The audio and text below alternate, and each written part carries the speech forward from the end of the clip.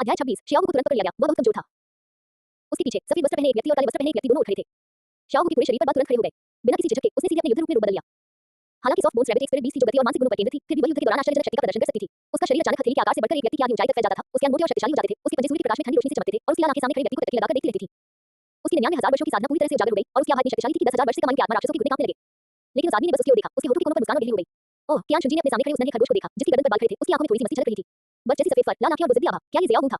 रूप बदलने से पहले भी वह इतनी दिलचस्प थी। उसने एक कदम आगे बढ़ाया। शाओ ने तुरंत एक तीखी चीख मारी। ची ची। वो ये चेतावनी थी और साथ ही अपनी मां को पुकारने की एक आवाज भी थी। अगली ही पल वो जहां खड़ी थी वहां से गायब हो गई। इतनी तेजी, यहां तक कि युई गुआन की आंखों की पुतलियां भी थोड़ी सी सिकुड़ गईं। अहंकारी। सॉफ्ट बोन्स रैबिट को कियान शुनजी की ओर तेजी से बढ़ते देख युई गुआन और गुई ने एक साथ अपनी आत्माओं को मुक्त कर दिया।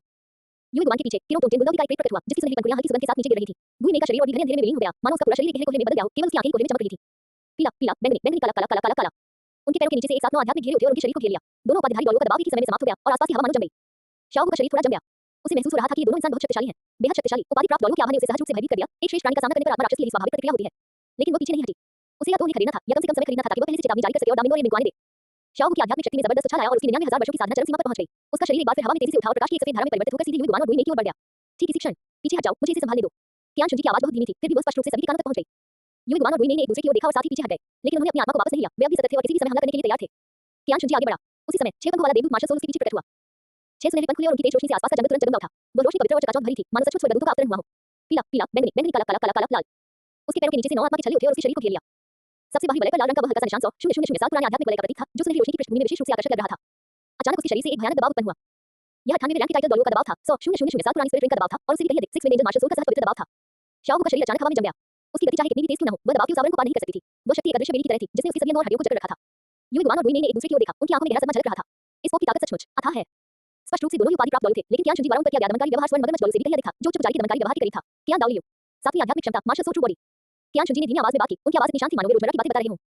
सुनहरी रोशनी तीव्र गति से फैली और 6 पंखों वाले देवदूत की मार्शल आत्मा पूरी तरह से उसमें समाहित हो गई। कियान शुनजी का शरीर ऊपर उठा और पूरी तरह से एक सच्चे जिराफ में परिवर्तित हो गया। उसके 6 सुनहरे पंख धीरे-धीरे फुड़फुड़ाए और हर फुड़फुड़ाहट के साथ सुनहरी रोशनी की किरणें नीचे गिरी। ये किरणें जमीन पर गिरी और आसपास की वनस्पति को पल भर में नष्ट कर दिया। आठवीं आध्यात्मिक क्षमता देवदूतों की पवित्र तलवार। उसने अपना हाथ उठाया और उसकी हथेली में सुनहरी रोशनी संघनित होकर एक चमकदार लंबी तलवार में बदल गई। तलवार के शरीर पर सुनहरी ज्वालाएं जल रही थी। ये स्वर्गदूतों की न्याय की अग्नि थी, जो सभी पापों को जलाकर राख कर सकती थी। कियान शुनजी ने शियाओ को अपनी ओर बढ़ते हुए देखा। उसके होठों के कोनों पर एक व्यंग्यात्मक मुस्कान दिखाई दी। बहुत छोटी उम्र, वर्तमान में तुम मेरे स्पिरिट रिंग बनने के योग्य नहीं हो। उसने अपना हाथ उठाया और दिव्य पवित्र तलवार को हल्के से लहराया। टकराना। एक जोरदार धमाके की आवाज गूंज उठी। सुनहरी तलवार की रोशनी शाओ के शरीर से टकराई, जिससे एक भयानक आघात तरंग उत्पन्न हुई। यह आघात तरंग चारों ओर फैल गई और जहां-जहां से यह गुजरी, कई लोगों द्वारा गले लगाए जाने वाले विशालकाय पेड़ पल भर में चूर-चूर हो गए। जमीन गहरी खाई में तब्दील हो गई और कंकड़ पत्थर और मिट्टी चारों ओर उड़ने लगी। पूछी, खून की छींटे पड़े। एंजेलिक सेक्रेट स्वॉर्ड से शाओ के शरीर पर एक गहरा घाव हो गया और घाव से ताजा खून बह निकला, जो जमीन पर फैल गया। वो दर्द से चीख उठी। उसका पूरा शरीर टूटी हुई डोर वाली पतंग की तरह पीछे की ओर उड़ गया और एक विशाल पेड़ से टकराकर उछलते हुए जमीन पर जा गिरा। उसने ऊपर चढ़ने की कोशिश की, लेकिन पाया कि उसमें अब और ताकत नहीं बची है। वह घाव इतना गहरा था कि उसकी मांसपेशियां और हड्डियां लगभग क्षतिग्रस्त हो गई थीं। ताजा खून लगातार बह रहा था, जिससे उसकी बर्च जैसी सफेद खाल लाल हो रही थी। बहुत दुर्बल।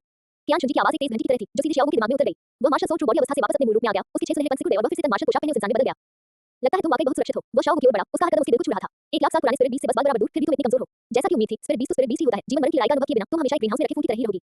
शाओ जमीन पर औंधी मुड़ पड़ी थी। उसकी लाल आंखें भय और अनिच्छा से भरी हुई थी। वह भाग जाना चाहती थी, चीखना चाहती थी, अपनी मां दामिनी और एमिन को पुकारना चाहती थी, लेकिन उसका शरीर अब उसका साथ नहीं दे रहा था और उस घाव के असहनीय दर्द ने उसके लिए हिलना डुलना भी मुश्किल कर दिया था। कियान शुनजी उसके पास गई और उसने एक हाथ उठाया। उसकी हथेली में आध्यात्मिक शक्ति संघनित होकर एक विशाल खिंचाव बल का निर्माण करने लगी। शाओ का शरीर पूरी तरह से प्रतिरोध करने में असमर्थ था। वह सीधे उस खिंचाव बल द्वारा खींची चली गई और कियान शुनजी की ओर उड़ गई। टकराना। कियान शुनजी ने हाथ बढ़ाकर सॉफ्ट बोन्स रैबिट के लंबे कानों को कसकर पकड़ लिया। शाओ को हवा में उठा लिया गया। उसके चारों पैर व्यर्थ ही उसकी पकड़ से मुक्त होने की कोशिश कर रहे थे, लेकिन वह हाथ लोहे की जकड़न जैसा था और चाहे वह कितनी भी कोशिश करे, वह एक पल के लिए भी उससे मुक्त नहीं हो सकी। छी छी छी छी। उसने गुस्से में चीख मारी। उसकी लाल आंखें भय और निराशा से भरी हुई थीं। कियान शुनजी ने उसकी ओर देखा। उसके होठों के कोनों पर मुस्कान और गहरी हो गई। ओह, दिव्य शक्ति। युई गुआन तेजी से आगे बढ़ा और कियान शुनजी के पास पहुंच गया। उसकी आवाज प्रशंसा से भरी हुई थी। अध्याय 27 क्या तुम मेरे साथ आओगे? भले ही वह एक प्रतिष्ठित डॉलर था, लेकिन 90,000 साल से अधिक पुराने आत्मा राक्षस से निपटना कोई आसान बात नहीं थी। इस तरह की स्पिरिट बीस्ट की गति तेज और प्रतिक्रियाशील होती है और थोड़ी सी भी लापरवाही उसे भागने का मौका दे सकती है। लेकिन कियान शुनजी ने सीधे हमला किया और एक ही बार में उसे बुरी तरह घायल कर दिया और जिंदा ही पकड़ लिया। ये बहुत ही आसान था। यह उतना ही आसान था जितना कि लापरवाही से किसी चींटी को चुटकी काटकर मार डालना। गुई ने कुछ नहीं बोली, बस कियान शुनजी के हाथ में मौजूद सॉफ्ट बोन्स रैबिट को ध्यान से देखती रही। 99,000 वर्ष, 1,00,000 वर्ष से बस एक बार बराबर का अंतर। इस तरह की स्पिरिट बीस्ट को स्पिरिट बीस्ट जगत में सर्वोच्च अस्तित्व माना जा सकता है। लेकिन कियान शुनजी के सामने यह एक भी दौड़ नहीं टिक सका। अंतर बहुत बड़ा था। ये तो बस एक आत्मा दानव है जिसकी उम्र भी 1,00,000 साल भी नहीं हुई है। इसमें आश्चर्य की कोई बात नहीं है। कियान शुनजी ने उदासीनता से कहा। उसका लहजा सामान्य था। उन्होंने जो कहा वह सही था। 99,000 वर्ष की आत्मा राक्षस और 1,00,000 वर्ष की आत्मा राक्षस में यद्यपि मात्र एक बार बराबर का अंतर था, फिर भी शक्ति में जबरदस्त अंतर था। 1,00,000 वर्ष एक महत्वपूर्ण मोड़ था। इसे पार करने का मतलब था एक बिल्कुल अलग दुनिया में प्रवेश करना। अगर इसे पार नहीं किया जा सकता था, तो अंततः ये सिर्फ एक थोड़ी अधिक मजबूत चीज ही थी। शाओ लगातार उसके हाथों से छूटने के लिए संघर्ष कर रही थी। उसके दिल में गहरा अफसोस उमड़ रहा था। वो खेती करने के लिए बाहर क्यों भागी? वह अपनी मां का साथ क्यों छोड़ना चाहती थी? अगर वह ईमानदारी से अपनी मां के साथ रहती, तो शायद उसकी मुलाकात इस भयानक इंसान से न होती। मैंने ये पहले भी कहा था, चुप रहो। कियान शुनजी ने थोड़ा भौहें से खुली और आध्यात्मिक शक्ति का प्रदर्शन किया। एक मुहर ने सीधे शाओ पर क्रिया की, जिससे उसके शरीर के भीतर की आध्यात्मिक शक्ति पूरी तरह से दब गई। शाओ का शरीर पल भर में अकड़ गया। उसके अंग हिलने में असमर्थ हो गए और केवल उसकी लाल आंखें ही हिल पा रही थी। उसकी आंखें चौड़ी हो गई। उसकी आंखों में घबराहट साफ झलक रही थी। ये किस प्रकार की शक्ति थी? वह विरोध करने में पूरी तरह असमर्थ क्यों थी? मुझे जाने दो। उसने गुस्से में चीख मारी, लेकिन इंसानों के कानों में वह जल्दबाजी में निकली एक चीख जैसी थी। कियान शुनजी ने अपने हाथ में मौजूद रोएंदार छोटे खरगोश को देखा और उसके होठों के कोने पर मुस्कान और गहरी हो गई। ठीक इसी क्षण दूर से एक बैंगनी रंग की आकृति तेजी से आती हुई दिखाई दी। वो गति चौंकाने वाली हद तक तेज थी, लगभग नग्न आंखों से देखने की सीमा से भी अधिक। ये जहां से भी गुजरता, हवा चीर जाती, जिससे एक तीखी चुभने वाली आवाज निकलती। मेरी बेटी को छूने की हिम्मत कौन करता है? उस ठंडी महिला की आवाज में क्रोध और हत्या का इरादा झलक रहा था और एक भयंकर चांद की छाया क्षैतिज रूप से कियान शुनजी के सिर की ओर बढ़ी। कियान शुंजी ने अपना सिर भी नहीं घुमाया। वो बस थोड़ा सा एक तरफ हटा और उस पैर की छाया उसकी नाक की नोक को छूते हुए गुजरी, जिससे तेज हवा चली और उसके बालों की लंजे उड़ने लगी।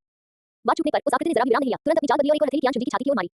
कियान शुंजी ने फिर भी कोई हरकत नहीं की, बस हल्के से अपने कदम बदलकर एक बार फिर से चकमा दिया। डोलो नाम से, तुम हमारे स्टार द ग्रेट फॉरेस्ट में क्या कर रहे हो? सुकिन का पूरा शरीर तनावग्रस्त था, उसकी निगाहें कियान शुंजी पर टिकी हुई थी। उसके हाथ थोड़े कांप रहे थे, डर से नहीं बल्कि जबरदस्ती दबाए गए गुस्से से। लेकिन उसने हिलने की हिम्मत नहीं की। उसकी बेटी अभी भी दुश्मन के हाथों में थी, उस घाव से अभी भी खून बह रहा था और उन आंखों में डर साफ झलक रहा था। वो पहली बार में शियाओ को वापस नहीं छीन पाई थी, इसलिए अगली बार यह बहुत मुश्किल होगा। आखिरकार भले ही वह 1 लाख साल पुरानी आत्मा दानव थी, लेकिन जिस क्षण उसने रूप बदलने का फैसला किया, उसे सब कुछ नए सिरे से शुरू करना पड़ा। 20 वर्षों की साधना के बाद वह केवल स्पिरिट स्तर तक ही पहुंच पाई थी, एक उपाधि प्राप्त लोगों का सामना करते हुए, विशेषकर अपने सामने मौजूद उस रहस्यमय व्यक्ति का, उसके जीतने की कोई संभावना नहीं थी। क्या स्टार टू ग्रेट फॉरेस्ट तुम्हारा है, स्पिरिट बीस्ट? कियान शुंजी ने शियाओ के कान पकड़कर उसे हवा में उठा लिया और सुकिन की ओर आधी मुस्कान के साथ देखते हुए कहा, यह केवल तुम जैसे आत्मा राक्षसों को ही रहने की अनुमति है, मनुष्यों को प्रवेश की अनुमति नहीं है। सुकिन ने दांत पीसते हुए कहा, वो तो बस एक स्पिरिट बीस्ट है जिसकी उम्र अभी 1 लाख साल भी नहीं हुई है, और तुम सबके पास तो 9 स्पिरिट रिंग पहले से ही है, फिर भी तुम्हें उसकी क्या जरूरत है? उसने कियान शुंजी की ओर इशारा किया, फिर लुई गुआन और बुइनी की ओर इशारा किया, उसकी आवाज गुस्से से भरी हुई थी। ये मनुष्य दिन रात केवल आत्मा जगत के जीवों का शिकार करना जानते थे ताकि उन्हें आत्मा जगत के छले के रूप में इस्तेमाल किया जा सके। 10,000 साल काफी नहीं थे, उन्हें 1 लाख साल चाहिए थे।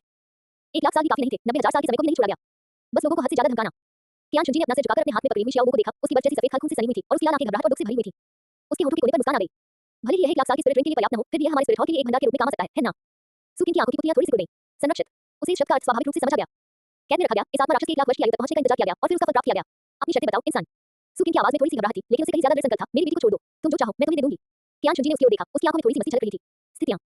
उसने सुकिन को ऊपर से नीचे तक निहारा, उसकी निगाहें उसके खूबसूरत चेहरे से उसकी पतली कमर तक और फिर गुस्से से हल्के से ऊपर नीचे हो रही उसकी छाती तक गईं। हम, मुझे सोचने दो। उसने जानबूझकर अपनी आवाज को लंबा खींचा, उसकी निगाहें सुकिन पर टिकी रहीं। सुकिन को उसकी ओर देखे जाने से बेहद असहज महसूस हुआ, लेकिन उसने बचने की हिम्मत नहीं की, उसे मजबूरी में उसकी निगाहों से नजरें मिलानी पड़ी। कैसा रहेगा अगर? कियान शुंजी अचानक मुस्कुराई, तुम मेरे साथ चलो। सुकिन स्तब्ध रह गई। तुम मूल रूप से 1 लाख वर्ष पुराने आत्मा प्राणी थे, भले ही। कियान शुंजी अभी कुछ कहने ही वाला था कि अचानक उसे अपने हाथ में एक हिंसक हलचल महसूस हुई। ज़ियाओ ने उसकी बातें सुनी, उसकी आध्यात्मिक शक्ति बेतहाशा उमड़ पड़ी, वो उसके नियंत्रण से मुक्त होना चाहता था। वह अपनी मां को इस इंसान के हाथों में नहीं पड़ने दे सकती थी। शांत। कियान शुंजी ने अपनी आंखें से खोलीं और अपना सिर नीचे करके अपने हाथ में पकड़े हुए शियाओ को देखा। दिव्य आध्यात्मिक शक्ति ज्वार की तरह उमड़ पड़ी और सीधे शियाओ के शरीर में समा गई, जिससे उसका संघर्ष पूरी तरह से दब गया। शियाओ का शरीर पल भर में अकड़ गया, केवल उसकी लाल आंखें ही घूम पा रही थी, उसकी आंखों में निराशा और इच्छा भरी हुई थी। अपनी बेटी की हालत देखकर सुकिन को ऐसा लगा जैसे किसी चाकू से उसका दिल मरोड़ दिया गया हो। उसे चोट मत पहुंचाओ, मैं। उसके शब्द अभी पूरे भी नहीं हुए थे कि अचानक एक बदलाव आ गया। गर्जन। दूर से एक दहाड़ सुनाई दी जिससे धरती कांप उठी। वह गर्जना किसी गरजते बादल की तरह थी, जिससे आसपास के पत्ते हिलकर सरसराहट के साथ नीचे गिर गए। ठीक पीछे पीछे एक भयानक आध्यात्मिक शक्ति का उतार चढ़ाव हिंसक रूप से उत्पन्न हुआ, जो अत्यंत तेज गति से इस तरफ बढ़ने लगा। ये जहां से भी गुजरता, पेड़ जगह जगह से गिर जाते और जमीन इतनी जोर से कांपती कि मानो कोई रहते बेतहाशा दौड़ रहा हो। पोप, ये टाइटन विशालकाय बंदर है। यूई गुआन ने ध्यान से सुना और धीरे से कहा, 1 लाख साल। कियान शुंजी ने पीछे मुड़कर नहीं देखा, उसकी निगाहें अभी भी सुकिन पर टिकी हुई थी। मुझे पता है। जैसे ही उनकी आवाज समाप्त हुई, एक विशाल छाया ने इस क्षेत्र को घेर लिया था। वो पहाड़ जैसा एक विशालकाय जानवर था। सूर्य की रोशनी में उसके घने काले फर हल्की चमक के साथ जगमगा रहे थे, उसके जमीन पर थे, लेकिन उसकी कंधों की ऊंचाई निश्चित रूप से 7 मीटर से अधिक थी। उसका शरीर एक चलते फिरते छोटे पहाड़ जैसा था, उसकी हर मांसपेशी ग्रेनाइट की तरह उभरी हुई थी, विस्फोटक शक्ति से भरपूर। यह एक बंदर की तरह था, फिर भी एक चिंपैंजी की तरह, पूरी तरह से काला, सिवाय लाल के आकार की 2 आंखों की जो जैसी चमक से जगमगा रही थी। टाइटन विशालकाय वानर। स्टार टू ग्रेट फॉरेस्ट के वन राजाओं में से एक 1 लाख साल पुराना आध्यात्मिक प्राणी, जो भयानक ताकत, गति और रक्षा क्षमताओं से युक्त है और गुरुत्वाकर्षण नियंत्रण डोमेन जैसे विशेष कौशल में निपुण है। अध्याय 28, द मिंग, एमिंग। वह अचानक रुक गया, उसकी निगाहें पूरे दृश्य पर घूमती रहीं और अंत में ज़ियाओ ऊपर टिक गईं, जिसे कियान शुंजी ने पकड़ रखा था। उन अमर क्रिस्टल जैसी दिखने वाली आंखें पल भर में खून की तरह लाल हो गईं। एमिंग। सुकिन ने राहत की सांस ली, उसकी आवाज में थोड़ी सी राहत झलक रही थी। एमिंग के यहाँ होने से स्थिति में अभी भी एक निर्णायक मोड़ आ सकता है। स्टार टू ग्रेट फॉरेस्ट के राजा के रूप में एमिंग की युद्ध शक्ति साधारण 1 लाख वर्ष पुराने स्पिरिट बीस्ट की तुलना में कहीं अधिक थी। यहाँ तक कि एक प्रतिष्ठित दौलू भी उसे आसानी से उकसाने की हिम्मत नहीं करेगा। आंटी, क्या शियाओ ठीक है? एमिंग ने धीमी दहाड़ लगाई, लेकिन आत्मा राक्षसों के बीच इस दहाड़ का अपना ही एक अलग अर्थ था। उसने सबसे पहले सुकिन की सुरक्षा सुनिश्चित करने के लिए उसकी ओर देखा और उसके बाद ही उसने अपनी निगाहें कियान शुंजी पर टिकाई। उस इंसान के हाथ में पकड़ी हुई शियाओ को देखकर, शियाओ के शरीर पर अभी भी खून रिसले घाव को देखकर, शियाओ की डर से भरी आंखों को देखकर, एमिंग का गुस्सा तुरंत भड़क उठा। गर्जन। उसने और भी जोरदार दहाड़ मारी, उसका पूरा शरीर पिछले पैरों पर खड़ा हुआ और उसकी विशाल हथेलियों की एक जोड़ी ने उसकी छाती पर जोर से प्रहार किया, जिससे 2 बजने जैसी गड़गड़ाहट की आवाज उत्पन्न हुई। सुकिन एक ऐसे वरिष्ठ व्यक्ति थे जिनका वो सम्मान करते थे और ज़ियाओ एक ऐसी बड़ी बहन थी जिन्हें वो स्वीकार करते थे। भले ही वह दामिन 1 लाख साल के आंकड़े को एक कदम पहले ही पार कर चुके थे, लेकिन उन्हें सृष्टि को कभी भी कम नहीं आता। अब किसी ने उन्हें नुकसान पहुंचाने की हिम्मत की। हे! कियान शुंजी ने अपने सामने खड़े क्रोधित विशालकाय बंदर को देखा, उसके होठों के कोने पर एक व्यंग्यात्मक मुस्कान आ गई। एक बड़ा जानवर बाहर आ गया है। उनकी आवाज बहुत धीमी थी, फिर भी वो स्पष्ट रूप से सभी के कानों तक पहुंच गई। क्या तुम्हें लगता है कि 1 लाख साल पुराना स्पिरिट बीस्ट मुझे रोक सकता है? कियान शुंजी ने सामने खड़े एमिंग को देखा और अपने होठों के कोने पर आई मुस्कान को दबाने में असमर्थ रहा। उस मुस्कान में न तो डर था, न ही तनाव, बल्कि एक बिल्ली के चूहे के साथ खेलने जैसी चंचल खुशी थी। मानो उसके सामने खड़ा 1 लाख साल पुराना विशालकाय बंदर, जिसका नाम सुनते ही कोई भी स्पिरिट मास्टर घबरा जाता था, उसकी नजरों में महज एक थोड़ा बड़ा शिकार हो। आंटी, बड़े भाई दामिन भी रास्ते में हैं।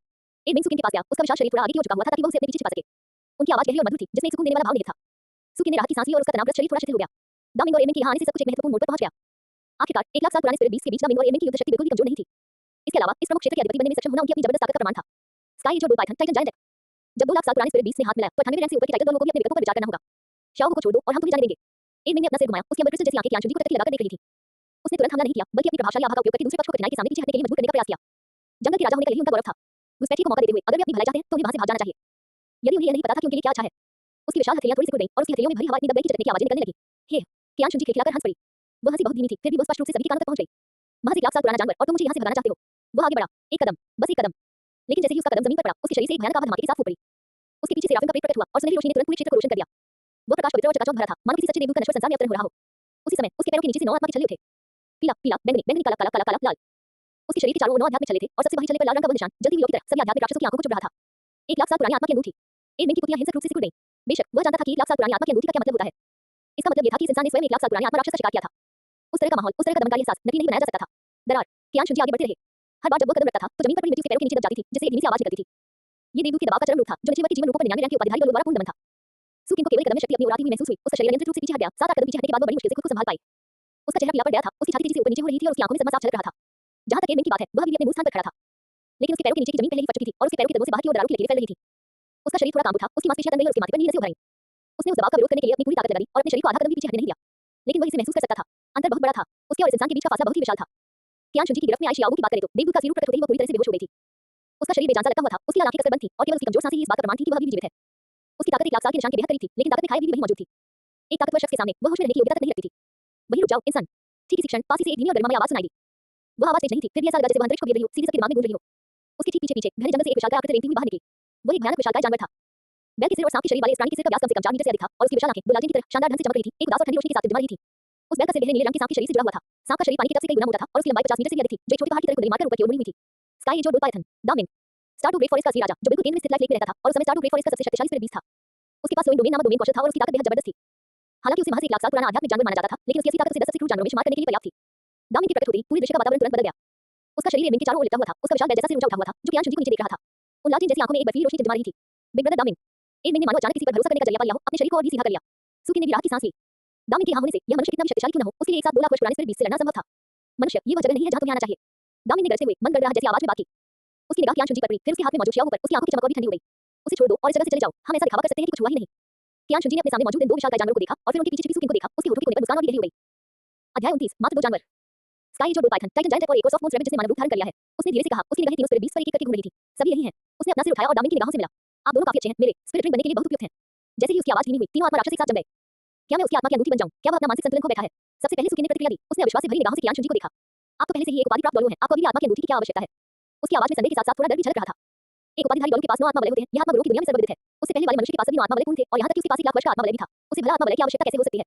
जब तक उसने एक संभावना के बारे में सोचा, लेकिन वो संभावना इतनी भयावह थी कि वह उस पर विश्वास नहीं कर सकी। कियान शुंजी ने उसकी ओर देखा, उसकी आंखों में प्रशंसा की एक झलक दिखाई दी। जैसा कि 1 लाख साल पुराने आत्मा दानव से उम्मीद की जाती है जिसने मानव रूप धारण किया है, उसकी प्रतिक्रिया तेज है। यह ऐसा प्रश्न नहीं है जिसका उत्तर आपको पता होना चाहिए। उसने उदासीनता से कहा, फिर उसकी निगाहें दामिन और एडमिन पर वापस टिक गईं। हालांकि मैंने एक ही समय में 2 लाख साल पुराने स्पिरिट बीस्ट से लड़ने की कोशिश नहीं की है। उसने अपनी गर्दन हिलाई जिससे चटकने की आवाज आई। अब मैं कोशिश कर सकता हूं। जैसे ही शब्द मुंह से निकले, बूम, उसके शरीर से सुनहरी रोशनी धमाके के साथ निकली।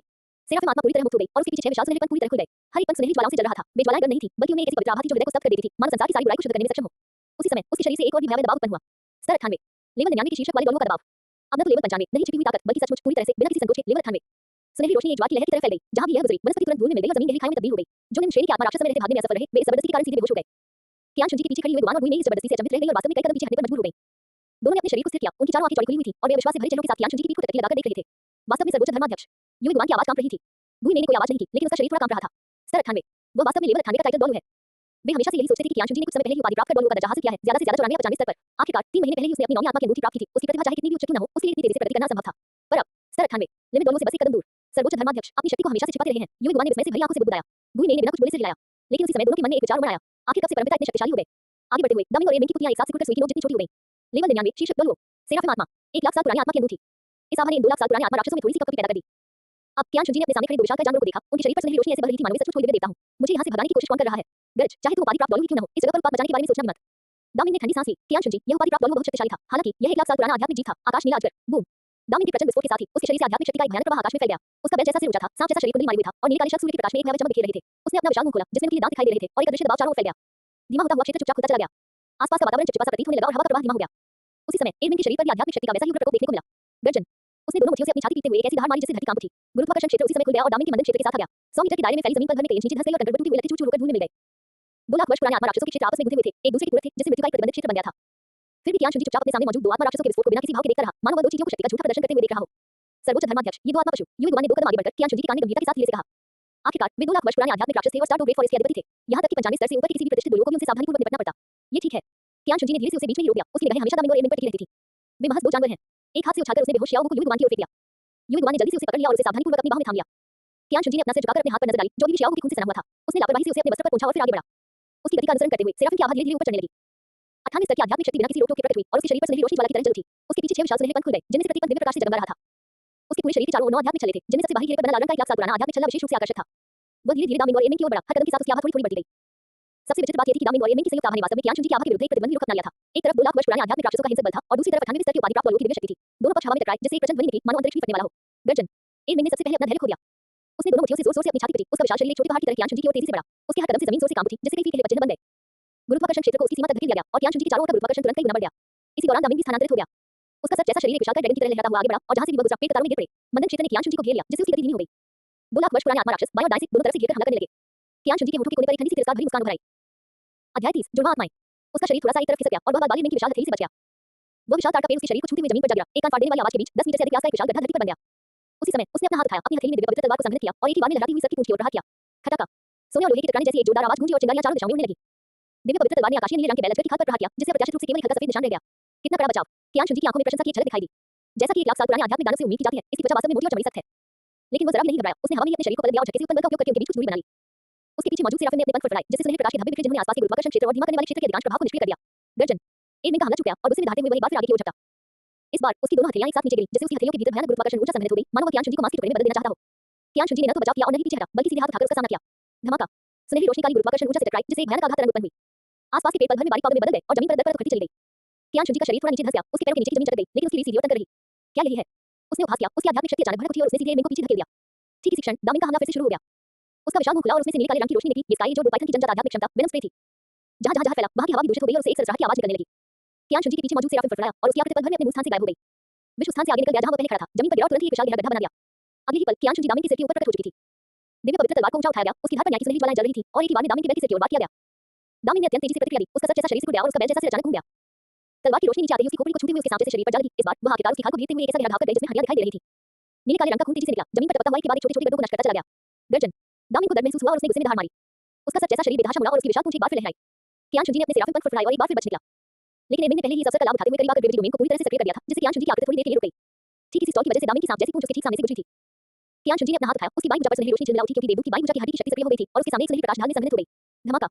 सांप की पूंछ ने प्रकाश की ढाल पर जोरदार प्रहार किया, जिससे उत्पन्न जबरदस्त बल ने कियान शुनजी को दर्जनों मीटर पीछे धकेल दिया। हालांकि उसकी प्रकाश ढाल में केवल कुछ दरारें आई और वह चकनाचूर नहीं हुई।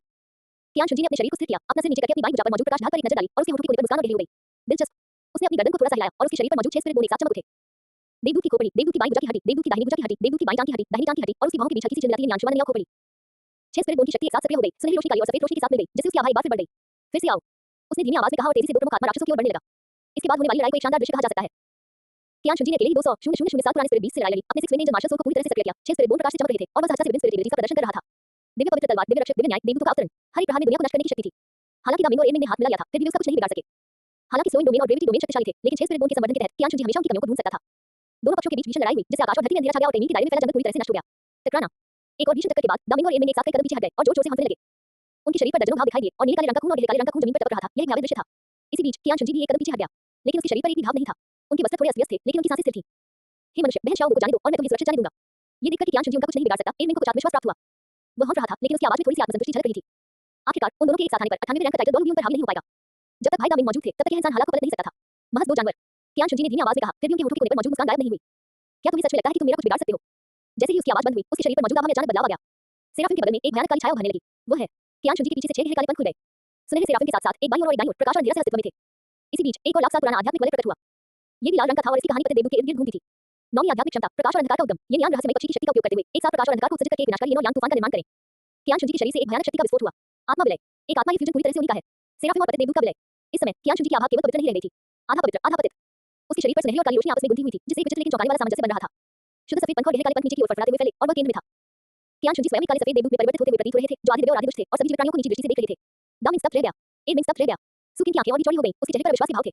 जुड़वां आत्माएं। क्या इस इंसान में सचमुच 2 आत्माएं हैं? इसके अलावा उस दूसरी आत्मा की आभा देवदूत की आभा से बिल्कुल विपरीत है, फिर भी बहुत ही शक्तिशाली है और उसमें भी 100,000 साल का आध्यात्मिक वलय है। कियान शुनजी के पीछे खड़े होने पर भी युगवान और दुई में समान रूप से बेहद हैरान थे। कई वर्षों तक कियान शुनजी का अनुसरण करने के कारण वे स्वयं को इस सर्वोच्च धर्माध्यक्ष से अत्यंत परिचित मानते थे। लेकिन उन्हें कभी पता नहीं चला कि कियान शुनजी के पास वास्तव में एक दूसरी आत्मा भी थी। इतना ही नहीं, ये रहस्य आज ही ठीक इसी क्षण उनके सामने प्रदर्शित किया गया। यह गुई ने बड़ी मुश्किल से निकलते हुए बगल में बैठे हुए गुमान की ओर देखा। उनकी निगाहें आपस में मिली, उनकी आंखों ने बिल्कुल एक ही अर्थ व्यक्त किया। ऐसा लगता है कि हमने कोई अविश्वसनीय रहस्य खोज लिया है। सही। युग गुमान की आंखों में डर था, लेकिन उससे भी कहीं ज्यादा अत्यधिक उत्साह का भाव था। अध्याय 31 ध्रुवीय स्थिर डोमेन। यह उनके आध्यात्मिक हॉल के सर्वोच्च धर्माध्यक्ष हैं। ये वही व्यक्ति है जिसके प्रति उन्होंने निष्ठा की शपथ ली थी। जुड़वां आत्माएं, प्रकाश और अंधकार का एकीकरण, 98वें रैंक का उपाधि प्राप्त लोग। ऐसे व्यक्ति के नेतृत्व में स्पिरिट हॉल निश्चित रूप से अजेय होगा। उनके सामने दामिन और एडमिन पहले से ही पूरी तरह से तनाव में थे। उन्हें यह महसूस हो रहा था कि इस समय कियान शुनजी अभी से बिल्कुल अलग थी। उस आभा ने उन दोनों 1 लाख साल पुराने आत्मा राक्षसों को उनकी आत्मा की गहराई से कांपने पर मजबूर कर दिया। कियान शुनजी ने अपना हाथ उठाया। सुनहरी रोशनी और काली रोशनी उसकी हथेली में आकर एक घूमता हुआ प्रकाश और अंधकार का भवन बना रही थी। उस भवन में विनाशकारी ऊर्जा समाहित थी और उस पर एक नजर पड़ते ही मन बुरी तरह कांप उठता था।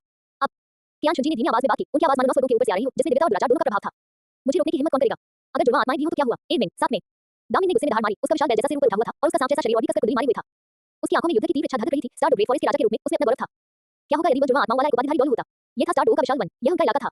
इसी प्रकार मिंग ने भी आकाश को हिला देने वाली धार लगाई और दोनों मुट्ठियों से अपनी छाती पीटते हुए ढोल की थाप जैसी तेज आवाज उत्पन्न की। इसका शरीर एक बार फिर फैल गया, इसकी मांसपेशियां ग्रेनाइट की तरह फूल गईं और इसका गुरुत्वाकर्षण क्षेत्र पूरी तरह से सक्रिय हो गया, जिससे आसपास की हवा चिपचिपी हो गई। 2 लाख वर्ष पुराने आत्मा दानव की आभाएं आपस में गुंथी हुई थी, जो सूक्ष्म रूप से एक ऐसी गति का संकेत दे रही थी जो ज्ञान शुंजी के बराबर हो सकती थी। हालांकि ज्ञान शुंजी ने केवल हल्की सी मुस्कान दी। युगवान बुई मेई, वह धीमी आवाज में बोला, यहाँ तक कि उसने अपना सिर भी नहीं घुमाया। अब आपकी बारी है, अपनी आत्मा का उपयोग करें, फ्यूजन स्किल। युगवान और बुई मेई ने एक दूसरे की ओर देखा, उनकी आंखों में एक साथ उत्साह की चमक दिखाई दी। तो बात कुछ ऐसी है, पोप उन दोनों को यहाँ लेकर आए थे और ठीक इसी क्षण का इंतजार कर रहे थे। हम पोप को अपनी शक्ति समर्पित करने में बहुत प्रसन्न हैं। युगवान ने सिर हिलाया, उसकी आवाज में एक नियंत्रित मुस्कान थी, बूढ़ा भूत। समझा। बुई मेई ने अपना हमेशा की तरह उदासीन स्वर बनाए रखा, लेकिन उसकी आंखों में एक तीव्र गर्मी की झलक दिखाई दी। अगले ही पल वे दोनों एक साथ हवा में उड़ गए। बुई मेई का पूरा शरीर एक अदृश्य शक्ति से प्रेरित प्रतीत हो रहा था और अचानक उसके भीतर से एक चांदी की रोशनी निकली, जो तुरंत हवा में ऊपर उठी और उसके चारों ओर चांदी के प्रकाश और लपटों का एक सागर बना गया। लगभग उसी समय युगवान के शरीर से एक चमकदार सुनहरी रोशनी निकली। सुनहरी रोशनी और चांदी की लपटें एक दूसरे से टकराकर पूरे आकाश को एक स्वप्नों की तरह रोशन कर गईं। इस क्षण उन दोनों के शरीरों पर मौजूद 9 आत्मा के छल्ले चकाचौंध भरी रोशनी से जगमगा उठे। पीला पीला बैंगनी बैंगनी काला काला काला काला 18 आत्मा के छल्ले आपस में गुंथे हुए हैं, जो एक लुभावने दृश्य का निर्माण करते हैं। आसमान में छलांग लगाने वाले दोनों लोगों ने एक दूसरे का हाथ पकड़ लिया। चांदी और सोना आपस में गुंथ गए और युगवान और बुई मेई के शरीर अचानक एकाग्र हो गए। उन दोनों पर मौजूद 18 आत्मा वलय पल भर में एक विशाल सोने और चांदी के दोहरे रंग के प्रभामंडल में परिवर्तित हो गए। वो प्रभामंडल धीरे-धीरे घूमने लगा, जिससे एक दिल दहला देने वाली आवाज निकल रही थी। तब ये दाम मिंग और एमिंग की दिशा में उड़ गया। सोने और चांदी के दोहरे रंग का प्रभामंडल हवा में उड़ गया और हवा के विपरीत दिशा में फैलता चला गया। पलक झपकते ही ये 100 मीटर से अधिक व्यास वाले एक विशाल प्रभामंडल में बदल गया, जो दाम मिंग और एमिंग के सिर के ऊपर लटका हुआ था। उस चकाचौंध भरी रोशनी ने मानो आकाश और पृथ्वी का रंग बदल दिया हो। आत्मसमलन, ध्रुवीय स्थितिक डोमेन। युगवान और बुई मेई की आवाजें एक ही समय पर सुनाई दी, आकाश में केवल गीत की तरह गूंज उठी। अगले ही पल एक भयावह दृश्य सामने आया। इस क्षेत्र में सब कुछ जम गया था। एमिंग की उठी हुई मुट्ठियां हवा में ही जम गईं, उसके चेहरे पर गुस्से का भाव थम गया और यहां तक कि उसकी दाढ़ भी अचानक बंद हो गई। दामिनी का कुंडलित सर जैसा शरीर मरोड़ना बंद कर दिया, उसका विशाल बैज जैसा सिर ऊपर उठ गया और उसकी आंखों की रोशनी मानो जम गई। हवा से उड़ने वाले पत्ते भी हवा में जम गए। ऐसा लगा मानो इस क्षण समय का प्रवाह रुक गया हो। पोप, हमारी वर्तमान शक्ति के साथ हम उन्हें कितने समय तक सीमित रख सकते हैं? ये बहुत कम समय है। आकाश से युगवान की आवाज आई, जिसमें तनाव का हल्का सा अंश था। कियान शुंजी ने कोई जवाब नहीं दिया। उसने अपना हाथ उठाया, अपने आध्यात्मिक उपकरण से वह बॉक्स निकाला और उसे खोला। उनकी आध्यात्मिक शक्ति से प्रेरित होकर हल्के सुनहरे परागकण हल्के के गुच्छे में बदल गए, जो दामिनी और एमिंग की ओर बहने लगे। वो परागकण दोनों स्पिरिट बीस्ट पर गिरा और तेजी से उनकी त्वचा में समा गया। ये किरोंगटोंगजिन गुदावरी का विशेष रूप से तैयार किया गया पराग था, जिसका स्पिरिट बीस्ट पर अत्यंत शक्तिशाली अपारदर्श प्रभाव था। यद्यपि 1 लाख वर्ष पुराने स्पिरिट बीस्ट पर इसका प्रभाव सीमित था, लेकिन ध्रुवीय स्थिर क्षेत्र के भीतर ये पर्याप्त था। तब कियान शुंजी के शरीर पर मौजूद आभा विस्फोट करने लगी। शुद्ध सफेद सेराफिम और घोर काले रंग का पतित देवदूत एक ही समय में प्रकट हुए। उनके पीछे 12 पद पूरी तरह से फैले हुए थे। आधा देवता की तरह पवित्र, आधा राक्षस की तरह पतित। प्रकाश और अंधकार आपस में गुंथे हुए थे, पवित्रता और विनाश साथ-साथ विद्यमान थे। नौवीं आत्मा क्षमता, प्रकाश और अंधकार उत्पत्ति। कियान शुंजी ने धीमी आवाज में बात की, उनकी आवाज किसी देवता के निर्णय जैसी थी। ये ज्ञान रहस्यमय पक्षी की शक्ति का उपयोग करते हुए उसने एक साथ प्रकाश और अंधकार को मुक्त किया, जिससे एक विनाशकारी और तूफान का निर्माण हुआ। उसने धीरे से दोनों हाथ ऊपर उठाए। उनके बाएं हाथ से सुनहरी रोशनी संघनित हुई, ये सेराफिम की न्यायोचित शक्ति थी। उसके दाहिने हाथ से बैंगनी रंग की धुंधली रोशनी निकल रही थी, ये पतित देवदूत की विनाशकारी शक्ति थी। दोनों बल आपस में टकराए, घूमे और उनका सम्मिलन हो गया। एक विशाल प्रकाश और अंधकार का भवन बन रहा है। भवन धीरे-धीरे घूम रहा था, जैसे एक भयानक खिंचाव बल उत्पन्न हो रहा था। आसपास की हवा, प्रकाश और यहां तक कि ध्वनि भी उसमें समा गई, मानो विकृत होकर शून्यता में विलीन हो गई हो। और कियान शुंजी की निगाहें सामने खड़े दो जमे हुए 1 लाख साल पुराने आत्मा राक्षसों पर पड़ी। वो केवल एक आत्मा की अंगूठी प्राप्त करने से संतुष्ट नहीं था। वो दामिनी और एमिंग की आत्मा की अंगूठियां चाहता था। उन सभी को कियान शुंजी के होठों के कोने पर एक क्रूर मुस्कान उभर आई। 12 पंखों वाले देवदूत का प्रकाश फिर से प्रज्वलित हुआ और वो विशाल ऊर्जा संघनित संकुचित होने लगी और प्रक्षेपण के लिए तैयार हो गई। ठीक इसी क्षण दरार, हल्की कुरकुरी आवाज, पोलस्टैटिक डोमेन के हिलों पर एक छोटी सी दरार दिखाई दी। दामिनी और एमिंग के शरीर हल्के से कांप रहे थे। यह इस बात का संकेत था कि वे अपनी पूरी ताकत से संघर्ष कर रहे थे। 1 लाख वर्ष के आध्यात्मिक जीवों के रूप में उनकी जीवन शक्ति अत्यंत दृढ़ थी। भले ही वे ध्रुवीय स्थिर क्षेत्र द्वारा गतिहीन कर दिए गए थे और पराग से लकवाग्रस्त हो गए थे, फिर भी उनकी सहज प्रतिक्रिया प्रतिरोध कर रही थी। चटक चटक चटक दरारें लगातार बढ़ती गईं। युगवान और बुई मेई के चेहरे पीले पड़ गए और उनके मुंह के कोनों से खून की धब्बे रिसने लगे। उन्होंने राज्य को बनाए रखने की पूरी कोशिश की, लेकिन दामिनी और एमिंग का संघर्ष बहुत तीव्र था। उनके लिए भले ही उन्हें पहले से ही बलवों की उपाधि प्राप्त थी, लेकिन 2 लाख साल पुराने आत्मा राक्षसों दामिनी और एमिंग को प्रतिबंधित करना कोई आसान काम नहीं था। केवल 5 सेकंड का छोटा सा समय ही बीता था। आम लोगों के लिए 5 सेकंड महज एक पल भर का समय होता है, लेकिन कियान शुंजी के लिए ये काफी था। तोड़ना। उसने धीमी सी चीख निकाली और अचानक दोनों हाथ आगे बढ़ा दिए। प्रकाश और अंधकार का वह विशाल भंवर उसके हाथों से निकल गया और पृथ्वी को हिला देने वाली शक्ति के साथ दामिनी और एमिंग की ओर सीधा बढ़ गया। जहां-जहां से भंवर गुजरता था, हवा चीर फाड़ जाती थी और अंतरिक्ष विकृत प्रतीत होता था। जमीन पर एक गहरी खाई खोद दी गई थी और जैसे ही वे पास पहुंचे, बजरी और मिट्टी पीसकर चूर-चूर हो गई। दामिनी और एमिंग की आंखों में एक साथ निराशा की एक झलक दिखाई दी। अध्याय 32, आपकी अपरिहार्य विफलता का कारण। वे उस भंवर के भीतर समाहित शक्ति को महसूस कर सकते थे। वो एक ऐसी शक्ति थी जो उनके जीवन के लिए खतरा पैदा करने के लिए पर्याप्त थी और खतरे से भी कहीं अधिक वह मृत्यु का साया थी। फिर भी वे हिल नहीं सके।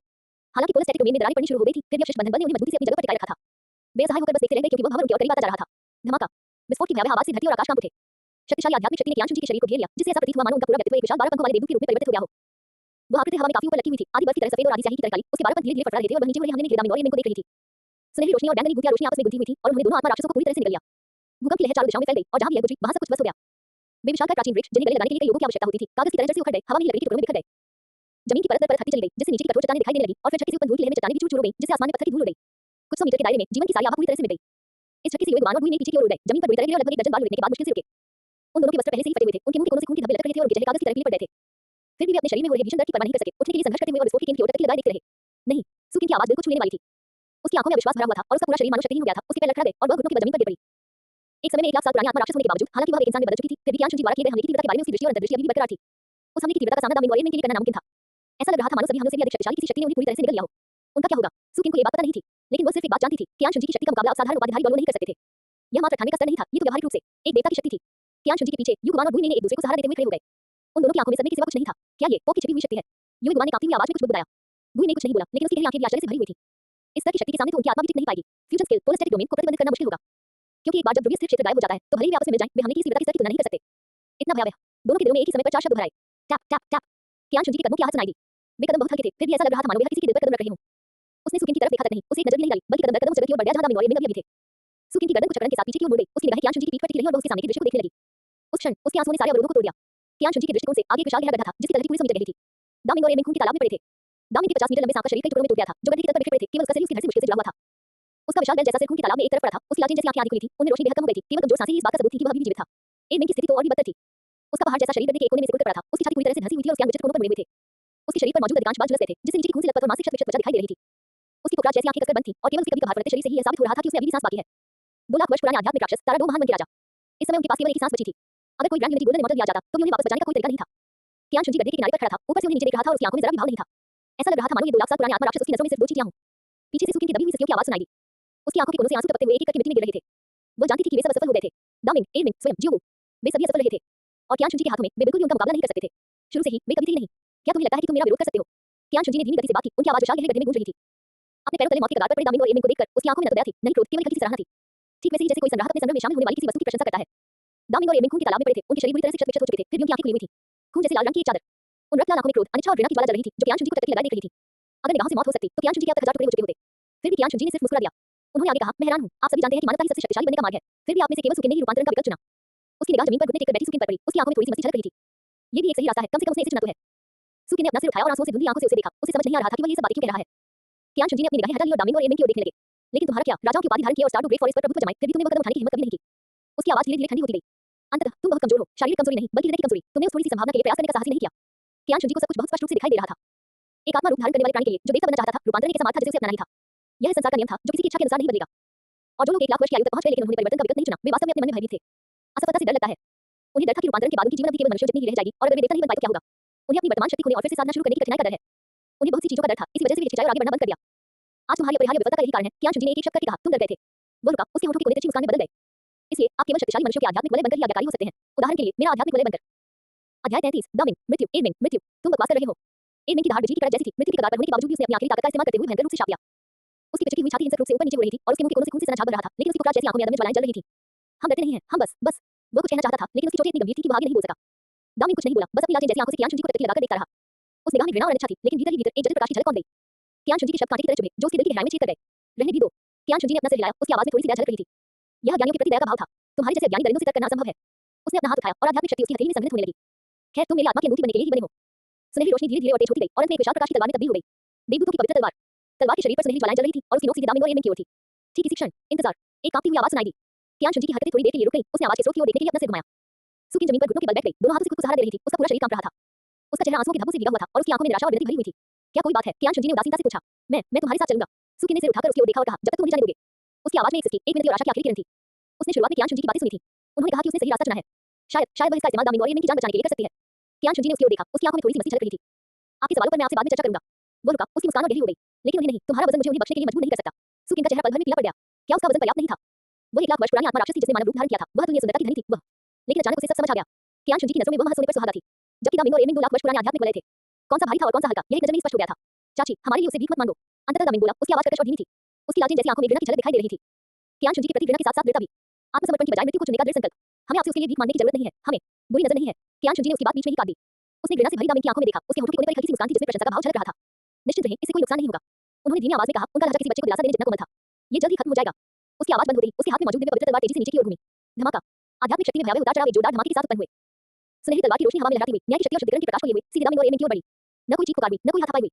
तलवार की रोशनी गिरने पर केवल एक दबी हुई, गड़गड़ाहट जैसी आवाज सुनाई दी। जब प्रकाश थम गया, तो दामिंग और एमिंग के शरीर पूरी तरह से अपनी सारी जीवन शक्ति खो चुके थे। वे खून के एक तालाब में पड़े थे, उनकी आंखें अभी भी खुली थीं, लेकिन उनकी आंखों की रोशनी पूरी तरह से बुझ चुकी थी। उसी समय उनके शवों से 2 चमकदार लाल प्रभामंडल धीरे-धीरे उठे। 1 लाख साल पुरानी आत्मा की अंगूठी, उनमें से 2। सूरज की रोशनी में वह लाल रंग इतना चकाचौंध भरा और इतना आकर्षक लग रहा था। ये वो सर्वोच्च खजाना था जिसका अनगिनत आत्मा गुरुओं ने सपना देखा था। इस समय ये कियान शुनजी के ठीक सामने तैर रहा था, उसके द्वारा इसे आत्मसात करने की प्रतीक्षा कर रहा था। दामिंग, एमिंग, सुकिन की आवाज दिल को छू लेने वाली थी। ऐसा लग रहा था मानो उसकी सारी ताकत खत्म हो गई हो। वह जमीन पर गिर पड़ी। उन 2 लाल प्रभामंडलों और 2 निर्जीव शवों को देखते ही उसकी आंखों से टूटे मोतियों की तरह आंसू बह रहे थे। उसे पता था कि ये दिन आएगा, लेकिन उसे इस बात की उम्मीद नहीं थी कि ये दिन इतनी जल्दी, इतनी अचानक आ जाएगा। और न ही उसे यह उम्मीद थी कि वह इस दृश्य को अपनी आंखों से घटते हुए देखेगी। कियान शुनजी की बात करें तो वह चुपचाप उन 2 आत्मा की अंगूठियों को देखता रहा, उसकी आंखों में संतुष्टि की झलक दिखाई दी। 2 लाख साल पुरानी आत्मा वलय, ये यात्रा सार्थक रही। वह मुड़कर युविक वानों और बुई की ओर देखने लगा। तुम दोनों उन पर नजर रखना। उसने सुकिन की ओर इशारा किया, फिर पास ही बेहोश पड़े शियाओ की ओर इशारा करते हुए कहा, और फिर मेरे रक्षक के रूप में कार्य करो। युविक वान और बुई ने एक दूसरे की ओर देखा और साथ ही झुककर प्रणाम किया। जी हाँ, पोप। उनके दिलों में एक बात समझ आ गई थी। स्पिरिट हॉल के इतिहास में सबसे शक्तिशाली सर्वोच्च धर्माध्यक्ष का जन्म होने वाला था। सुकिन ने निसंकोच ढंग से कियान शुनजी की ओर देखा। उसके आंसू सूख चुके थे, केवल सुंदरपन ही बचा था। वह जानती थी कि अब इन सब चीजों को रोका नहीं जा सकता। चाहे वह दामिंग या एमिंग की मृत्यु हो या उनकी आत्मा की हड्डियों का कियान शुनजी द्वारा अवशोषित होने का खतरा हो, इनमें से किसी को भी रोका नहीं जा सकता। वह महज एक कमजोर महिला थी जिसने पुनरावलोकन के लिए मानव रूप धारण किया था और उसके पास केवल एक आध्यात्मिक संत की शक्ति थी। वह रहकर खाने के उपाधिधारी बलों को रोकने के लिए क्या कर सकती थी? इसके अलावा कियान शुंजी के पीछे दो प्रमुख उपाधिधारी बलुआ योद्वान और गोइने खड़े थे जो उन्हें लालच भरी निगाहों से देख रहे थे। कियान शुंजी ने सुकिन की स्थिति की ओर बिल्कुल भी ध्यान नहीं दिया। उसके दिल में केवल उसकी अपनी ताकत ही सबसे महत्वपूर्ण थी। कई महिलाएं हो सकती हैं, लेकिन एक बार मौका चूक जाने पर अपनी ताकत बढ़ाने का अवसर फिर कभी नहीं मिलेगा। उसने गहरी सांस ली और दामिनी और एडमिन के शवों के सामने आया। दो चमकीले लाल प्रभामंडल वहां शांति से तैर रहे थे, जिनसे एक कोमल चमक निकल रही थी। यह 1 लाख साल पुराने आध्यात्मिक राक्षसों की जीवन भर की साधना का सार था, एक ऐसा सर्वोच्च खजाना जिसका सपना अनगिनत आध्यात्मिक गुरुओं ने देखा था। इस समय मानो कियान शुंजी द्वारा उन्हें आत्मसात करने की प्रतीक्षा करते हुए वे हल्के से कांप रहे थे और उनके शरीर के भीतर मौजूद आध्यात्मिक शक्ति से प्रतिध्वनित हो रहे थे। कियान शुंजी ने एक समतल जगह ढूंढी और पालथी मारकर बैठ गई। इसके तुरंत बाद उसके शरीर की आभा अचानक बदल गई। मूल 12 पंखों वाला देवदूत धीरे-धीरे विलीन हो गया, सेराफिम भाग पूरी तरह से गायब हो गया और उसकी जगह एक शुद्ध 6 पंखों वाले पतले देवदूत ने ले ली। उसके पीछे 6 गहरे काले पंख खुल गए, जिनमें से प्रत्येक पंख एक भयावह बैंगनी प्रकाश से चमक रहा था। निराशा, मृत्यु और दुराचार की आभा तुरंत हवा में फैल गई, जिससे कियान शुंजी के चेहरे पर एक दुष्ट आकर्षण की झलक दिखाई दी। उसकी आंखें गहरे बैंगनी रंग की हो गईं, उसके होंठ भी कोने-कोने ऊपर उठ गए और उसके पूरे व्यक्तित्व से दिल दहला देने वाले दमन का एहसास होने लगा। कुछ ही दूरी पर स्थित सुकी ने साहस से चौंक गई और लगातार कई कदम पीछे हट गई। ये पवित्र आत्मा के आगमन के समय के 12 पंखों वाले देवदूत से बिल्कुल अलग था। पहले फ्यूजन कौशल, सेराफिम की पवित्रता का अभाव होने के कारण इस समय पतले देवदूत की आध्यात्मिक शक्ति और भी अधिक शुद्ध और भी अधिक दुष्ट थी। वह था गहराई से निकली एक आभा थी, मूल पापों का संग्रह, दुराचार का अवतार। कियान शुंजी उससे विचलित नहीं हुई। उसने अपना हाथ उठाया और पतले देवदूत की आध्यात्मिक शक्ति तंतुओं की तरह बाहर की ओर फैल गई। धीरे-धीरे उन 2 लाख साल पुराने आध्यात्मिक छल्लों को अपनी ओर खींचने लगी। हाँ, वह इन 2 लाख साल पुराने आध्यात्मिक छल्लों को एक ही बार में आत्मसात करना चाहता था। अध्याय 34 जुड़वां आत्मा की हड्डियां। इस समय उन्हें यही शक्ति और यही दृढ़ संकल्प मौजूद था। आध्यात्मिक शक्ति द्वारा निर्देशित होकर दोनों आध्यात्मिक अंगूठियां धीरे-धीरे कियान शुंजी के शरीर की ओर बढ़ने लगी। जिस क्षण उन्होंने पतले देवदूत मार्शल सोल को छुआ, बूम! एक पल में कियान शुंजी ने महसूस किया कि 2 तुलनीय रूप से राशि शक्तियां कुंती बाड़ की तरह उसके शरीर में समा गई हैं। वह शक्ति इतनी विशाल और इतनी हिंसक थी, मानो वह उसकी नसों को फाड़ देगी और उसके शरीर को टुकड़े-टुकड़े कर देगी। लेकिन कियान शुंजी ने दांत पीसे हुए अपने शरीर के भीतर अपनी आध्यात्मिक शक्ति का अधिकतम उपयोग किया, इन दोनों शक्तियों को अपनी नसों के माध्यम से प्रवाहित करने के लिए निर्देशित किया और धीरे-धीरे अपने शरीर का पुनर्निर्माण किया। उसकी हड्डियां चटक रही थी, उसकी मांसपेशियां लगातार कांप रही थी और उसकी त्वचा की सतह से खून की बारीक बूंदें रिस रही थी। लेकिन उसी समय उसके शरीर के भीतर शक्ति की एक अभूतपूर्व भावना पनप रही थी। उस अपार आध्यात्मिक शक्ति ने उसे तैरने जैसा अलौकिक एहसास दिया, मानो बेलों की परतें लगातार गायब हो रही हों और उसका शरीर उत्तर-उत्तर हल्का और पारदर्शी होता जा रहा हो। रैंक 98 और आधा, रैंक 99। उसकी आध्यात्मिक शक्ति लगातार बढ़ रही थी। लेकिन ठीक इसी क्षण उसके मन में अचानक गहरी नाराजगी से भरी 2 दहाड़ें फूट पड़ी। घिनौना इंसान, हमें अपने में समाहित करना चाहते हो? बिल्कुल नहीं। दामिनी और एडमिन की आत्माएं अचानक कियान शुंजी की मानसिक शक्ति में प्रकट हुई। दुनिया, वे अपने-अपने आध्यात्मिक छल्लों से जुड़ गए और ठीक इसी क्षण की प्रतीक्षा कर रहे थे। अपनी अंतिम आत्मा शक्ति का उपयोग करके उस इंसान को खा जाना जिसने उन्हें मारा था। मानसिक शक्ति में दुनिया में आकाश के नीले रंग के बैल और विशालकाय बंदर के पेट मातूर दहाड़ते हुए अपने खुली मुंह खोलकर कियान शुंजी के चेतना केंद्र की ओर बेरहमी से काटने लगे। यह 1 लाख साल पुराने आत्मा राक्षस का अंतिम तुरुप का पता था। आत्मा का कपकपी। लाखों विशेषज्ञ जिन्होंने 1 लाख साल पुराने आध्यात्मिक राक्षसों का शिकार करने का प्रयास किया, वे इसी चरण में असफल हो गए। वे आत्मा के छल्ले के ऊर्जा प्रभाव को तो सहन कर गए, लेकिन 1 लाख साल पुराने आत्मा दानव के मरते हुए आत्मा की तलवार को सहन नहीं कर सके। अंततः या तो मानसिक पतन का शिकार होकर मूर्ख बन गए या प्रतिभक्षण के कारण मृत्यु के शिकार हो गए। मरना। दामिनी और एडमिन की आत्माएं एक साथ आगे बढ़ी। हालांकि कियान शुंजी ने केवल हल्की सी मुस्कान दी। अपनी मानसिक शक्ति में दुनिया में अचानक सुनहरी रोशनी चमक उठी। सेराफिम का पेट प्रकट हुआ, उसके 6 निर्मल सफेद पंख उसकी चेतना के मूल को मजबूती से संरक्षित करने के लिए खुल गए। वह पवित्र प्रकाश धरती सूरज की तरह था, जो दामिनी और एडमिन की आत्मा के पेटों को रोशन कर रहा था और उन्हें बार-बार पीछे हटने के लिए मजबूर कर रहा था। क्या? दामिनी सदमे और गुस्से के मिले-जुले भावों से भरा हुआ था। लेकिन इससे भी कहीं अधिक भयावह घटना अभी बाकी थी। सुनहरी रोशनी के बीच अचानक ही अनंत अंधकार उमड़ पड़ा। पतले देवदूत का पेट प्रकट हुआ, उसके 6 घोर काले पंख खुल गए और निराशा, मृत्यु और पतन की आभा ने तुरंत दामिनी और एडमिन की आत्माओं को घेर लिया। अंधकार के भीतर ऐसा लग रहा था मानो अनगिनत हाथ उनकी आत्माओं को नोच रहे हों, उन्हें अथाह खाई की ओर खींच रहे हों। आहाहा! 2 प्रमुख आत्मा राक्षसों की आत्माओं ने दर्दनाक चीखें निकाली। वे भागना चाहते थे, लेकिन उन्हें पता चला कि उन्हें मजबूती से पकड़ लिया गया है। प्रकाश और अंधकार आपस में गुंथे हुए थे, पवित्रता और पतन साथ-साथ विद्यमान थे और 2 पूरी तरह से विरोधी शक्तियां एक साथ उनकी आत्माओं पर कार्य कर रही थीं, उन्हें टुकड़े-टुकड़े करके चीर रही थीं, कुचल रही थीं और निगल रही थीं। महज 1 लाख साल पुराने आत्मा राक्षस जो पहले ही मर चुके हैं। कियान शुंजी की आवाज मानसिक शक्ति में गूंज उठी, व्यंग्य भरे लहजे में दुनिया से, भले ही तुम मुझे आत्मिक शक्ति से प्रभावित करना चाहो, क्या तुम्हें नहीं लगता कि यह बहुत बुरापन है? उसकी मानसिक शक्ति विश्व पहले से ही शक्तिशाली था। सेराफिम के पास स्वाभाविक रूप से शक्तिशाली मानसिक शक्ति थी। इसके अलावा वह पतले देवदूत को भी नियंत्रित करता था, जो विनाश और पतन का प्रतीक था। प्रकाश रक्षा करता है, अंधकार से कुछ निकल जाता है। दोनों आत्माओं ने मानसिक शक्ति के भीतर आक्रमण और बचाव का एक आदर्श संयोजन स्थापित किया। दुनिया। समय बीतने के साथ-साथ दामिनी और एडमिन की आत्मा की प्रेत आत्माएं उत्तर-उत्तर धुंधली और कमजोर होती गईं। उनकी चीखें धीरे-धीरे शोकपूर्ण विलाप में बदल गईं और शोकपूर्ण विलाप धीरे-धीरे से स्त्रियों में परिवर्तित हो गए। अंततः सब कुछ फिर से शांतिपूर्ण हो गया। कियान शुंजी ने अपनी आंखें खोली। प्रकाश की 2 किरणें उसकी आंखों की पुतलियों को भेदती हुई गुजरी। बाईं आंख सुनहरी थी और दाहिनी आंख बैंगनी थी। उसकी आंखों में प्रकाश और अंधेरा आपस में घुल मिल गए, फिर गायब हो गए। उसने दुर्गंधित हवा का एक झोंका छोड़ा, जिसमें हल्की सी भूसरकाली अशुद्धियां थीं। यह आत्मा के घेरे के भीतर आक्रोश का अंतिम निशान था। फिर अचानक उसके शरीर से 2 दर्दनाक चीखें निकलीं। आह! कियान शुंजी के शरीर से दामिनी और एडमिन की दर्द भरी आवाज आ रही थी, जो उनकी पूर्ण रूप से परिष्कृत होने से पहले उनकी अंतिम आत्माओं की विलाप थी। कियान शुंजी ने अपना हाथ उठाया और उनकी हथेली से धीरे-धीरे अलग-अलग रंगों की 2 गैसें निकलीं। एक का रंग सियान काला था और दूसरे का रंग पीला भूरा था। ये थी वही आत्मा के अवशेष थी जो परिष्कृत होने के बाद दामिनी और एडमिन के बचे हुए अंश थे। एक हाथ की पकड़ और प्रचंड आध्यात्मिक शक्ति के बल पर वे दोनों वैसे संकुचित हुई और उनकी हथेली ने आकार ले लिया। अंततः वे अजगर की आंखों के आकार की 2 औषधीय गोलियों में परिवर्तित हो गए। औषधीय गोलियों की सतह पर हल्की रोशनी फैल रही थी और उनके भीतर तैरती हुई छोटी-छोटी आत्माओं की परछाइयां धुंधली सी दिखाई दे रही थी। कियान शुंजी ने संतुष्टि भरी नजरों से उन्हें देखा और लापरवाही से उन्हें अपने आध्यात्मिक उपकरण में रख लिया। ये वाकई बहुत अच्छी बातें थीं। 1 लाख वर्ष पुराने आध्यात्मिक राक्षसों की आत्माओं से परिष्कृत आत्मा की गोली का उपयोग मानसिक शक्ति को नियंत्रित करने के लिए किया जा सकता है और यह कुछ विशेष उद्देश्यों के लिए कच्चे माल के रूप में भी काम कर सकती है। वह खड़ा हुआ और अपने शरीर पर मौजूद न के बराबर धूल को थपथपाकर झाड़ा। आंखें खोलकर वह खड़ा हो गया। कियान शुंजी की निगाह दामिनी और एडमिन के शवों पर पड़ी। 2 प्रमुख 1 लाख वर्ष पुराने आध्यात्मिक राक्षसों के शरीर अभी भी विशालकाय थे, भले ही उन्होंने अपनी सारी जीवन शक्ति खो दी थी, फिर भी उनकी बची हुई आभा के कारण आसपास की हवा हल्की सी कांप रही थी। इसे व्यर्थ नहीं जाने देना चाहिए। कियान शुंजी ने हल्की सी मुस्कान दी, उनकी मुस्कान में संतुष्टि का भाव झलक रहा था। इसके तुरंत बाद उसके शरीर से भयानक आध्यात्मिक शक्ति की लहरें एक के बाद एक फूट पड़ी। सुनहरी रोशनी और बैंगनी रंग की रहस्यमय चमक आपस में गुंथी हुई, अदृश्य तलवारों में परिवर्तित हो गई, जिन्होंने 2 विशाल शवों को घेर लिया। ची ची ची, मांस के अलग होने की आवाज गूंज उठी। इसी क्षण दामिनी और एडमिन के शव सड़ने लगे। आध्यात्मिक शक्ति के प्रभाव से बेकार मांस, नसें, हड्डियां और आंतरिक अंग बारीक पाउडर में बदल गए और हवा के साथ बिखर गए। अशुद्धियों वाले हिस्सों को पूरी तरह से हटा दिया गया, केवल सबसे आवश्यक हिस्सों को ही शेष रहने दिया गया। कुछ ही देर में दोनों विशाल शव पूरी तरह से गायब हो गए, केवल 2 वस्तुएं ही दूर की ढेर के बीच शांति से पड़ी रह गईं। 2 आत्मा अस्थियां। एक वस्तु पूरी तरह से सियान काले रंग की थी, जिस पर अजगर के पैटर्न हल्के-हल्के ढंग से फैले हुए थे और उसे एक गहरी रहस्यमय चमक निकल रही थी। स्काई जो पाइथन की दाहिनी भुजा की हड्डी। एक वस्तु पूरी तरह से सोने की थी, पहाड़ जितनी भारी थी और उसकी सतह पर एक विशालकाय बंदर की धुंधली सी आकृति दिखाई दे रही थी। टाइटन दैत्य मानव की बाईं भुजा की हड्डी। एक बाएं और एक दाएं, 2 लाख साल पुरानी आत्मा की हड्डियां। कियान शुंजी नीचे झुकी और दोनों स्पिरिट बोन उठा ली। वह इन दोनों आत्मा की हड्डियों को ऊपर नीचे हिलाते हुए उन्हें समाहित भयानक ऊर्जा को महसूस कर रहा था। उसकी हथेली से एक गर्म स्पर्श का एहसास हुआ। ये स्पिरिट बोन की सहज जीवन शक्ति थी, भले ही उसका मालिक मर चुका था, लेकिन मृत्यु से पहले की अवशिष्ट गर्मी अभी भी शेष थी। बिना किसी संकोच के उसने दोनों स्पिरिट बोन को क्रमशः अपने बाएं और दाएं हाथ पर दबा दिया। बूम! अचानक ही भयानक आध्यात्मिक शक्ति का विस्फोट हो गया। 2 लाख साल पुरानी स्पिरिट बोन एक साथ सक्रिय हो गई और हिंसक ऊंचाई को फंती बाढ़ की तरह कियान शुंजी के शरीर में उमड़ पड़ी। वह अनुभूति आत्मा के छल्ले को अवशोषित करने की अनुभूति से भी कहीं अधिक प्रत्यक्ष और हिंसक थी। स्पिरिट रिंग की ऊर्जा प्रगतिशील थी, जबकि स्पिरिट बोन का संबंध तात्कालिक, क्रूर और तर्कहीन था।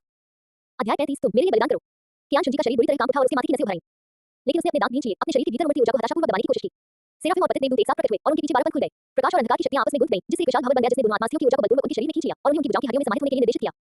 बाएं हाथ पर टाइटन दैत्य मानव की शक्ति समाहित हो रही थी। वो शक्ति पहाड़ जितनी भारी थी, मानो करोड़ों किलो का भार उसके हाथ पर पड़ रहा हो। हड्डियां चटक रही थी, मांसपेशियां लगातार टूटकर फिर से जुड़ रही थी और हर पुनर्जन्म पहले से अधिक शक्तिशाली होता जा रहा था। दाहिनी भुजा पर आकाश नीले अजगर की शक्ति कर रही थी। वो शक्ति कोमल और दीर्घकालीन थी, जो लताओं की तरह पूरी भुजा को जकड़ रही थी। नाड़ियां चौड़ी हो रही थी, रक्तवाहिकाएं मजबूत हो रही थी और यहां तक कि उंगलियों के सिरों पर भी झुनझुनी महसूस हो रही थी, मानो अनगिनत महीन सुइयां चुभ रही हों। ज्ञानचुंजी के चेहरे पर दर्द का कोई निशान नहीं था, बल्कि लगभग पागलपन भरी उत्तेजना थी। वह अपनी शक्ति में वृद्धि महसूस कर रहा था। वह आनंद शब्दों में बयान नहीं किया जा सकता था। हड्डियां मजबूत हो रही थी, मांस और रक्त का नया स्वरूप बन रहा था और नाड़ियां चौड़ी हो रही थी। हर पल उसका शरीर और अधिक शक्तिशाली होता जा रहा था, हर क्षण उसकी ताकत बढ़ती जा रही थी। यह अनुभूति किसी भी आनंद से कहीं अधिक अद्भुत थी। पता नहीं कितना समय बीत गया था। धमाका! ऊर्जा के प्रभाव की अंतिम लहर के बाद सब कुछ फिर से शांतिपूर्ण हो गया। ज्ञानचुंजी ने अपनी आंखें खोली। उसकी आंखों से दो तेज रोशनी निकली, एक सुनहरी और एक बैंगनी, जो हवा में आपस में घुल गईं और फिर गायब हो गईं। उसने अपने हाथ ऊपर उठाए और मुट्ठियां भींच लीं। उसने अपनी बाईं मुट्ठी घुमाई और हवा में एक विशालकाय बंदर की दहाड़ जैसी हल्की सी आवाज गूंजी। उसने अपनी दाहिनी मुट्ठी घुमाई और तेज हवा सीटी की तरह बज उठी, जो अजगर की जीभ फड़फड़ाने की फुफकार जैसी थी। दोनों स्पिरिट बोन का पूर्ण सम्मिलन हो गया। ज्ञानचुंजी के होठों के कोने संतुष्टि भरी मुस्कान में बदल गए। रैंक 99। 2 लाख साल पुरानी स्पिरिट बोन के एकीकरण ने उनकी आध्यात्मिक शक्ति को और भी उन्नत कर दिया, जिससे वह रैंक 99 के शिखर पर पूरी तरह स्थिर हो गई। वह लिमिट दोनों से बस एक कदम दूर थे और खिड़की के इस कागज की परत को बस छेदने के लिए एक अवसर की जरूरत थी। वह मुड़ा और थोड़ी दूर खड़े 3 लोगों को देखने लगा। सुकिन अभी जमीन पर घुटनों के बल बैठी थी। उसकी आंखें बेजान थी, मानो उसके पूरे शरीर से सारी शक्ति निकल गई हो। उसकी निगाह उन 2 वीरों पर पड़ी जो दूर से भरे थे। ये दामिंग और एमिंग के आखिरी निशान थे, जो धीरे-धीरे हवा में उड़ रहे थे। आंसू चुपचाप बह निकले। उसने कुछ कहने की इच्छा से अपना मुंह खोला, लेकिन कोई आवाज नहीं निकल सकी। ज्ञानचुंजी के पीछे युगवान और बुई ने इस दृश्य को देखकर काफी देर से अचंभित रह गए थे। पोप को सफल समागम के लिए बधाई। युगवान ने सबसे पहले प्रतिक्रिया देते हुए जल्दी से झुककर प्रणाम किया। उनकी आवाज में हार्दिक प्रशंसा और थोड़ी सी स्पष्ट उत्तेजना झलक रही थी। एक साथ 2 लाख साल पुराने स्पिरिट रिंग को अवशोषित करना, एक साथ 2 लाख साल पुराने स्पिरिट बोन को अवशोषित करना, 1 लाख साल पुराने स्पिरिट बीस्ट की सोल पैकेज को आसानी से हल करना और यहां तक कि उनकी आत्माओं को गोलियों में परिष्कृत करना। ऐसी ताकत और ऐसे तरीके तो बिल्कुल अनसुने थे। हालांकि बुई ने कुछ नहीं कहा, लेकिन उसकी गहरी आंखों में भी एक चौंकाने वाली चमक दिखाई दी। ज्ञानचुंजी ने बिना कुछ ज्यादा कहे हल्के से सिर हिलाया। उसकी नजर उन दोनों पर से गुजरी और सुकिन पर जा टिकी। सुकिन कांपते हुए जमीन पर घुटनों के बल बैठ गई। उसके आंसू सूख चुके थे, अब सिर्फ खाली निराशा ही बची थी। दामिंग और एमिंग मर चुके थे, उनकी आत्मा की अंगूठियां समाहित हो चुकी थी, उनकी आत्मा की हड्डियां छीन ली गई थी और यहां तक कि उनके शव भी चूर-चूर हो चुके थे। कुछ भी नहीं बचा था, कुछ भी नहीं बचा था। ज्ञानचुंजी आगे बढ़ी और उसकी ओर चलने लगी। शांत जंगल में कदमों की आहट साधारण रूप से स्पष्ट थी और हर कदम सुकिन के दिल पर पड़ता हुआ प्रतीत हो रहा था। वो उसके सामने रुक गया और उसे तिरस्कारपूर्ण ढंग से देखने लगा। चलो, उनकी आवाज बहुत शांत थी। अब तुम्हारे चुनाव का समय आ गया है। सुकिन ने अपना सिर उठाया और उसकी ओर देखा। जिन आंखों में कभी पानी की तरह कोमलता हुआ करती थी, अब उनमें केवल निराशा और सुंदरता ही बची थी। क्या तुम मेरे साथ आना चाहोगे? या ज्ञानचुंजी ने अपनी बात पूरी नहीं की, बल्कि युगवान की ओर देखती रही। युगवान तुरंत समझ गई। उसने बगल में बेहोश पड़ी शियाओगु को उठाया और उसे ज्ञानचुंजी के हाथों में सौंप दिया। ज्ञानचुंजी ने एक हाथ से शियाओगु को पकड़ा, उसके लंबे कानों को थामे हुए उसे हवा में लटका दिया। शियाओगु अभी भी बेहोश थी, उसकी लाल आंखें कसकर बंद थीं और उसकी बच जैसी सफेद खाल हवा में हल्की-हल्की कांप रही थी। सुकिन की आंखें तुरंत सिकुड़ गईं। अगर मैं आपके साथ चलूं, तो क्या आप मेरी बेटी को जाने देंगे? उसकी आवाज कर्कश और कांपती हुई थी और ऐसा लग रहा था मानो हर शब्द उसके गले से निचोड़ कर निकाला जा रहा हो। उसे जवाब चाहिए था। ज्ञानचुंजी ने उसकी ओर देखा, उसकी आंखों में थोड़ी सी चंचलता झलक रही थी। बिल्कुल, उसने धीरे से कहा, लेकिन अब मेरे पास एक और मजेदार विकल्प है। तुम्हारा क्या मतलब है? सुकिन ने हैरानी से उसकी ओर देखा। ज्ञानचुंजी ने तुरंत जवाब नहीं दिया, बल्कि अपना सिर उठाकर आकाश की ओर देखा। दिन सिस्टम पैनल समय पर खुल गया। विशेष कथानक बिंदु का पता चला, 1 लाख साल का आत्मा पशु रूपांतरण। सुकिन। विकल्प 1, सामान्य रूप से वश में करें और हर में ले आएं। खोज का इनाम, आध्यात्मिक शक्ति रैंक 1। विकल्प 2, सुकिन और शियाओगु को जाने दें। क्वेस्ट पुरस्कार, डिवाइन रैंक फ्रेगमेंट 2। छिपे हुए विकल्प का पता लगाया जा रहा है। ये पता चला है कि मेजबान के पास पहले से ही जुड़वां आत्माएं मौजूद हैं और उसने दामिंग और एमिंग की आत्मा की अंगूठियां और आत्मा की हड्डियां अवशोषित कर ली हैं, जिससे विशेष परिस्थितियां उत्पन्न हो गई हैं। छिपा हुआ विकल्प, सुकिन को बलिदान देने की पहल करने दें। तीनों स्पिरिट बीस्ट की शक्ति को एकीकृत करें और एक विशेष प्रतिभा प्राप्त करें। बीस्ट एफिनिटी निष्क्रिय कौशल, सभी स्पिरिट बीस्ट के लिए सहज अनुकूलता जोड़ 50, रूपांतरित स्पिरिट बीस्ट के लिए अनुकूलता जोड़ 80। ज्ञानचुंजी के होठों के कोने पर एक मुस्कान उभर आई। पशु संबंध थोड़ा दिलचस्प है। उसने अपनी नजरें हटाई और फिर से सुकिन की ओर देखा। बलिदान, उसने धीरे से कहा, तुम मेरे लिए बलिदान करो, बदले में मैं उसे जाने दूंगा। सुकिन की आंखें पल भर में चौड़ी हो गईं। त्याग करना। उसने अविश्वास भरी निगाहों से ज्ञानचुंजी की ओर देखा। एक पल के लिए उसे अपने कानों पर विश्वास ही नहीं हुआ। उसने पहले सोचा था कि ज्ञानचुंजी उसके शरीर पर मोहित हो गया है और उसे अपनी बंदी प्रेमिका बनाना चाहता है। आखिरकार उसके पास पहले से ही बीबी डोंग जैसी नौकरानी थी और उसने बीबी डोंग और शियाओगु को बंदी बना लिया था, इसलिए उसका उद्देश्य स्पष्ट था। लेकिन अब वह वास्तव में उसे बलिदान की उम्मीद कर रहा था। क्या उसे उसकी आत्मा की अंगूठी और आत्मा की हड्डी बनने दिया जाए? तो क्या शुरू से ही इसे स्पष्ट कर देना बेहतर नहीं होता? अगर वो शुरू से ही बलिदान देने के लिए सहमत हो जाती, तो क्या दामिंग और एमिंग की मृत्यु नहीं हो जाती? सुकिन गहरे आत्मसंदेह में डूब गई। उसके मन में दामिंग और एमिंग की मृत्यु से पहले के दृश्य बार-बार कौंध रहे थे। वे दोनों उसकी ओर देख रहे थे। उनकी आंखों में विश्वास और निर्भरता भरी थी, मानो उन्हें उम्मीद थी कि वो उन्हें बचा लेगी। लेकिन अगर उसने शुरू से ही ऐसा किया होता, क्या? ज्ञानचुंजी की आवाज ने उसकी कल्पना को तोड़ते हुए कहा, क्या तुम्हें लगा था कि अगर मैंने शुरू से ही कह दिया होता, तो तुम आज्ञाकारी होकर मेरी सेवा में बलिदान दे देते? सुकिन स्तब्ध रह गई। ज्ञानचुंजी हंसी, उसकी मुस्कान में व्यंग्य का एक अंश था। भोली मत बनो, उसने उदासीनता से कहा, अगर मैं तुम्हारे पास आकर कहूं कि मुझे तुम्हारी आत्मा की अंगूठी चाहिए, तो तुम क्या करोगी? सुकिन ने अपना मुंह खोला, लेकिन वो कुछ बोल नहीं पाई। अगर ज्ञानचुंजी ने शुरू से ही कह दिया होता कि उसे अपनी आत्मा की अंगूठी चाहिए, वो निश्चित रूप से विरोध करेगी। वो दामिंग और एमिंग को बुलाएगी और जान की बाजी लगाकर लड़ेगी। परिणाम फिर भी वही रहेगा। ये बस एक अलग क्रम था। मैं, सुकिन ने अपना सिर नीचे कर लिया, उसकी आवाज रुक गई। मैं। ज्ञानचुंजी ने उसे उकसाया नहीं, बस चुपचाप उसे देखती रही। अध्याय 36, सुकिन का बलिदान। सुकिन की आंखों में अब आंसू नहीं थे, केवल एक दृढ़ शांति ही बची थी। अगर मैं तुम्हारे लिए खुद को कुर्बान कर दूं, तो क्या तुम सचमुच शियाओगु को जाने दोगे? ये सीट अपने वादे पर खड़ी उतरती है। अच्छे से। सुकिन खड़ी हो गई। उसने गहरी सांस ली और उसकी निगाहें शियाओगु पर टिक गईं। वो छोटी सी आकृति अभी भी बेहोश थी, उसे आने वाली हर बात का बिल्कुल भी अंदाजा नहीं था। शियाओगु, उसने धीरे से कहा, मुझे माफ करना, मम्मी अब तुम्हारे साथ नहीं आ सकती। उसने अपनी आंखें बंद कर ली और आंसू एक बार फिर बहने लगे। लेकिन इस बार उसने संकोच नहीं किया। वो मुड़ी और ज्ञानचुंजी की ओर मुंह करके खड़ी हो गई। सुकिन ने मुड़कर ज्ञानचुंजी की ओर देखा। मैं स्वयं को बलिदान करने के लिए तैयार हूं। उसकी आवाज बहुत धीमी थी, उसमें हल्की सी कंपन थी, फिर भी वह साधारण रूप से स्पष्ट थी। ज्ञानचुंजी ने उसकी ओर देखा, उसकी आंखों में संघर्ष के भाव भरे हुए थे। बेकाली आंखें, जो कभी जल की तरह कोमल थी, अब एक जटिल प्रकाश से जगमगा रही थी। भय, अनिच्छा, निराशा और एक अवर्णनीय राहत का आभास। उसकी पलकें हल्की सी कांप रही थी और उसकी पुतलियों के किनारे हल्के लाल रंग से रंगे हुए थे। उसकी आंखों की गड्ढों में आंसुओं के निशान तैर रहे थे। लेकिन भीतर ही भीतर वह जानती थी कि ज्ञानचुंजी जैसे दानव के लिए अगर वह स्वेच्छा से खुद को बलिदान नहीं करती, तो उसका और शियाओगु का भाग्य मृत्यु ही होगा। ये और भी बदतर हो सकता है। विशेषकर इसलिए क्योंकि शियाओगु को ज्ञानचुंजी वापस ले जाएगा, स्पिरिट हॉल में कैद रखेगा और 1 लाख वर्ष की साधना पूरी करने के बाद मार देगा। सुकिन इस बात को बर्दाश्त नहीं कर सकती थी। वो मर सकती थी, लेकिन उसकी बेटी नहीं मर सकती थी। इसके अलावा अब उसके पास कोई और विकल्प नहीं था। आखिरकार दामिंग और एमिंग को मार पाना ही उसके लिए यह समझने के लिए काफी था कि सब कुछ व्यर्थ है। ज्ञानचुंजी के लिए उसे और शियाओगु को जान से मारने की इच्छा रखना उंगली उठाने से ज्यादा कुछ नहीं था। ये बात समझ आने पर सुकिन ने ज्ञानचुंजी की ओर देखा। हालांकि उसकी आंखों में अभी भी संघर्ष झलक रहा था, लेकिन राहत का भाव अधिक था। कम से कम उसकी मृत्यु के बदले शियाओगु का जीवन बचाया जा सकता था। तो फिर अपने बलिदान की तैयारी करो। ज्ञानचुंजी ने हल्की सी मुस्कान दी। उन्हें पता था कि सुकिन जरूर मान जाएगी, चाहे शियाओगु के लिए हो या किसी और कारण से, उसके पास उसे मना करने का कोई तरीका नहीं था। सब कुछ नियंत्रित करने का यह एहसास बहुत अच्छा था। इसी बीच ज्ञानचुंजी के पीछे खड़ी हुई युगवान और बुई ने चुपचाप एक दूसरे की ओर देखा। दोनों की आंखों में एक साथ जटिल प्रकाश की किरणें चमक थी। यह योग्य था। इस बार ज्ञानचुंजी का पीछा करते हुए उन्होंने न केवल ज्ञानचुंजी की छिपी हुई वास्तविक शक्ति को देखा, बल्कि उन्होंने ज्ञानचुंजी की जुड़वां आत्मा को भी देखा। ज्ञानचुंजी को 2 1 लाख साल की स्पिरिट रिंग को अवशोषित करते हुए देखा और अंत में मानव रूप धारण करने के बाद 1 लाख वर्ष पुराने आध्यात्मिक दानव की बलि प्रक्रिया को वास्तव में देख पाना इसके लायक था। ये बेहद फायदेमंद है।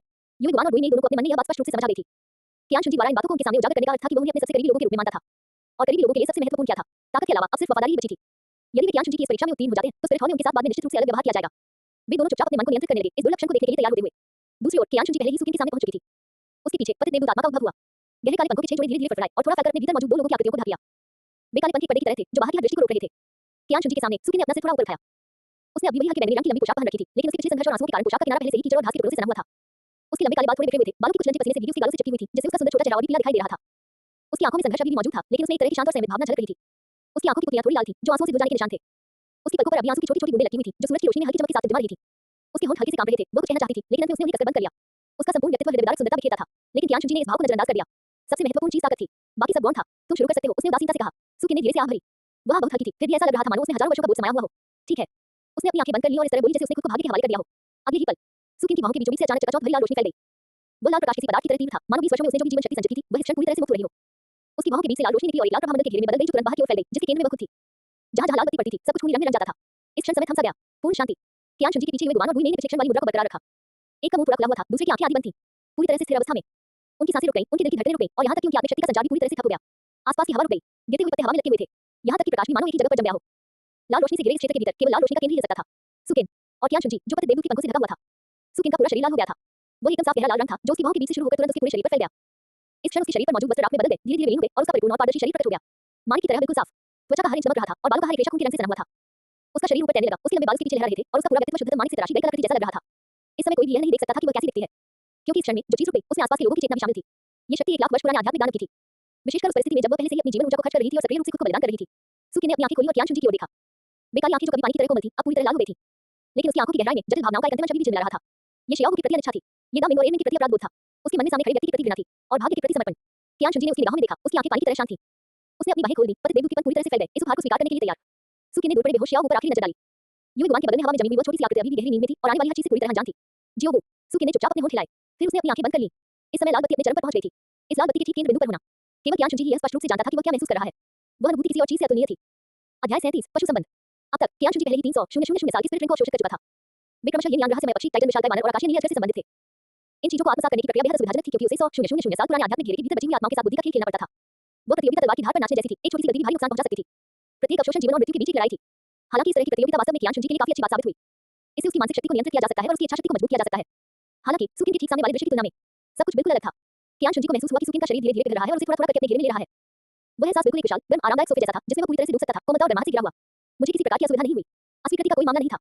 ऐसा लग रहा था मानो शुरू से ही वे दोनों साधारण रूप से एक दूसरे के अनुकूल थे। कियान शुनजी ने अपना सिर उठाया और संयोगवश सुकिन की लाल आंखें देखी। जहां तक उन्हें निहित भावनाओं की बात है, कियान शुनजी को अचानक ऐसा लगा जैसे वो उन्हें पूरी तरह से समझ सकता है। अनिच्छा, राहत, उदासी, कोमलता और साथ ही कुछ अवन्य भावना का संकेत। ऐसा लग रहा था मानो एक दूसरे की आंखों से सब कुछ पढ़ा जा सकता हो। यह अनुभूति अत्यंत अद्भुत थी। यह इतना अद्भुत था कि कियान शुनजी समय बीतने का भी एहसास भूल गया। जैसे-जैसे समय बीतता गया, कियान शुनजी को यह महसूस होने लगा कि सुकिन के बलिदान से प्राप्त आध्यात्मिक शक्ति लगातार उसके शरीर में प्रवाहित हो रही है, जिससे उसके पति देवदूत को निरंतर बल मिल रहा है। आत्मा। वह आध्यात्मिक शक्ति शुद्ध और तापनीय थी, उसमें जरा सी भी अशुद्धि नहीं थी और न ही कोई प्रतिरोध था। जैसे कोई धारा समुद्र में बहती है, वैसे ही यह स्वाभाविक और सहज थी, आरामदायक। कियान शुनजी को ऐसा महसूस हो रहा था मानो उसका पूरा अस्तित्व अमरता की ओर तैर रहा हो। सुकिन के शरीर पर लाल लपटें जलने लगी। वह साधारण आग नहीं थी, बल्कि एक अत्यंत विशेष रक्त वाला थी। इसका कोई तापमान नहीं था, फिर भी इसमें जीवन की आभा थी। ये शरीर को झुलसाता नहीं था, बल्कि आत्मा को प्रज्वलित करता था। और उसके भीतर जो जल रहा था, वह सुकिन की ताज़ा रक्त और उसकी 1 लाख वर्षों की साधना का और भी अधिक रूप था। अन्य स्पिरिट बीस्ट के विपरीत, जिन्होंने स्वेच्छा से खुद को बलिदान कर दिया, सुकिन ने यह विकल्प अपनी बेटी के लिए चुना। उनके बलिदान में सत्ता की कोई लालसा नहीं थी, भविष्य की कोई चाहत नहीं थी, केवल मातृत्व प्रेम का एक शुद्ध अंश था। इस पवित्रता ने बलिदान की प्रक्रिया को अतुलनीय रूप से सौम्य बना दिया। रक्त की ज्वालाएं धीरे-धीरे और अधिक तीव्र होती गईं और उनका रंग धीरे-धीरे लाल से गहरा लाल होता गया। इस परिवर्तन की प्रक्रिया के दौरान सुकिन का शरीर भी धीरे-धीरे धुंधला होता चला गया, ठीक वैसे ही जैसे एक पारदर्शी लाल क्रिस्टल धीरे-धीरे धुंधला होता जाता है। उसकी आकृति धुंधली हो गई, उसकी त्वचा पारदर्शी हो गई और उसके शरीर के भीतर घूमती हुई रक्त की रंग की रोशनी धीरे-धीरे क्षीण होती हुई दिखाई देने लगी। सारा लाल रंग एक विशाल घेरे में फैल गया, जो धीरे-धीरे सुकिन और कियान शुनजी के चारों ओर से उड़ता चला गया। इस समय उस विशाल लाल चुंबकीय क्षेत्र द्वारा उत्पन्न पूर्ण शांति धीरे-धीरे कमजोर हो रही थी। सबसे पहले उस दायरे में मौजूद सभी लोगों की चेतना वापस आई। युग वान और गुइने अचानक चौंक कर जाग उठी, उनकी सांसें तेज चल रही थीं और उनकी आंखें सदमे से भरी हुई थीं। उस रक्तमय लाल चमक को देखकर दोनों अवाक रह गए। सुकिन के शरीर से निकलने वाली रोशनी इतनी तीव्र थी कि वे उसका चेहरा बिल्कुल भी स्पष्ट रूप से नहीं देख पा रहे थे। वे केवल रक्त के रंग के घने प्रकाश के एक धब्बे को देख सकते थे जिसने कियान शुनजी को पूरी तरह से ढक रखा था। फिर भी वे अपने मन में पहले से ही अनुमान लगा सकते थे कि वह इस समय क्या कर रही होगी। 100,000 वर्षों की खेती। ये 100,000 वर्षों की खेती थी। उसने यूं ही अपनी जान कुर्बान कर दी। युग वान और गुइने ने एक दूसरे की ओर देखा और कियान शुनजी के प्रति उनके मन में व्याप्त श्रद्धा की भावना और भी गहरी हो गई। शायद शियाओ की उपस्थिति को भांपते हुए सुकिन ने धीरे से अपना सिर घुमाया और शियाओ की दिशा में देखा। वह नन्ही सी बच्ची अभी भी बेहोश थी, इस बात से पूरी तरह अनजान थी कि वह अपनी मां को खोने वाली है। सुकिन ने मुस्कुराते हुए और कोमल भाव से भरी निगाहों से उसकी ओर देखा, मानो वह चुपचाप कुछ कह रही हो। शाओगु, मुझे खेद है। शाओगु, मम्मी तुमसे बहुत प्यार करती हैं। शाओगु, तुम्हारा जीवन सुखमय हो। वह जानती थी कि भले ही शियाओगु अभी तक नहीं जागी थी, लेकिन सुकिन जानती थी कि यह सब कुछ सार्थक था। बशर्ते वह अपनी बेटी के जीवित रहने के बदले में इसे दे सके। कुछ भी हो, वह सार्थक था। उसी समय उसकी निगाह अचानक कियान शुनजी की ओर मुड़ गई। ये पहली बार था जब उसने किसी पुरुष को इतनी ध्यान से देखा था। वह उस व्यक्ति को देख रही थी जिसके लिए वह खुद को कुर्बान कर रही थी। कितना दबंग रवैया है और यह कितना भयावह है। जब उसने दामिनी और एडमिन की हत्या की थी, तब उसकी शक्ल सूरत, उसकी नम आंखें और उसके बेरहम तरीके देखकर सुकिन का दिल दहशत से भर गया था। लेकिन इस क्षण बलिदान के प्रकाश के बीच और दोनों के बीच इतनी कम दूरी पर उसने एक दूसरा पहलू देखा। सुकिन ने कियान शुनजी को बड़ी बारीकी से देखा, मानो वह किसी आदर्श मुद्रा का अवलोकन कर रही हो। इस समय ज्ञान चुंजी के शरीर पर मौजूद कपड़े पूरी तरह से चकनाचूर हो गए थे, जिससे उसका मजबूत शरीर दिखाई दे रहा था। उनकी मांसपेशियों की बनावट सुगठित और शक्तिशाली थी, अतिरंजित गांठ प्रकार की नहीं, बल्कि विस्फोटक शक्ति से भरी समृद्ध संरचना थी। रक्त के प्रकाश के परावर्तन में उसकी त्वचा स्वस्थ चमक से दमक रही थी। वो सहज रूप से ज्ञान चुंजी का पूरा रूप देख सकती थी। काफी अच्छा आकार है। इसके अतिरिक्त सुकिन की निगाहें ऊपर की ओर उठी और ज्ञान चुंजी के गंभीर चेहरे पर टिक गईं। तलवार जैसी भौहें, चमकती आंखें, ऊंची नाक और हल्के से सिकुड़े हुए पतले होंठ, उनमें जन्मजात अहंकार की झलक थी। इस समय उनकी आंखें बंद थी क्योंकि वे पूरे मन से बलिदान की शक्ति को आत्मसात कर रहे थे। उनकी भौहें शिथिल थीं और उनके चेहरे पर आनंद की झलक भी दिखाई दे रही थी। ऐसा प्रतीत हुआ कि बहुत देर तक किसी ने उसे देखा है। ज्ञान चुंजी ने अचानक अपनी आंखें खोल दी। उनकी निगाहें मिली। सुकिन का दिल एक पल के लिए धड़कना भूल गया। वे आंखें, एक सुनहरी और दूसरी बैंगनी, एक कथा गहराई की तरह थी, फिर भी तारों की तरह चमकदार थी। पहले वाली निर्मलता गायब हो गई थी, वह तिरस्कारपूर्ण नजरिया भी गायब हो गया था, अब केवल एक शांत दृष्टि ही बची थी। शायद बलिदान के कारण उत्पन्न आध्यात्मिक निकटता की वजह से सुकिन की ज्ञान चुंजी की प्रति धारणा में थोड़ा सा बदलाव आ गया था। शायद वो शुद्ध दानव नहीं था, शायद क्या उनमें एक कोमल पक्ष भी था। सुकिन को ये बात पता नहीं थी। उसे बस इतना पता था कि इस समय उसके द्वारा देखे जाने पर उसके दिल में अप्रत्याशित रूप से कोई डर नहीं था, बल्कि एक अजीब सी शांति थी। रहने भी दो। उसने अपना सिर नीचे झुकाया और अपना चेहरा ज्ञान चुंजी के आलिंगन में छिपा लिया। वो छाती चौड़ी और गर्म थी, जो उसे बहुत पहले के समय की याद दिला रही थी, जब उसने मानव रूप धारण नहीं किया था। स्टार ग्रे फॉरेस्ट की धूप में धूप सेकने का एहसास। सुकिन का शरीर धीरे-धीरे लुप्त होता चला गया, पूरी तरह से गायब हो गया। यह उत्तरोत्तर अधिक पारदर्शी और भ्रामक होता जा रहा है, मानो कोई सपना बिखरने वाला हो। रक्त की ज्वालाओं का उमड़ता हुआ घेरा अचानक सिकुड़ गया और पल भर में ज्ञान चुंजी के शरीर के चारों ओर विस्फोटों की एक श्रृंखला सुनाई दी। जैसे-जैसे सुकिन का शरीर धीरे-धीरे गायब हो रहा था, पति देवदूत की मूर्ति आत्मा वलय एक-एक करके प्रकट होने लगे और एक बिल्कुल नया रक्त लाल चौथा वलय संघनित होकर उसके चारों ओर बन गया। उसी समय खून की रोशनी की एक किरण अचानक उसके दाहिने पैर पर पड़ी और लाल रंग की दाहिनी टांग की हड्डी का एक आभास क्षण भर के लिए चमका और फिर गायब हो गया, उसके शरीर में विलीन हो गया। 1 लाख साल पुरानी मुलायम हड्डियों वाले खरगोश की दाहिनी भुजा की हड्डी, नहीं, दाहिनी टांग की हड्डी। ज्ञान चुंजी ने अपनी आंखें खोली। ठीक इसी क्षण सुकिन का शरीर, जो बेहद पतला हो गया था, अचानक संकुचित हो गया। यह एक लाल प्रकाश के गोले में परिवर्तित हो गया, जिसकी चमक धीरे-धीरे कम होती गई क्योंकि बाहरी रंग परत दर परत उतरते गए। अंत में हथेली के आकार का एक छोटा सा सफेद खरगोश चुपचाप ज्ञान चुंजी की छाती पर लेट गया। उसकी आभा धीरे-धीरे उसके शरीर से दूर होती जा रही थी। अध्याय 38 क्या टाइटल दोनों ने इस तरह अपनी सारी प्रतिष्ठा खो दी है। दिन सिस्टम पैनल बिल्कुल सही समय पर खुल गया। विशेष कथानक नोट का पता चला 1 लाख साल का स्पिरिट बीस्ट रूपांतरण सुकिन। विकल्प 1 सामान्य रूप से वश में करें, हरम में ले आएं। खोज का इनाम आध्यात्मिक शक्ति रैंक जोड़ 1। विकल्प 2 सुकिन और शियाओ को जाने दें, क्वेस्ट पुरस्कार डिवाइन रैंक के टुकड़े गुना 2। छिपे हुए विकल्पों का पता लगाया जा रहा है। ये पता चला है कि मेजबान के पास पहले से ही जुड़वां आत्माएं मौजूद हैं और उसने दामिंग और एमिंग की आत्मा की अंगूठियों और आत्मा की हड्डियों को अवशोषित कर लिया है, जिससे विशेष परिस्थितियां उत्पन्न हो गई हैं। छिपा हुआ विकल्प सुकिन को स्वयं को बलिदान करने दे, जिससे तीनों स्पिरिट बीस्ट की शक्ति का संयोजन हो और एक विशेष प्रतिभा प्राप्त हो। बीस्ट एफिनिटी निष्क्रिय कौशल सभी स्पिरिट बीस्ट के लिए स्वाभाविक अनुकूलता जोड़ 50, रूपांतरित स्पिरिट बीस्ट के लिए अनुकूलता जोड़ 80। ज्ञान चुंजी ने पैनल पर लिखे पाठ को देखा, उसके होठों के कोने हल्के से ऊपर की ओर मुड़ गए। दो अन्य विकल्प भी देखने में तर्कसंगत लगते हैं। वश में करें, उन्हें जाने दें। उन्होंने दोनों में से किसी को भी नहीं चुना। वो चाहता था कि सुकिन स्वेच्छा से स्वयं को बलिदान कर दे। तथ्यों से साबित हुआ कि उसने ही ये किया था। दिन एक अलग रास्ता चुनने के लिए मेजबान को बधाई। छिपा हुआ विकल्प 3 सुकिन को सक्रिय रूप से स्वयं का बलिदान करने दे, जिससे चौथे 1 लाख साल की स्पिरिट रिंग का अवशोषण पूरा हो जाए। सिस्टम का त्वरित स्वर सामान्य से कहीं अधिक तात्कालिक था, मानो किसी प्रकार की उत्तेजना व्यक्त कर रहा हो। दिन खोज पूरी हुई। छिपा हुआ विकल्प सुकिन को स्वयं को बलिदान करने दे, जिससे तीनों स्पिरिट बीस्ट की शक्ति का संयोजन हो और एक विशेष प्रतिभा प्राप्त हो। बीस्ट एफिनिटी निष्क्रिय कौशल सभी स्पिरिट बीस्ट के लिए स्वाभाविक अनुकूलता जोड़ 50, रूपांतरित स्पिरिट बीस्ट के लिए अनुकूलता जोड़ 80। प्राप्त पुरस्कार आध्यात्मिक शक्ति जोड़ 3 रैंक अतिरिक्त भाग संचयी पुरस्कारों से संबंधित है। प्राप्त पुरस्कार आत्मा वापसी औषधि गोली, यह मरणासन रूपांतरित आत्मा पशुओं को उनके भौतिक शरीर को पुनः आकार देने और उनकी सभी साधनाओं को बरकरार रखने में सक्षम बनाती है। प्राप्त पुरस्कार दैवीयता संबंध जोड़ 50। प्राप्त पुरस्कार स्वर्गीय शाही आत्मा बंधन अंगूठी गले में पहनी जाती है, पहनने वाले की जीवन और मृत्यु को पूरी तरह से नियंत्रित कर सकती है, एक ही विचार से उन्हें मरने की इच्छा करा सकती है। जैसे ही विकल्प सामने आया, ज्ञान चुंजी के दिमाग में लगातार सिस्टम प्रॉम्प्ट बजने लगे। ज्ञान चुंजी ने संतुष्टि से सिर हिलाया। सिस्टम द्वारा दिए गए विकल्पों पर क्यों चलें? क्या अपने दिल की बात मानना ज्यादा आरामदायक नहीं होता? इसके अलावा वो निश्चित रूप से व्यवस्था के हाथों की कठपुतली बनकर नहीं रहना चाहता था। व्यवस्था तो केवल एक साधन और सहायक थी, किसी भी तरह से स्वामी नहीं। वो इन सभी बातों को अपने विचारों में समाहित करना चाहता था ताकि अंततः अपने लिए सबसे उपयुक्त मार्ग का चयन कर सके। उसने अपनी मुट्ठियां भींची, अपने शरीर के भीतर उमड़ती हुई शक्ति को महसूस करते हुए। 99वां रैंक चोटी।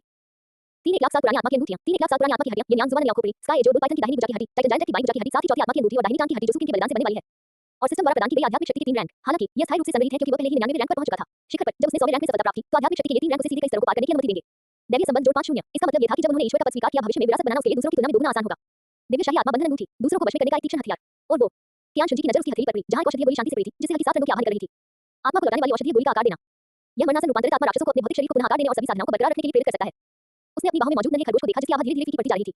हथेली के आकार की, बर्फ जैसी सफेद फर वाली, उसकी चमक फीकी पड़ चुकी थी। उसका शरीर थोड़ा सा कांपा और हर बार कांपने पर उसकी आवाज थोड़ी सी कमजोर होती गई। बलिदान के बाद आत्मा दानव का वास्तविक शरीर पूरी तरह से विलीन हो जाना चाहिए। एक आत्मा के छले और आत्मा की हड्डी में परिवर्तित होकर शून्यता में लौट जाना चाहिए। लेकिन जब सुकिन ने अपने आप को बलिदान कर दिया, तो शुद्ध मातृत्व प्रेम और अपनी बेटी से अलग होने की इच्छा के कारण उसका वास्तविक शरीर वास्तव में पूरी तरह से नष्ट नहीं हुआ, बल्कि एक छोटे से खरगोश में बदल गया। लेकिन बलिदान की प्रक्रिया अपरिवर्तनीय थी और उसकी जीवन शक्ति अभी भी धीरे-धीरे कम हो रही थी। इस नन्हे खरगोश की जल्द ही पूरी तरह से मौत हो जाएगी। तब तक सुकिन का अस्तित्व सचमुच समाप्त हो चुका होगा। ज्ञान चुंजी ने अपनी बाहों में मरते हुए इस नन्हे से जीव को देखा, उसके होठों के कोनों पर एक मुस्कान आ गई। इसे बर्बाद न करें। बिना किसी झिझक के उसने शेपिंग सोल रिटर्निंग मेडिसिन को छोटे खरगोश के मुंह में डाल दिया। दवा की गोली मुंह में जाते ही पिघल गई। पलक झपकते ही एक चमत्कार हुआ। जीवन की वह सांस जो पहले इतनी कमजोर थी लगभग महसूस ही नहीं होती थी, मानो उस पर पॉज़ बटन दबा दिया गया हो। बहने की गति अचानक रुक गई और फिर वो उल्टी दिशा में बहने लगी। एक निशान, एक धुंधली सी लकीर, एक लहर। जो ऊर्जा अभी क्षीण हुई थी, ऐसा प्रतीत हुआ मानो उसे किसी प्रकार का आह्वान मिला हो, जो सभी दिशाओं से एकत्रित होकर उस छोटे खरगोश के शरीर में बेतहाशा प्रवाहित हो रही हो। उसी समय सुनहरी रोशनी की किरणें उभरने लगी। वो प्रकाश पहले तो बहुत मंद था, लेकिन जीवन शक्ति के प्रवाह के साथ वो तेज और तीव्र होता गया। सुनहरी रोशनी ने नन्हे खरगोश के शरीर को पूरी तरह से घेर लिया, जिससे प्रकाश का एक अंडाकार आवरण बन गया। प्रकाश के आवरण की सतह पर दाव शिलालेखों से मिलते जुलते पैटर्न उभरने लगे, जो जटिल और रहस्यमय थे और एक स्पंदित दबाव का संचार कर रहे थे। नियमों की यही शक्ति थी। ये जीवन का पुनर्गठन था। ज्ञान चुंजी ने कोई प्रतिक्रिया नहीं दी, बस चुपचाप देखती रही। लेकिन उसके पीछे युवा और गुई नहीं है। टकराना। उस दबाव के कारण दोनों के कदम पीछे हट गए और बड़ी मुश्किल से अपने पैरों पर संभल पाए। युवा का चेहरा कुछ पीला पड़ गया था और गुई की आंखों में भय की झलक दिखाई दी। आखिरकार उन्हें डॉलरों की उपाधि प्राप्त थी। आज उन्हें एक या दो बार कैसे झकझोरकर वापस आया जा सकता है? क्या उन्होंने इस तरह अपनी सारी प्रतिष्ठा खो दी थी? दोनों ने एक दूसरे की ओर देखा और दोनों की आंखों में बेबसी और विस्मय के भाव दिखाई दिए। ऐसा नहीं था कि वे बहुत कमजोर थे, बल्कि बात ये थी कि पोप जिन चीजों के संपर्क में आए थे, वे पहले ही उनकी समझ से परे थी। 1 लाख वर्ष पुरानी आध्यात्मिक पशु बलि, शारीरिक शरीर को नया रूप देने वाली औषधीय गोली। ये सभी पौराणिक बातें थीं और उन्होंने वास्तव में इसे अपनी आंखों से देखा था। समय बीतने के साथ-साथ सुनहरी रोशनी धीरे-धीरे बदलने लगी। प्रकाश के आवरण के केंद्र से 7 रंगों की रोशनी की एक हल्की किरण निकली, उसके बाद दूसरी किरण, फिर तीसरी किरण। जल्द ही प्रकाश का पूरा आवरण 7 रंगों के प्रकाश से ढक गया। वो प्रकाश इतना चमकीला और पवित्र था, मानो वह नश्वर संसार से संबंधित न हो। 7 रंगों के प्रभामंडल के माध्यम से प्रकाश के आवरण में कुछ धुंधला सा आकार लेता हुआ दिखाई दे रहा था। यह एक मानवाकार आकृति थी। दुबली पतली, कोमल, मां के गर्भ में भ्रूण की तरह मुड़ी हुई। ज्ञान चुंजी प्रकाश के आवरण में घटित हो रही हर चीज को गहरी निगाहों से देख रहा था। सिस्टम द्वारा निर्मित ये वास्तव में असाधारण था। आत्मा को लौटाने वाली औषधीय गोली, इसने न केवल भौतिक शरीर को नया रूप दिया, बल्कि सभी साधनाओं को भी बरकरार रखा। इसका अर्थ ये था कि जब सुकिन प्रकाश के इस आवरण से बाहर आएगी, तब भी वह 1 लाख वर्ष की परिवर्तित आत्मा पशु होगी, जिसमें आत्मा संस्था की शक्ति होगी। शायद और भी अधिक शक्तिशाली। और उसकी आत्मा की अंगूठी और आत्मा की हड्डी पहले ही उसे दी जा चुकी थी।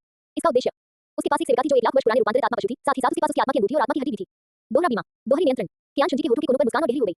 ठीक इसी क्षण मानो कुछ याद आने पर उसने अपना सिर घुमाकर युगवान और बुई मेई की ओर देखा। युगवान, बुई मेई दोनों तुरंत आगे बढ़े और बोले, अधीनस्थ यहाँ हैं। तुम जाओ और आसपास गश्त करो। कियान शुनजी ने उदासीनता से कहा, मेरा यहाँ होना ही काफी है। युगवान और बुई मेई ने एक दूसरे को देखा और एक साथ झुककर प्रणाम किया। जी हाँ, पोप। दोनों ने ज्यादा कुछ नहीं पूछा और जाने के लिए मुड़ गए। वे जानते थे कि कुछ चीजों के लिए जिन चीजों को नहीं देखना चाहिए उन्हें नहीं देखना चाहिए और जिन चीजों के बारे में नहीं पूछना चाहिए उन्हें नहीं पूछना चाहिए। पोप का उनके सामने इतनी सारी बातें उजागर कर पाना अपने आप में बहुत बड़ा विश्वास का प्रतीक था। उन्हें बस अपना काम अच्छे से करना था और यही काफी था। दोनों आकृतियों के घने जंगल में गायब होने का इंतजार करते हुए कियान शुनजी ने अपनी नजरें हटा ली और प्रकाश के साथ रंगों वाले कोकून की ओर वापस देखा। अध्याय 39 पशु आत्मीयता वास्तव में एक अच्छी बात है। प्रकाश के आवरण के भीतर की रूपरेखा धीरे-धीरे और स्पष्ट होती जा रही थी।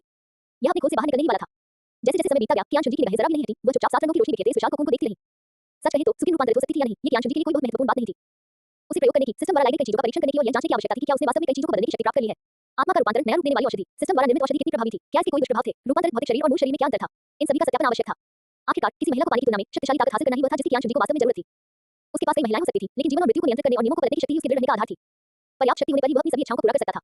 ठीक सुकिन की तरह, जो इस समय उसके सामने एक बड़े कोकून में बदल गई थी। जब तक उसकी ताकत काफी मजबूत थी, वह उसका बलिदान कर सकता था और वह उसे पुनर्जीवित भी कर सकता था। जीवन और मृत्यु को नियंत्रित करना महज एक विचार का मामला था। कियान शुनजी का मन भटकने लगा, उसके विचार लगातार बाहर की ओर फैल रहे थे और वह आगे होने वाली सभी घटनाओं के विकास की योजना बना रहा था और उस पर विचार कर रहा था। वह चाहता था कि स्पिरिट हॉल उसके हाथों में सबसे शक्तिशाली अस्तित्व बन जाए। चाहे वे ऊपरी 3 संप्रदाय हों, निश्चित 4 संप्रदाय हों या 4 महान अकादमियां हों, उन सभी को उसके हाथों में झुकना पड़ेगा। अब क्या करें? फिर बस नेता बदल देना ही काफी होगा, क्या इससे काम नहीं चलेगा? यदि क्लियर स्काई सेट आश्वस्त न हो, तो सेट मास्टर को बदल दें। यदि ब्लू लाइटनिंग टाइरेंट ड्रैगन विरोध करे, तो कबीले के मुखिया को बदल दें। यदि seven treasure glace sky school संकोच करे, तो निम फैंटेसी को निराशा का अनुभव करा दें। जहां तक हेवन दो साम्राज्य और स्टार लुओ साम्राज्य की बात है, कियान शुनजी के होठों पर एक ठंडी घृणा की मुस्कान आ गई। उन तथाकथित शाही परिवारों को देर सवेर उसके सामने घुटने टेकने ही पड़ेंगे। कियान शुनजी ने अपनी आंखें थोड़ी सी खोली, उसके विचार कहीं दूर भटक गए। अचानक, स्नैप! एक तेज आवाज ने उसके विचारों को बाधित कर दिया। उसने शिश की परत से बड़े-बड़े रेशम के कोकून की दिशा में देखा। 7 रंगों वाले प्रकाश के आवरण की सतह पर एक छोटी सी दरार दिखाई दी। ठीक पीछे-पीछे, झट से दरारें मकड़ी की जाली की तरह फैलती जाती हैं और उनकी संख्या, सघनता और आकार लगातार बढ़ता जाता है। ऐसा प्रतीत हुआ मानो पूरा विशाल कोकून बिखरने लगा हो और अंदर से लगातार सांस लेने की आवाज सुनाई दे रही थी। शुरू में सांस लेने की आवाज बहुत कमजोर थी, लेकिन जैसे-जैसे दरारें बढ़ती गईं, वह साफ और मजबूत होती गई। जैसे कोई जीव कोकून से तितली में परिवर्तित होता है, वैसे ही यह भी शक्ति एकत्रित कर रहा था, कोकून से बाहर निकलने की तैयारी कर रहा था। स्नैप! स्नैप! दरारें लगातार बढ़ती और चौड़ी होती गईं। उन दरारों के माध्यम से कियान शुनजी अंदर की चीजों को धुंधला-धुंधला देख सकता था। उस विशाल कोकून के अंदर एक महिला बैठी थी। वो लगभग 20 वर्ष की लग रही थी। उसकी कमर तक लंबे काले बाल झरने की तरह लहरा रहे थे। उसकी त्वचा बर्फ से भी अधिक गोरी थी और उसके चेहरे की बनावट किसी चित्रकार की तरह मनमोहक थी। उसका शरीर नवजात शिशु की तरह मुड़ा हुआ था, उसकी बाहें उसके घुटनों को घेरे हुए थी। ये बिल्कुल सुकिन ही थी। हालांकि इस समय उसकी निगाहें कुछ खोखली सी थीं। उन गहरी काली आंखों में जरा भी चमक नहीं थी, ठीक वैसे ही जैसे कोई नवगठित खून हो जिसमें अभी तक आत्मा का संचार नहीं हुआ हो। कियान शुनजी बिना कोई हरकत किए चुपचाप देखती रही। उसे अवलोकन करने की आवश्यकता थी। इस प्रणाली द्वारा पुनर्निर्मित इस भौतिक शरीर में क्या खास बात थी, इस पर गौर करें। औषधीय गोली। समय पल-पल बीतता जा रहा था। विशाल रेशम के कीड़े के खोल के टुकड़े उतरने लगे और 7 रंगों के अवशेषों के टुकड़े सुकिन के शरीर से फिसलकर जमीन पर गिर गए और प्रकाश के कणों में बदल गए जो धीरे-धीरे विलीन हो गए। सुकिन का शरीर हवा के संपर्क में अधिकाधिक स्पष्ट रूप से आने लगा था। ठीक इसी क्षण, अचानक कियान शुनजी के शरीर से एक हल्की रोशनी निकली। वो रोशनी बहुत कमजोर थी, अगर ध्यान से न देखा जाए तो वह लगभग अदृश्य थी। ये कियान शुनजी की भौहों के बीच से हल्के धुएं के एक गुबार की तरह निकला और सुकिन की दिशा में बहने लगा। फिर वो उसके शरीर में समाहित हो गया। कियान शुनजी थोड़ा चौंक गया। ये है पशु संबंध। उसे सिस्टम से मिलने वाला इनाम याद था।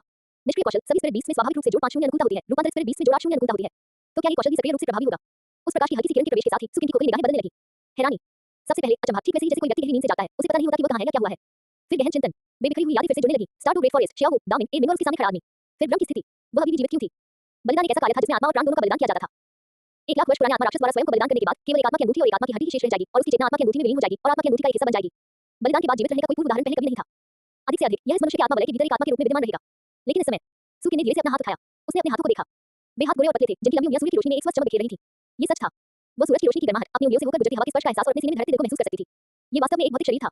ये भ्रामक नहीं था, काल्पनिक नहीं था, आत्मा द्वारा संग्रहित कोई पेट नहीं था। यह एक ठोस, सजीव, वास्तविक भौतिक शरीर था। सुकिन की आंखों में आंसू भर आए। उसे अचानक रोने का मन हुआ। जब वह 1 लाख वर्ष की हुई, तो उसने एक भयावह रास्ता चुना, रूपांतरण। 1 लाख साल के आध्यात्मिक प्राणी के लंबे जीवन काल को बनाए रखने के बजाय देवता बनने की उम्मीद में कुछ 100 साल का समय दांव पर लगाना। इससे ये स्पष्ट होता है कि शुरुआत से ही सुकिन के अपने विचार और अपने लक्ष्य थे। वो देवी बनना चाहती थी। वो ये देखना चाहती थी कि इस दुनिया के ऊंचे स्थान वास्तव में कैसे होते हैं। लेकिन अब सब कुछ बदल चुका था। उसने स्वयं को बलिदान कर दिया था। उसे उस व्यक्ति के लिए खुद को बलिदान करने के लिए मजबूर किया गया जिसने दामिन और एमिंग की हत्या की और श्याओ को बंदी बना लिया। उसे पहले लगा था कि उसकी सारी आकांक्षाएं पूरी तरह से खत्म हो गई हैं। भगवान बना, भविष्य, इन सब बातों का उसे अब कोई लेना देना नहीं रह गया था। लेकिन उसने कभी उम्मीद नहीं की थी, क्या उसे सचमुच अपना भौतिक शरीर वापस मिल जाएगा? और जब उसने अपनी आंखें खोली, तो अप्रत्याशित रूप से उसके सामने कियान शुनजी का चेहरा था। सुकिन ने अपना सिर उठाया और अपने सामने खड़ी कियान शुनजी को देखा। उसका रूप रंग भी वैसा ही था, कठोर, अभिमानी और होठों के कोनों पर एक रहस्यमय मुस्कान की झलक। उसकी आंखें इतनी गहरी थी कि लोगों के लिए ये देखना असंभव था कि वह क्या सोच रहा है। सुकिन को अचानक लगा कि यह सब कुछ थोड़ा वास्तविक है। उसे कियान शुनजी से बेहद नफरत करनी चाहिए। इस व्यक्ति ने दामिन और एमिंग की हत्या कर दी, एमिंग को बलि देने के लिए मजबूर किया और श्याओ को बंधक बना लिया। चाहे किसी भी दृष्टिकोण से देखा जाए, उसे दिल से नफरत करनी चाहिए। लेकिन उसके दिल में इस गहरी भावना को जगाना असंभव क्यों लग रहा था? ये बहुत अजीब था, सचमुच बहुत अजीब। ऐसा लग रहा था मानो कोई अदृश्य शक्ति सूक्ष्म रूप से उसकी भावनाओं को प्रभावित कर रही हो, जिससे उसके लिए इस आदमी के प्रति सच्ची नफरत पैदा करना असंभव हो जाता है। इसके बजाय एक अजीब सी निकटता का एहसास था। सुकिन अपने ही विचार से चौंक गई। उसने जल्दी से अपना सिर नीचे कर लिया, दोबारा कियान शुनजी की आंखों में देखने की हिम्मत नहीं कर रही थी। कियान शुनजी ने उसकी सभी प्रतिक्रियाओं को गौर से देखा और उसके होठों के कोनों पर मुस्कान और गहरी हो गई। पशु संबंध, ये वाकई अच्छी बात है। अध्याय 40, क्या वे जानबूझकर मेरे मूर्ख बनने का इंतजार कर रहे हैं? कियान शुनजी ने अपने हाथों को देखा और अपने शरीर के भीतर नवजात हल्की सी शक्ति के उतार-चढ़ाव को महसूस किया। क्या ये बीस्ट एफिनिटी का प्रभाव है? ये वास्तव में इतना शक्तिशाली था कि इसने सुकिन की प्रतिक्रिया को भी इतना जबरदस्त बना दिया। इससे कियान शुनजी काफी हैरान हो गया। कियान शुनजी स्पष्ट रूप से महसूस कर सकता था कि उसे उत्पन्न होने वाले अदृश्य उतार-चढ़ाव सुकिन की भावनाओं को अप्रत्यक्ष रूप से प्रभावित कर रहे थे। उस तरह का प्रभाव न तो जबरदस्ती था, नहीं नियंत्रण, बल्कि एक मौन और सूक्ष्म मार्गदर्शन था। इससे उसे उसकी प्रति निकटता का एहसास हुआ, जैसे उसकी शत्रुता अनजाने में ही दूर हो गई। ये बिल्कुल प्राकृतिक आकर्षण के आभामंडल जैसा था, फिर भी यह आकर्षण से कहीं अधिक उच्च स्तर का था और इसका विरोध करना और भी कठिन था। यदि ऐसा था, तो उस दैवीय संबंध का क्या हुआ? कियान शुनजी की आंखों में विचार की एक झलक दिखाई दी। बीस्ट एफिनिटी का उद्देश्य स्पिरिट बीस्ट के लिए था, जबकि डिविनिटी एफिनिटी का उद्देश्य डिविनिटीज के लिए था। यदि दैवीय संबंध को भी इस तरह से देखा जा सकता है तो क्या इसका मतलब यह है कि जब तक ज्ञान शुद्धि चाहेगा सभी देवताओं का उसके प्रति दृष्टिकोण अलग अलग होगा। देवदूत देवता, असुर देवता, राक्षस देवता, समुद्र देवता, क्या उन महान और शक्तिशाली सत्ताओं, उन देवताओं को जो मनुष्य के भाग्य पर प्रभुत्व रखते थे, उनके सामने आने पर स्वाभाविक मित्रता का एक अतिरिक्त अंश भी महसूस होगा? क्या वे उसे विरासत उत्तराधिकारी के रूप में चुनने की अधिक संभावना रखते हैं? ज्ञानचंद जी ने अपने हाथ की ओर देखा, उसके होठों के कोने पर एक मोहक मुस्कान आ गई। यह मुस्कान सुकिन की आंखों में समा गई और असीम रूप से बढ़ गई। कितनी प्यारी मुस्कान! यह अवश्य ही गलत। सुकिन ने अपना सिर जोर से हिलाया और उस खतरनाक विचार को जबरदस्ती रोक दिया। यह मामला स्पष्ट रूप से असामान्य था। वह भला कैसे सोच सकती थी कि दामिनी और एमिन की हत्या करने वाला व्यक्ति अच्छा इंसान हो सकता है? लेकिन वह एहसास इतना वास्तविक और इतना स्वाभाविक था, मानो ये स्वाभाविक रूप से ऐसा ही होना चाहिए था। सुकिन गहरे विरोधाभास में फंस गई। ऐसा लगता है कि आपने अपना मानवीय रूप पूरी तरह से पुनः प्राप्त कर लिया है। बहुत बढ़िया, और यह व्यर्थ नहीं गया। ज्ञानचंद जी की आवाज सुनाई दी, जिसने उसे उसके अशांत विचारों से वापस वास्तविकता में ला दिया। उसने सुकिन की ओर देखा, उसके होठों के कोने एक कटु मुस्कान में बदल गए। मैंने तुम्हें जो अच्छी चीज दी थी, वह व्यर्थ नहीं गई। सुकिन ने अपनी आंखें चौड़ी कर ली। ये सही है। उसने स्पष्ट रूप से स्वयं को बलिदान कर दिया था और उसकी आत्मा की अंगूठी और आत्मा की हड्डी दोनों ज्ञानचंद जी को दे दी गई थी। सैद्धांतिक रूप से उसे पूरी तरह से विलीन हो जाना चाहिए था। लेकिन अब क्या वह सचमुच मानव रूप में परिवर्तित हो सकती है? और यह कोई आत्मा का रूप नहीं था, बल्कि एक वास्तविक हाड़-मांस का प्राणी था। क्या ऐसा हो सकता है कि उससे पहले कि ज्ञानचंद जी ने वास्तव में उसे कोई साधारण अवसर प्रदान किया हो? बस यही वजह। क्यों? वह ऐसा क्यों करेगा? क्या उसे सब कुछ लेकर सब कुछ खत्म नहीं कर देना चाहिए था? सुकिन की आंखों में असमंजस साफ झलक रहा था। वह कुछ पूछने के लिए अपना मुंह खोलना चाहती थी, लेकिन उसने देखा कि ज्ञानचंद जी पहले से ही कदम दर कदम उसकी ओर बढ़ रही थी। एक कदम, दो कदम, तीन चरण। इससे पहले कि वह कोई प्रतिक्रिया दे पाती, ज्ञानचंद जी उसके सामने आ चुका था, उसके चेहरे के विभिन्न जटिल भावों की प्रशंसा करते हुए, और फिर उसने अपना हाथ उसकी कमर की चारों ओर लपेटकर उसे अपनी ओर खींच लिया। एक पल में सुकिन को केवल इतना ही महसूस हुआ कि किसी कोमल शरीर ने उसे थाम रखा है। नहीं, असल में उसे ही थाम रखा गया था। ज्ञानचंद जी की बाहें मजबूत और गर्म थीं, और उसकी कमर पर लेटा हुआ हाथ इतना पतला था कि उसे एक मुट्ठी में समाया जा सकता था। उसकी हथेली की गर्मी उसकी त्वचा से होकर गुजर रही थी, जिसमें आक्रामकता का एक अवर्णनीय भाव समाया हुआ था। और क्योंकि ज्ञानचंद जी ने उसे अपनी ओर खींच लिया था, इसलिए सुकिन का सिर संयोगवश उसकी छाती से दब गया। धप धप धप, वह दिल की धड़कन की आवाज थी। दृढ़, शक्तिशाली, निर्विवाद आत्मविश्वास से भरपूर और साथ ही एक प्रकार की अवर्णनीय सुरक्षा की भावना से परिपूर्ण। सुकिन को दिल की धड़कन सुनाई दे रही थी, जो ढोल की थाप की तरह एक-एक करके उसके दिल पर दस्तक दे रही थी। उसने अकड़कर अपना सिर उठाया और ज्ञानचंद जी की गालों को देखा। ये पहली बार था जब उसने इस चेहरे को इतनी ध्यान से देखा था। वह भी वही गंभीर चेहरा था, वही गहरी आंखें थीं, वही हल्की सी मुस्कान थी। लेकिन इस समय उसकी आंखों में कुछ और भी था। अचानक सुकिन के दिल में धड़कन की एक हल्की सी अनुभूति हुई। वह धड़कन बहुत हल्की और मंद थी, लेकिन वह वास्तव में मौजूद थी। हे हे! ज्ञानचंद जी हल्के से हंसा। उसकी हंसी उसके सीने से निकली, जिससे सुकिन का गाल, जो उसके सीने से सटा हुआ था, कांप उठा। पहले मेरे साथ वापस आओ, उसने कहा और फिर उसका हाथ छोड़ दिया। सुकिन थोड़ी हैरान रह गई और उसके मन में थोड़ी सी झिझक भी जाग उठी। तुरंत ही वह अपने ही विचार से चौंक गई। ठीक है, इसे पहन लो। ज्ञानचंद जी ने अपने आध्यात्मिक उपकरण से कपड़े का एक टुकड़ा निकाला और लापरवाही से उसे सुकिन पर फेंक दिया। वह हल्की बैंगनी रंग की एक लंबी पोशाक थी, जो मुलायम कपड़े उत्कृष्ट कारीगरी और उस पर कढ़ाई किए हुए कुछ छोटे चांदी के फूलों से बनी थी। सुकिन ने अनजाने में ही इसे महसूस कर लिया, जैसे ही उसकी उंगलियां कपड़े को छुईं। वह जम सी गई। शरीर पर कपड़ों का स्पर्श महसूस करना, नहीं, बल्कि कपड़ों के स्पर्श का अभाव महसूस करना। सुकिन का चेहरा पल भर में लाल हो गया। खुद, कुछ नहीं, कपड़े पहनना। वह अचानक पीछे हट गई और अपने शरीर को देखने लगी। गोरी त्वचा, आकर्षक सुडौल शरीर, पतली कमर, सुडौल टांगें। खैर, वास्तव में कुछ भी नहीं। सुकिन का चेहरा इतना लाल हो गया था कि मानो उसे खून टपक रहा हो। उसने हड़बड़ी में वह लंबी पोशाक पहनी, उसकी हरकतें किसी सहमे हुए हिरण के बच्चे की तरह घबराहट भरी थी। आखिरकार कपड़े अच्छे से पहनने के बाद उसने अपना सिर उठाया और ठीक उसी समय ज्ञानचंद जी की आधी मुस्कुराती हुई निगाहें उस पर पड़ी। उस निगाह में स्पष्ट रूप से चिढ़ाने और चंचलता का भाव था, मानो वह किसी दिलचस्प तस्वीर की सराहना कर रही हो। तुमने मुझे शुरू से क्यों नहीं बताया? सुकिन ने गुस्से से कहा। उसके लहजे में एक नकली झिझक थी जिसे उसने खुद भी महसूस नहीं किया था। ज्ञानचंद जी ने मासूमियत भरे चेहरे से कंधे उचकाते हुए कहा, क्या मैंने भी शुरू में इस पर ध्यान नहीं दिया था? सुकिन ने उसे घूर कर देखा। वह खंडन करना चाहती थी, लेकिन कुछ कह नहीं पा रही थी। शुरुआत में वह भी अभी प्रकाश के आवरण से बाहर निकली थी और उसका पूरा शरीर स्तब्ध था। भला वह इस बात पर ध्यान कैसे दे सकती थी? और वो भी, उसने यह बात बहुत पहले ही देख ली थी, लेकिन जानबूझकर कुछ नहीं कहा, बस उसे खुद को मूर्ख बनाते देखने का इंतजार करता रहा। सुकिन ने अपने होंठ काट लिए, उसके दिल में एक जटिल भावना उमड़ रही थी। झुंझलाहट, शर्मिंदगी और यहाँ तक कि थोड़ी-सी एक असामान्य धड़कन जिसे वह स्वयं भी स्वीकार करने को तैयार नहीं थी। उनकी बातचीत के साथ-साथ चारों ओर की रोशनी धीरे-धीरे कम होने लगी। वह विशाल रंगीन प्रकाश का आवरण अपना मिशन पूरा कर चुका था और धीरे-धीरे विघटित होने लगा। ये तारों की रोशनी की तरह पावे के किरणों में बदल गया, हवा में तैरने लगा और अंततः पूरी तरह से गायब हो गया। मानो अभी जो कुछ हुआ वह सब एक सपना था। जब उसके दिल की आधी से ज्यादा शर्म दूर हो गई, तो सुकिन ने हिम्मत करके अपना सिर फिर से उठाया और ज्ञानचंद जी की ओर देखा। वह भी उसी तरह देख रहा था, वही खड़ा होकर शांत आंखों से उसे देख रहा था। सुकिन ने अपनी निगाहें हटा ली और दूसरी दिशाओं में देखने लगी। उसके पीछे दामिनी और एमिन के शवों के अवशेष बचे थे। आध्यात्मिक शक्ति से चूर-चूर हो चुके वे मांस और रक्त धूल में बदल गए थे, केवल कुछ बिखरे हुए मदई जमीन पर पड़े रह गए थे। आसपास की टूटी हुई लकड़ियां, गहरे गड्ढे, झुलसी हुई धरती, सब कुछ खामोशी से अभी युद्ध के आतंक को बयां कर रहा था। उन निशानों को देखकर सुकिन की आंखों में सहन करने की अनिच्छा और क्रोध की झलक दिखाई दी। अध्याय 41 मेरे निजी सचिवों में से एक के रूप में। यही वह व्यक्ति था जिसने उन्हें मारा, जिसने दामिनी और एमिन को मारा। उसने स्वयं 2 लाख वर्ष पुराने आत्मा राक्षसों का जीवन समाप्त कर दिया, उनके आत्मा के छल्ले और आत्मा की हड्डियां छीन ली और उन्हें इस दुनिया से पूरी तरह से गायब कर दिया। लेकिन सुकिन ने दूसरी ओर देखा। वहां थोड़ी ही दूर पर ज़ियाओ चुपचाप जमीन पर लेटी हुई थी। उसका छोटा सा शरीर गेंद की तरह से उड़ा हुआ था और उसकी बस जैसी सफेद फर हवा में धीरे-धीरे कांप रही थी। उसकी सांसों की हल्की-हल्की आवाज लगातार आ रही थी, जिससे साफ पता चल रहा था कि वह सो गई है। या यूं कहें कि वह बेहोश थी। सुकिन की निगाहें तुरंत नम पड़ गईं। जियोगु। उसने एक हल्की सी चीख निकाली, जल्दी से शियाओगु के पास गई और नीचे बैठ गई। उसने अपना हाथ आगे बढ़ाया और धीरे से शियाओगु के शरीर पर मौजूद फर को सहलाया। स्पर्श अभी भी कोमल था, अभी गर्म था। उसकी बेटी अभी भी जीवित थी, अभी भी सुखी जीवन जी रहे हैं। सुकिन की आंखों में आंसू भर आए। खैर, कम से कम ज़ियाओगु तो जिंदा थी, इतना ही काफी था। अपनी बेटी के फर को सहलाते हुए वो उसके चेहरे के भावों को देख रही थी, मानो वो किसी सपने में खो गई हो, और उसके होठों के कोनों को देख रही थी जो समय-समय पर चटकते थे। सुकिन ने गहरी सांस ली, उसकी आंखों में दर्द और कोमलता का एक अंश झलक रहा था। कम से कम उसकी बेटी तो स्वतंत्र थी, उसे कैद में नहीं रखा जाएगा, उसे जेल में नहीं डाला जाएगा और उससे भी बढ़कर वो उसकी तरह किसी और की जागीरदार नहीं बनेगी। बेशक इसकी कीमत खुद वह थी। हालांकि इस परिणाम के लिए सुकिन को कोई शिकायत या अफसोस नहीं था। हर चीज की कोई ना कोई कीमत चुकानी पड़ती है और आज सुकिन द्वारा चुकाई गई कीमत साधारण रूप से बहुत बड़ी थी। चाहे वह दामिनी और एमिन की मृत्यु हो, उसका स्वयं का बलिदान हो या उसके बाद कोई भी स्वतंत्रता हो। लेकिन सुकिन ने अपनी मुट्ठियां भींच लीं। जब तक ज़ियाओगु जीवित रह सकता था, वह अच्छे से जी सकता था, स्वतंत्र रूप से जी सकता था। सब कुछ सार्थक था, यही उसका एकमात्र भावनात्मक सहारा था। उसने अपनी बेटी को आखिरी बार देखा और उसकी छवि को अपने दिल में गहराई से बसा लिया। फिर उसने उसका हाथ छोड़ा, खड़ी हुई और ज्ञानचंद जी की ओर चलने लगी। शांत जंगल में कदमों की आहट साधारण रूप से स्पष्ट सुनाई दे रही थी। हर कदम ऐसा लग रहा था मानो किसी अनजान मंजिल की ओर बढ़ रहे हों। क्या गलत? ज्ञानचंद जी ने उसे आते हुए देखा, सीने पर हाथ बांधे, बस चुपचाप उसे निहारता रहा। उसका हाव-भाव सहज और शांत था, मानो सब कुछ उसकी अपेक्षाओं के अनुरूप हो। सुकिन उसके सामने रुक गई, उसने अपना सिर उठाया और उसकी आंखों में देखने लगी। उसकी गहरी पुतलियों में उसकी आकृति प्रतिबिंबित हो रही थी। तुमने मुझसे वादा किया था, उसकी आवाज बहुत शांत थी, लेकिन अगर आप ध्यान से सुनते तो उसमें छिपी हुई घबराहट सुनाई देती। जब तक मैं तुम्हारे लिए बलिदान नहीं देती, तुम शियाओगु को जाने दोगे। यही उसके द्वारा किए गए हर काम का मूल कारण था और यही उसकी वजह भी थी। अगर ज्ञानचंद जी अपने वचन से मुकर गया, उसे नहीं पता था कि वह क्या करेगी। ये तो स्वाभाविक ही है। ज्ञानचंद जी ने सिर हिलाया, उनका लहजा इतना सहज था मानो वे आज के मौसम के सुहावने होने के बारे में बात कर रहे हों। मुझ जैसे व्यक्ति के लिए ईमानदारी हमेशा सर्वथा सर्वोपरि रही है। सुकिन उसे घूरती रही, उसकी आंखों से कुछ देखने की कोशिश करती रही, लेकिन वे आंखें पानी की तरह शांत थीं, उनमें कोई हलचल नहीं थी। उसे कुछ भी दिखाई नहीं दे रहा था, लेकिन किसी कारणवश उसने विश्वास करना चुना। शायद बीस एनर्जी के प्रभाव के कारण, शायद इसलिए कि उसके पास कोई और विकल्प नहीं था, या शायद केवल इसलिए कि उसे विश्वास करने की आवश्यकता थी। यह अच्छी बात है। सुकिन ने अपनी कसकर बंधी मुट्ठियां ढीली कर दी, मानो वह पूरी तरह से तनावमुक्त हो गई हो। मुझे विश्वास है कि तुम अपना वादा निभाओगे। उसने अपना सिर उठाया और फिर से ज्ञानचंद जी की ओर देखा। उसके लंबे काले बाल झरने की तरह कमर तक लटके हुए थे, जो हल्की हवा में धीरे-धीरे लहरा रहे थे। उसकी त्वचा बर्फ से भी अधिक गोरी थी और उसके चेहरे की बनावट किसी चित्रकारी की तरह मनमोहक थी। पत्तियों के बीच से छनकर आती धूप उसके शरीर पर धब्बेदार रोशनी और छाया डाल रही थी, जिससे उसका पूरा चेहरा दमक रहा था। वो बस कियान शुनजी को उसी तरह घूरती रही, उसकी निगाहें जल थी, मानो वो खुद पर कोई वैचारिक काम कर रही हो। तो मेरे साथ आइए, कियान शुनजी ने हल्की सी मुस्कान बिखेरी, 2 कदम आगे बढ़ी और सुकिन के सामने आकर बोली, स्पिरिट हॉल में शामिल हो जाओ। सुकिन ने गहरी सांस ली। स्पिरिट हॉल में शामिल होना, इसका क्या मतलब था? इस बारे में वो बिल्कुल स्पष्ट थी। इसका मतलब ये था कि अब से वो स्पिरिट हॉल की सदस्य बन चुकी थी। इसका मतलब ये था कि उसे अपने सामने खड़े व्यक्ति के आदेशों का पालन करना होगा। इसका मतलब ये था कि वह अतीत को पूरी तरह से अलविदा कह देगी और एक बिल्कुल अनजान भविष्य का स्वागत करेगी। लेकिन उसके पास कोई विकल्प नहीं था। सुकिन धीरे से एक घुटने पर बैठ गई, अपना सिर नीचे झुकाया, उसकी आवाज शांत और स्पष्ट थी। पोपो नमस्कार। कियान शुनजी ने उसकी ओर नीचे देखा। सूर्य की रोशनी उसके पीछे से आ रही थी, मानो उसके चेहरे पर सुनहरी चमक बिखेर रही हो। सुकिन उसके सामने घुटनों के बल बैठी थी, उसके लंबे बाल नीचे लटक रहे थे, उसके गाल के आधे हिस्से को ढके हुए थे, केवल उसका सुंदर चेहरा और थोड़ी कांपती पलकें ही दिखाई दे रही थी। ये दृश्य किसी तीर्थयात्रा के समान था, काफी उचित। कियान शुनजी ने अपना हाथ बढ़ाया और सुकिन को जमीन से ऊपर खींच लिया। उसकी हथेलियां चौड़ी और गर्म थीं। जब उसने सुकिन का हाथ पकड़ा, तो उसकी धड़कन अचानक रुक गई। चूंकि तुमने पहले ही फैसला कर लिया है, तो अब से तुम मेरी ही हो। कियान शुनजी ने उसकी आंखों में सीधे देखते हुए एक शब्द कहा, तुम्हें याद रखना चाहिए, मैं तुम्हें स्पिरिट हॉल में इसलिए शामिल नहीं कर रहा हूं कि तुम कुछ काम करो। सुकिन थोड़ी चौंक गई, कुछ काम न करने के लिए। तब बस एक बात याद रखना, कियान शुनजी की आवाज गहरी और मोहक थी। सुकिन के मन में एक विचार कौंधा, लेकिन उसने उस पर ज्यादा सोचने की हिम्मत नहीं की। वो चुपचाप उसकी ओर देखती रही, बाकी की प्रतीक्षा करती रही। कियान शुनजी के होठों के कोने एक मनमोहक मुस्कान में बदल गए। मेरे निजी सचिवों में से एक होने के नाते आपको बस मेरा अच्छे से ख्याल रखना होगा। उसकी निगाहें उसके चेहरे से नीचे उतरकर स्पष्ट प्रशंसा के भाव से उसके पूरे शरीर पर घूम गईं। ये वाला फिर भी काफी अच्छा था। सुकिन को उसकी निगाहों का एहसास हुआ। उस निगाह में मानो गहराई थी, जो उसकी गाल से गर्दन से छाती तक, फिर छाती से कमर तक और अंत में लंबी पोशाक में लिपटी उसकी टांगों पर टिक गई। एक पल के लिए उसे ऐसा लगा मानो उसका पूरा शरीर आर-पार देखा जा रहा हो। सुकिन का चेहरा पल भर में लाल हो गया। अचेतन रूप से वो उसकी निगाह से बचने के लिए एक कदम पीछे हटना चाहती थी, लेकिन जैसे ही उसका पैर हिला, उसे कुछ याद आ गया। अब वो उसकी थी, वो स्पिरिट हॉल की निवासी थी, वो उनकी निजी सचिव थी। सुकिन ने अपने दांत भींच लिए, पीछे हटने की इच्छा को जबरदस्ती दबाते हुए, और इसके बजाय कदम आगे बढ़कर सीधे कियान शुनजी की आंखों में देखने लगी। उन गहरी आंखों में आश्चर्य और चंचलता का भाव झलक रहा था। मुझे पता है। सुकिन का चेहरा लाल हो गया, उसकी आवाज मच्छर की गिनगिनाहट जितनी धीमी हो गई। बेशक वो कियान शुनजी का मतलब समझ गई थी। व्यक्तिगत सचिव, उसका अच्छे से ख्याल रखना। इन शब्दों का पर्दे के पीछे क्या अर्थ था, ये बात वो नहीं समझती थी। लेकिन अब उसके पास बचने का कोई रास्ता नहीं बचा था, क्योंकि उसने ये रास्ता चुना था, इसलिए वो केवल इसी पर चल सकती थी। कियान शुनजी ने उसे दिखावटी संयमित मुद्रा में देखा, जबकि उसके कान पूरी तरह से लाल हो गए थे और उसके होठों के कोनों पर मुस्कान और गहरी होती जा रही थी। उसने अपना हाथ आगे बढ़ाया और धीरे से उसकी ठोड़ी को ऊपर उठाया। सुकिन का शरीर थोड़ा कांप गया, लेकिन उसने पीछे हटने की कोशिश नहीं की। बहुत अच्छा, उन्होंने धीरे से कहा, आज आपने जो चुनाव किया है उसे याद रखना। सुकिन ने बिना कुछ बोले उसकी आंखों में देखा, लेकिन उसकी आंखों की चमक ने सब कुछ स्पष्ट कर दिया था। कियान शुनजी ने उसका हाथ छोड़ दिया और दूर देखने के लिए मुड़ गई। चलो, वापस जाने का समय हो गया है। अध्याय 42वां। सुकिन ने उसकी निगाहों की दिशा में देखा। दूर से युद्ध और रुई की आकृतियां धुंधली सी दिखाई दे रही थी, जो चारों ओर पहरा दे रही थी। एक सफेद और एक काले वस्त्रों में वे दोनों इस अराजक युद्ध क्षेत्र में द्वारपालों की जोड़ी की तरह लग रही थी, मानो इस क्षेत्र को पूरी तरह से सील कर रही हो। कुछ दूरी पर ज़ियाओ वो अभी भी जमीन पर लेटी हुई गहरी नींद में सो रही थी। उसका छोटा सा शरीर गेंद की तरह सिकुड़ा हुआ था और उसकी बर्च जैसी सफेद फर उसकी सांसों के साथ धीरे-धीरे ऊपर नीचे हो रही थी। उसके होठों के कोने हल्के से ऊपर उठे हुए थे, मानो वो कोई मीठा सपना देख रही हो। सुकिन की निगाह अपनी बेटी पर पड़ी, उसकी आंखों में जज्बाएं भरी हुई थी। उसे यह नहीं पता था कि जब वो जागेगी, तब तक सब कुछ बदल चुका होगा। माँ अब इस दुनिया में नहीं थी। दामिंग और एमिंग भी अब यहाँ नहीं थे। वह इस दुनिया का अकेले सामना करेगी। सुकिन ने गहरी सांस ली और खुद को दूसरी तरफ देखने के लिए मजबूर किया। अगर उसने एक और बार भी देखा, तो उसे डर था कि वो खुद को रोक नहीं पाएगी और दौड़कर अपनी बेटी को कसकर गले लगा लेगी। लेकिन वह ऐसा नहीं कर सकी। इसके बदले में उसे यही कीमत चुकानी पड़ी। वो कियान शुनजी के पज्जनों पर कदम दर कदम चलती हुई अपनी बेटी की दिशा से दूर जाने लगी। पोप कियान शुनजी को पास आते देख युवक ने तुरंत अपनी रक्षात्मक मुद्रा छोड़ दी, मुड़कर आदरपूर्वक प्रणाम किया। उसकी दृष्टि कियान शुनजी पर पड़ी, जिससे पुष्टि हो गई कि उन्हें कोई चोट नहीं आई है, और फिर उसकी बगल में बैठी सुकिन पर पड़ी। उसकी आंखों में चंदन की झलक दिखाई दी। पोप भूमि ने भी इसी तरह जवाब दिया। उसकी आवाज रहस्यमयी और डरावनी बनी रही। उसकी नजर भी सुकिन पर पड़ी, लेकिन उसने तुरंत नजरें हटा ली, मानो ये वहां से कसरी नजर हो। हम वापस जा सकते हैं, कियान शुनजी ने उदासीनता से कहा। हाँ, युवक ने सिर हिलाया, फिर जैसे कुछ याद आया हो, पास ही इशारा करते हुए पूछा, उसके बारे में क्या? वो शियाओ का जिक्र कर रहा था। वह अभी भी बेहोश थी और जो कुछ भी होने वाला था उसे पूरी तरह अनजान थी। सुकिन कुछ नहीं बोली, लेकिन अचानक उसकी मुट्ठियां कसकर बंद हो गईं और उंगलियों की जोर सफेद पड़ गए। उसने शांत रहने की पूरी कोशिश की, लेकिन उसके हल्के कांपते कंधे उसकी खामी को उजागर कर गए। कियान शुनजी ने शियाओ की दिशा में एक नजर डाली। वो नन्हा सा रोएंदार खरगोश इस समय खंडहरों में चुपचाप पड़ा था, मानो तूफान से मुरझाया हुआ एक छोटा सा सफेद फूल हो। उसे जाने दो, उसने अपनी निगाहें हटा ली, उसका लहजा सामान्य था, उसे यहीं अकेले रहने दो। खैर, अभी वह समय नहीं आया था जब ज़ियाओ इसे 1 लाख वर्षों तक उगाएं, इसकी फसल काटने में कभी देर नहीं होगी। सुकिन का तनावग्रस्त शरीर थोड़ा शिथिल हो गया, उसकी आंखों में कृतज्ञता की एक झलक दिखाई दी। हालांकि वो जानती थी कि कियान शुनजी ने शियाओ को सिर्फ इसलिए जाने दिया क्योंकि शियाओ अभी पर्याप्त योग्य नहीं थी, लेकिन कम से कम उसकी बेटी बच गई। जी हाँ, पोप भूमि ने सिर हिलाया। युवक और भूमि ने एक दूसरे की ओर देखा, फिर चुपचाप कियान शुनजी के कदमों के पीछे चल दिए। सुकिन ने शियाओ की ओर अंतिम नजर डालने के लिए पीछे मुड़ा, उसके होंठ धीरे से हिले और उसने चुपचाप एक वाक्य कहा। फिर वो मुड़ी और कियान शुनजी के साथ जंगल से बाहर चली गई। 1 कदम, 2 कदम, 3 चरण।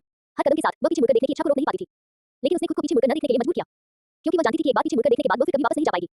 समूह के सदस्यों की आकृतियां धीरे-धीरे दूर होती चली गईं और अंततः घने जंगल की गहराई में गायब हो गईं। पीछे केवल तबाही युद्ध क्षेत्र और वह नन्ही सी आकृति ही रह गई, जो अभी भी गहरी नींद में सो रही थी। आधे घंटे से भी अधिक समय बाद पत्तियों के बीच से छनकर आती धूप से जमीन पर धब्बेदार रोशनी और छाया पड़ रही थी। हल्की हवा बह रही थी, जो जंगल की वनस्पतियों की अनूठी ताजी सुगंध अपने साथ ला रही थी। जमीन पर लेटी हुई शाओ वो अचानक हिल उठी। उसके कान हल्के से फड़फड़ाए और फिर उसकी आंखें धीरे-धीरे खुल गईं। वे लाल रंग की आंखें थीं, बिल्कुल शुद्ध माटी की तरह, जिनमें इस समय थोड़ी उलझन झलक रही थी। शाओ उठकर बैठ गई और अपने दिमाग को थोड़ा सा साफ करने के लिए उसने अपना सिर हल्के से हिलाया। उसने चारों ओर देखा, उसकी आंखों में संदेह के भाव थे। इस जगह, ये सब इस हालत में कैसे आ गया? मूल प्रशिक्षण मैदान पूरी तरह से गायब हो चुका था, उसकी जगह एक विशाल गहरा गड्ढा बन गया था। गड्ढे की तलहटी की मिट्टी उलट गई थी और चारों ओर बजरी बिखरी हुई थी। आसपास के पेड़ इधर-उधर झुके हुए थे, कुछ जड़ से उखड़ रहे थे, कुछ बीच से टूट गए थे और शाखाएं और पत्तियां हर जगह बिखरी हुई थी। वातावरण में खून की हल्की सी गंध फैली हुई थी, साथ ही आध्यात्मिक शक्ति के उतार-चढ़ाव भी महसूस हो रहे थे। यहाँ क्या हुआ? शाओ ने याद करने की बहुत कोशिश की। उसे अपना प्रशिक्षण शुरू करना याद था और फिर अचानक उसे एक खतरनाक आभा का एहसास हुआ। उसे याद आया कि उसके सामने 3 आकृतियां प्रकट हुई, एक आदमी गहरे सुनहरे रंग के तंग कपड़े पहने हुए था और 2 लोग, एक सफेद और दूसरा काले रंग के कपड़े पहने हुए थे। उसे याद था कि वह हमला करना चाहती थी, लेकिन उस आदमी ने उसे एक ही बार में गिरा दिया था। तब फिर उसे अपनी मां की आवाज सुनाई दी। शाओ की याददाश्त कुछ धुंधली थी, वह हमला इतना जोरदार था कि उसने उसे सीधे बेहोश कर दिया था। उसने अपनी मां की आकृति को खोजने की कोशिश करते हुए चारों ओर देखा। हालांकि यह स्थान नष्ट हो गया था, फिर भी मूल भूभाग को स्पष्ट रूप से पहचाना जा सकता था।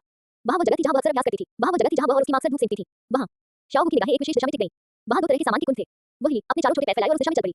करीब आ रहे हैं, स्पष्ट रूप से देखना। वे मांस और रक्त के 2 तालाब थे। शाओ का शरीर अचानक अकड़ गया। वह मांस और रक्त पहले से ही धुंधला और स्पष्ट था, उसकी मूल रूप को पहचानना लगभग असंभव था, लेकिन उस पर मंडराती आभा, वो परिचित आध्यात्मिक शक्ति का उतार-चढ़ाव। शाओ की आंखें पल भर में चौड़ी हो गईं। दामिंग, एडमिंग, उसकी आवाज कांप रही थी, उसमें अविश्वास झलक रहा था। ये दामिंग और एडमिंग का प्रभाव था। वह बचपन से ही दामिंग और एडमिंग के साथ पली बड़ी थी, साथ खेलती और साधना करती थी। वह आंखें बंद करके भी उनकी आभा को पहचान सकती थी। लेकिन अब ये आभाएं मांस और रक्त के 2 कुंडों से जुड़ी हुई थी। शाओ को अपनी रीढ़ की हड्डी से एक सहर उठती हुई महसूस हुई, जो सीधे उसके दिमाग तक पहुंच गई। तो अगर ये दामिंग और एडमिंग के शब्द थे, उसकी अपनी मां के बारे में क्या? शाओ के दिमाग में अनगिनत भयावह हथकड़ी कौंध गईं। दामिंग और एडमिंग की युद्ध शक्ति के बारे में उसे पूरी जानकारी थी। वे स्टारडू ग्रेट फॉरेस्ट के राजा और 1 लाख वर्ष के आध्यात्मिक प्राणियों में सर्वोच्च स्थान रखते थे। यहाँ तक कि जब उसकी मां ने अभी 1 लाख वर्ष की आयु प्राप्त की थी, तब ये कोमल हड्डियों वाले खरगोश की 1 लाख वर्ष की साधना शक्ति टाइटन जायंट एपोड्स का एज और बाइथन के सामने कुछ भी नहीं थी। अब दामिनी और एमिन दोनों की मृत्यु हो चुकी थी। माँ कहाँ थी? माँ कहाँ थी? शाओहू का शरीर कांपने लगा। उसने अचानक अपना सिर घुमाया और उसकी निगाहें खंडहरों में बेचैनी से इधर-उधर खोजने लगी। कोई नहीं था। वहाँ उसकी माँ की कोई तस्वीर नहीं थी। केवल यही हाड़ मांस के बने हुए, केवल यही अवशेष, केवल यही। शाओहू ने आगे सोचने की हिम्मत नहीं की। बूम! उसके शरीर से आध्यात्मिक शक्ति का एक भयानक उतार-चढ़ाव फूट पड़ा। ये शक्ति एक 99,000 वर्ष पुरानी आत्मा प्राणी की थी, जो 1 लाख वर्ष पूरे होने से बस कुछ ही कदम दूर था। आमतौर पर वह इस शक्ति को दबाकर रखती थी क्योंकि उसकी माँ ने कहा था कि उसे इसे नियंत्रित करना सीखना चाहिए। लेकिन अब वह इसे नियंत्रित नहीं कर सकती थी। आध्यात्मिक शक्ति अनियंत्रित धारा की तरह उमड़ पड़ी और बेतहाशा चारों दिशाओं में फैल गई। आसपास की बची उड़ गई, बचे हुए पेड़ जोर से कांपने लगे और जमीन की मिट्टी परत दर परत उखड़ने लगी। शाओहू अपनी जगह पर खड़ी रही, उसका छोटा सा शरीर आध्यात्मिक शक्ति के केंद्र में था, उसकी लाल आंखें दुख और क्रोध से भरी हुई थी। माँ! खंडहरों में एक दर्दनाक और तीखी चीख गूंज उठी। स्तब्ध और भ्रमित। शाओहू को नहीं पता था कि वह कितनी देर से चल रही है और नहीं उसे यह पता था कि वह कहाँ जा रही है। अध्याय 43 बदला लेने की चाहत रखने वाला शाओहू। वो बस कदम दर कदम चलती रही, उसके चार छोटे पैर यंत्रवत रूप से हिलते रहे जैसे ही वह उस जंगल से गुजरी जिसे वह कभी बहुत अच्छी तरह जानती थी और उन पहाड़ियों को पार कर गई जहाँ वह खेला करती थी। उसके आसपास की हर चीज धुंधली हो गई। कभी हरे भरे रहे हुए पेड़, कभी खिलते हुए जंगली फूल, कभी उछल कूद करते हुए नहीं होने जानवर, सब कुछ धुंधला हो गया, मानो पानी की धुंध की एक परत ने उन्हें अलग कर दिया हो। वह इस तथ्य को स्वीकार नहीं कर सकी। एक ही दिन में उसने अपने 3 प्रियजनों को खो दिया था। उसके लिए दामिन, एमिन और परिवार में अब कोई अंतर नहीं रह गया था। वे इतने वर्षों तक साथ रहे थे, साथ पले बड़े थे, साथ खेती की थी और साथ मिलकर इस जंगल की रक्षा की थी। दामिन उसे अपने बैल के सिर पर बिठाकर स्टार लेक में घुमाता था, एमिन नारीपन से उसके लिए सबसे मीठी जंगली फल चुनती थी और फिर खाते समय मुस्कुराहट मुस्कान देती थी। लेकिन अब वे मांस और खून की 2 तालाबों में बदल चुके थे। और माँ, शाओहू की आंखें एक बार फिर लाल हो गईं। वह ये सोचने की हिम्मत नहीं कर पा रही थी कि माँ कहाँ होगी और नहीं वह ये सोचने की हिम्मत कर पा रही थी कि माँ को किन परिस्थितियों का सामना करना पड़ा होगा। वो बस कदम दर कदम चलती रही, मानो जब तक वह चलती रहेगी, तब तक वह भयावह दृश्यों से बच सकेगी। अंततः ज़ियाओ रुक गई। उसकी आंखों के सामने झील का शांत जल विस्तार फैला हुआ था। Star lake. ये वही जगह थी जहाँ दामिन हमेशा से रहता आया था और यह स्काई जो पाइथन कबीले का इलाका भी था। झील का पानी एकदम साफ था, जिसमें आकाश के बादल प्रतिबिंबित हो रहे थे। कभी-कभार झील की सतह पर हल्की हवा चलती, जिससे लहरें उठती और पानी प्रकाश से जगमगा उठता। पहले शाओहू को दामिन के साथ यहाँ खेलना बहुत पसंद था। हर बार जब वह आती, दामिन अपना विशाल बैल जैसा सिर झील से बाहर निकालता, उसे प्यार से देखता और गहरी आवाज में कहता, बड़ी बहन शाओहू, तुम यहाँ हो। लेकिन अब झील की सतह दर्पण की तरह शांत थी। दामिन का कोई अता पता नहीं था। दूर झील के किनारे कुछ छोटे स्काई जो पाइथन ही घूम रहे थे। जब उन्होंने शाओहू को देखा, तो उनकी आंखों में कई तरह के भाव उमड़ आए, विस्मय, भय और यहाँ तक कि थोड़ी सी बेचैनी भी थी। वे सभी जानते थे कि क्या हुआ था। दामिन की मृत्यु हो चुकी थी। एमिन की भी मृत्यु हो चुकी थी। वे इस बात से भली-भांति अवगत थे कि अपने शासक का संरक्षण खोने वाले कबीले को किन परिस्थितियों का सामना करना पड़ेगा।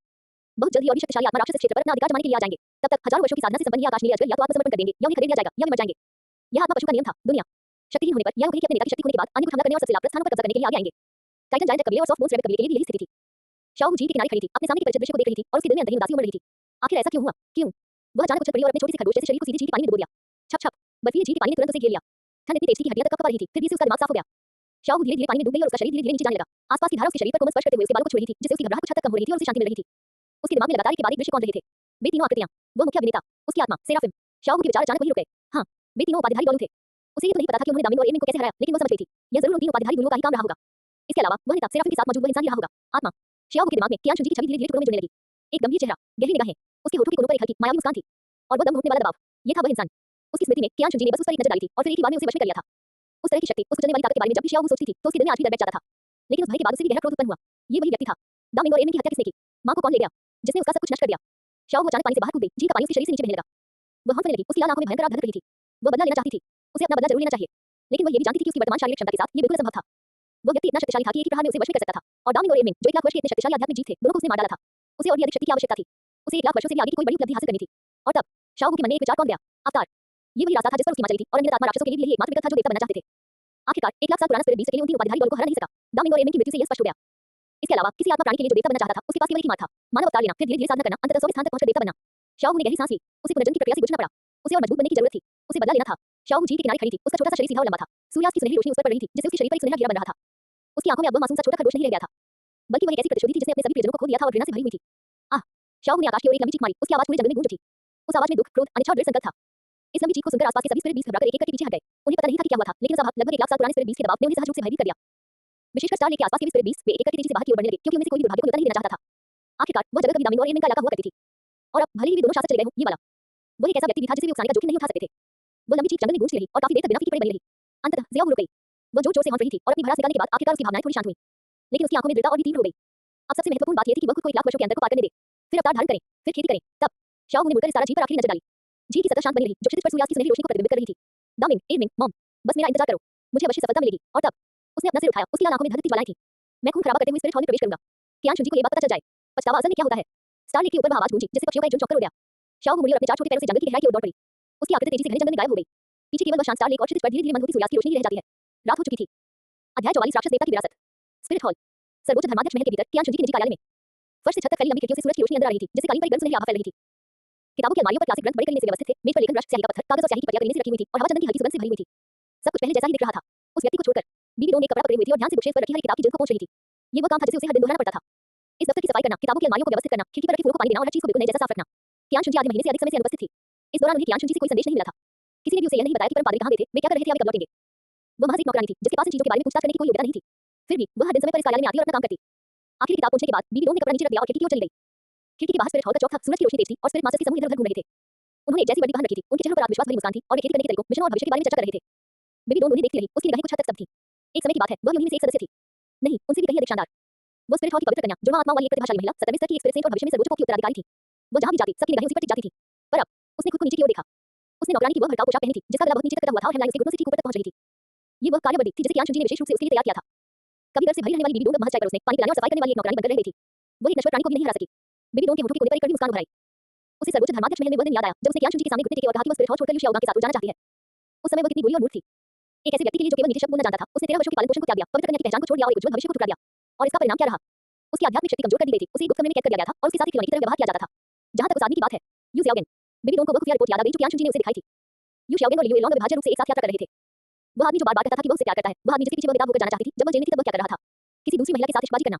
बेबी डोंग ने अपनी आंखें बंद कर ली और गहरी सांस ली। खैर, बेशक उसे इसका पछतावा हुआ। अगर समय पीछे की ओर जा सकता, तो वह कभी भी शब्द नहीं कहती। लेकिन इस दुनिया में पछतावे की कोई दवा नहीं थी। वो केवल अपने स्वयं के चुनाव के परिणामों को ही सहन कर सकती थी। तथापि बेबी डोंग ने अपनी आंखें खोली, जिनमें एक जटिल प्रकाश चमक रहा था। क्या 3 दिनों के दौरान कियान शुनजी द्वारा उस तरह का व्यवहार किए जाने के बाद उसकी मानसिकता में कुछ बदलाव आया प्रतीत होता है? पहले तो गुस्सा आया। वो कियान शुनजी से नफरत करती थी, उससे इसलिए नफरत करती थी क्योंकि उसने उसका सब कुछ नष्ट कर दिया था। फिर भय उत्पन्न हुआ। वो व्यक्ति इतना शक्तिशाली था कि लोगों को हताश कर देता था। उसके सामने वो विरोध करने के बारे में सोच भी नहीं सकती थी। फिर सुन्नपन छा गया। दिन ब दिन कैद में रहने और दिन ब दिन अपमान सहने से धीरे-धीरे उसकी भावनाएं कमजोर होती चली गई। हालांकि हाल ही में उसने पाया कि कियान शुनजी के प्रति उसकी भावनाएं बदलने लगी थी। वह आदमी बहुत भयानक था, लेकिन वह बहुत शक्तिशाली भी था। उसकी शक्ति ने सबको उसके सामने सिर झुकाने पर मजबूर कर दिया। उनके दबंग स्वभाव के कारण हर तरह का प्रतिरोध हास्यास्पद लगता था।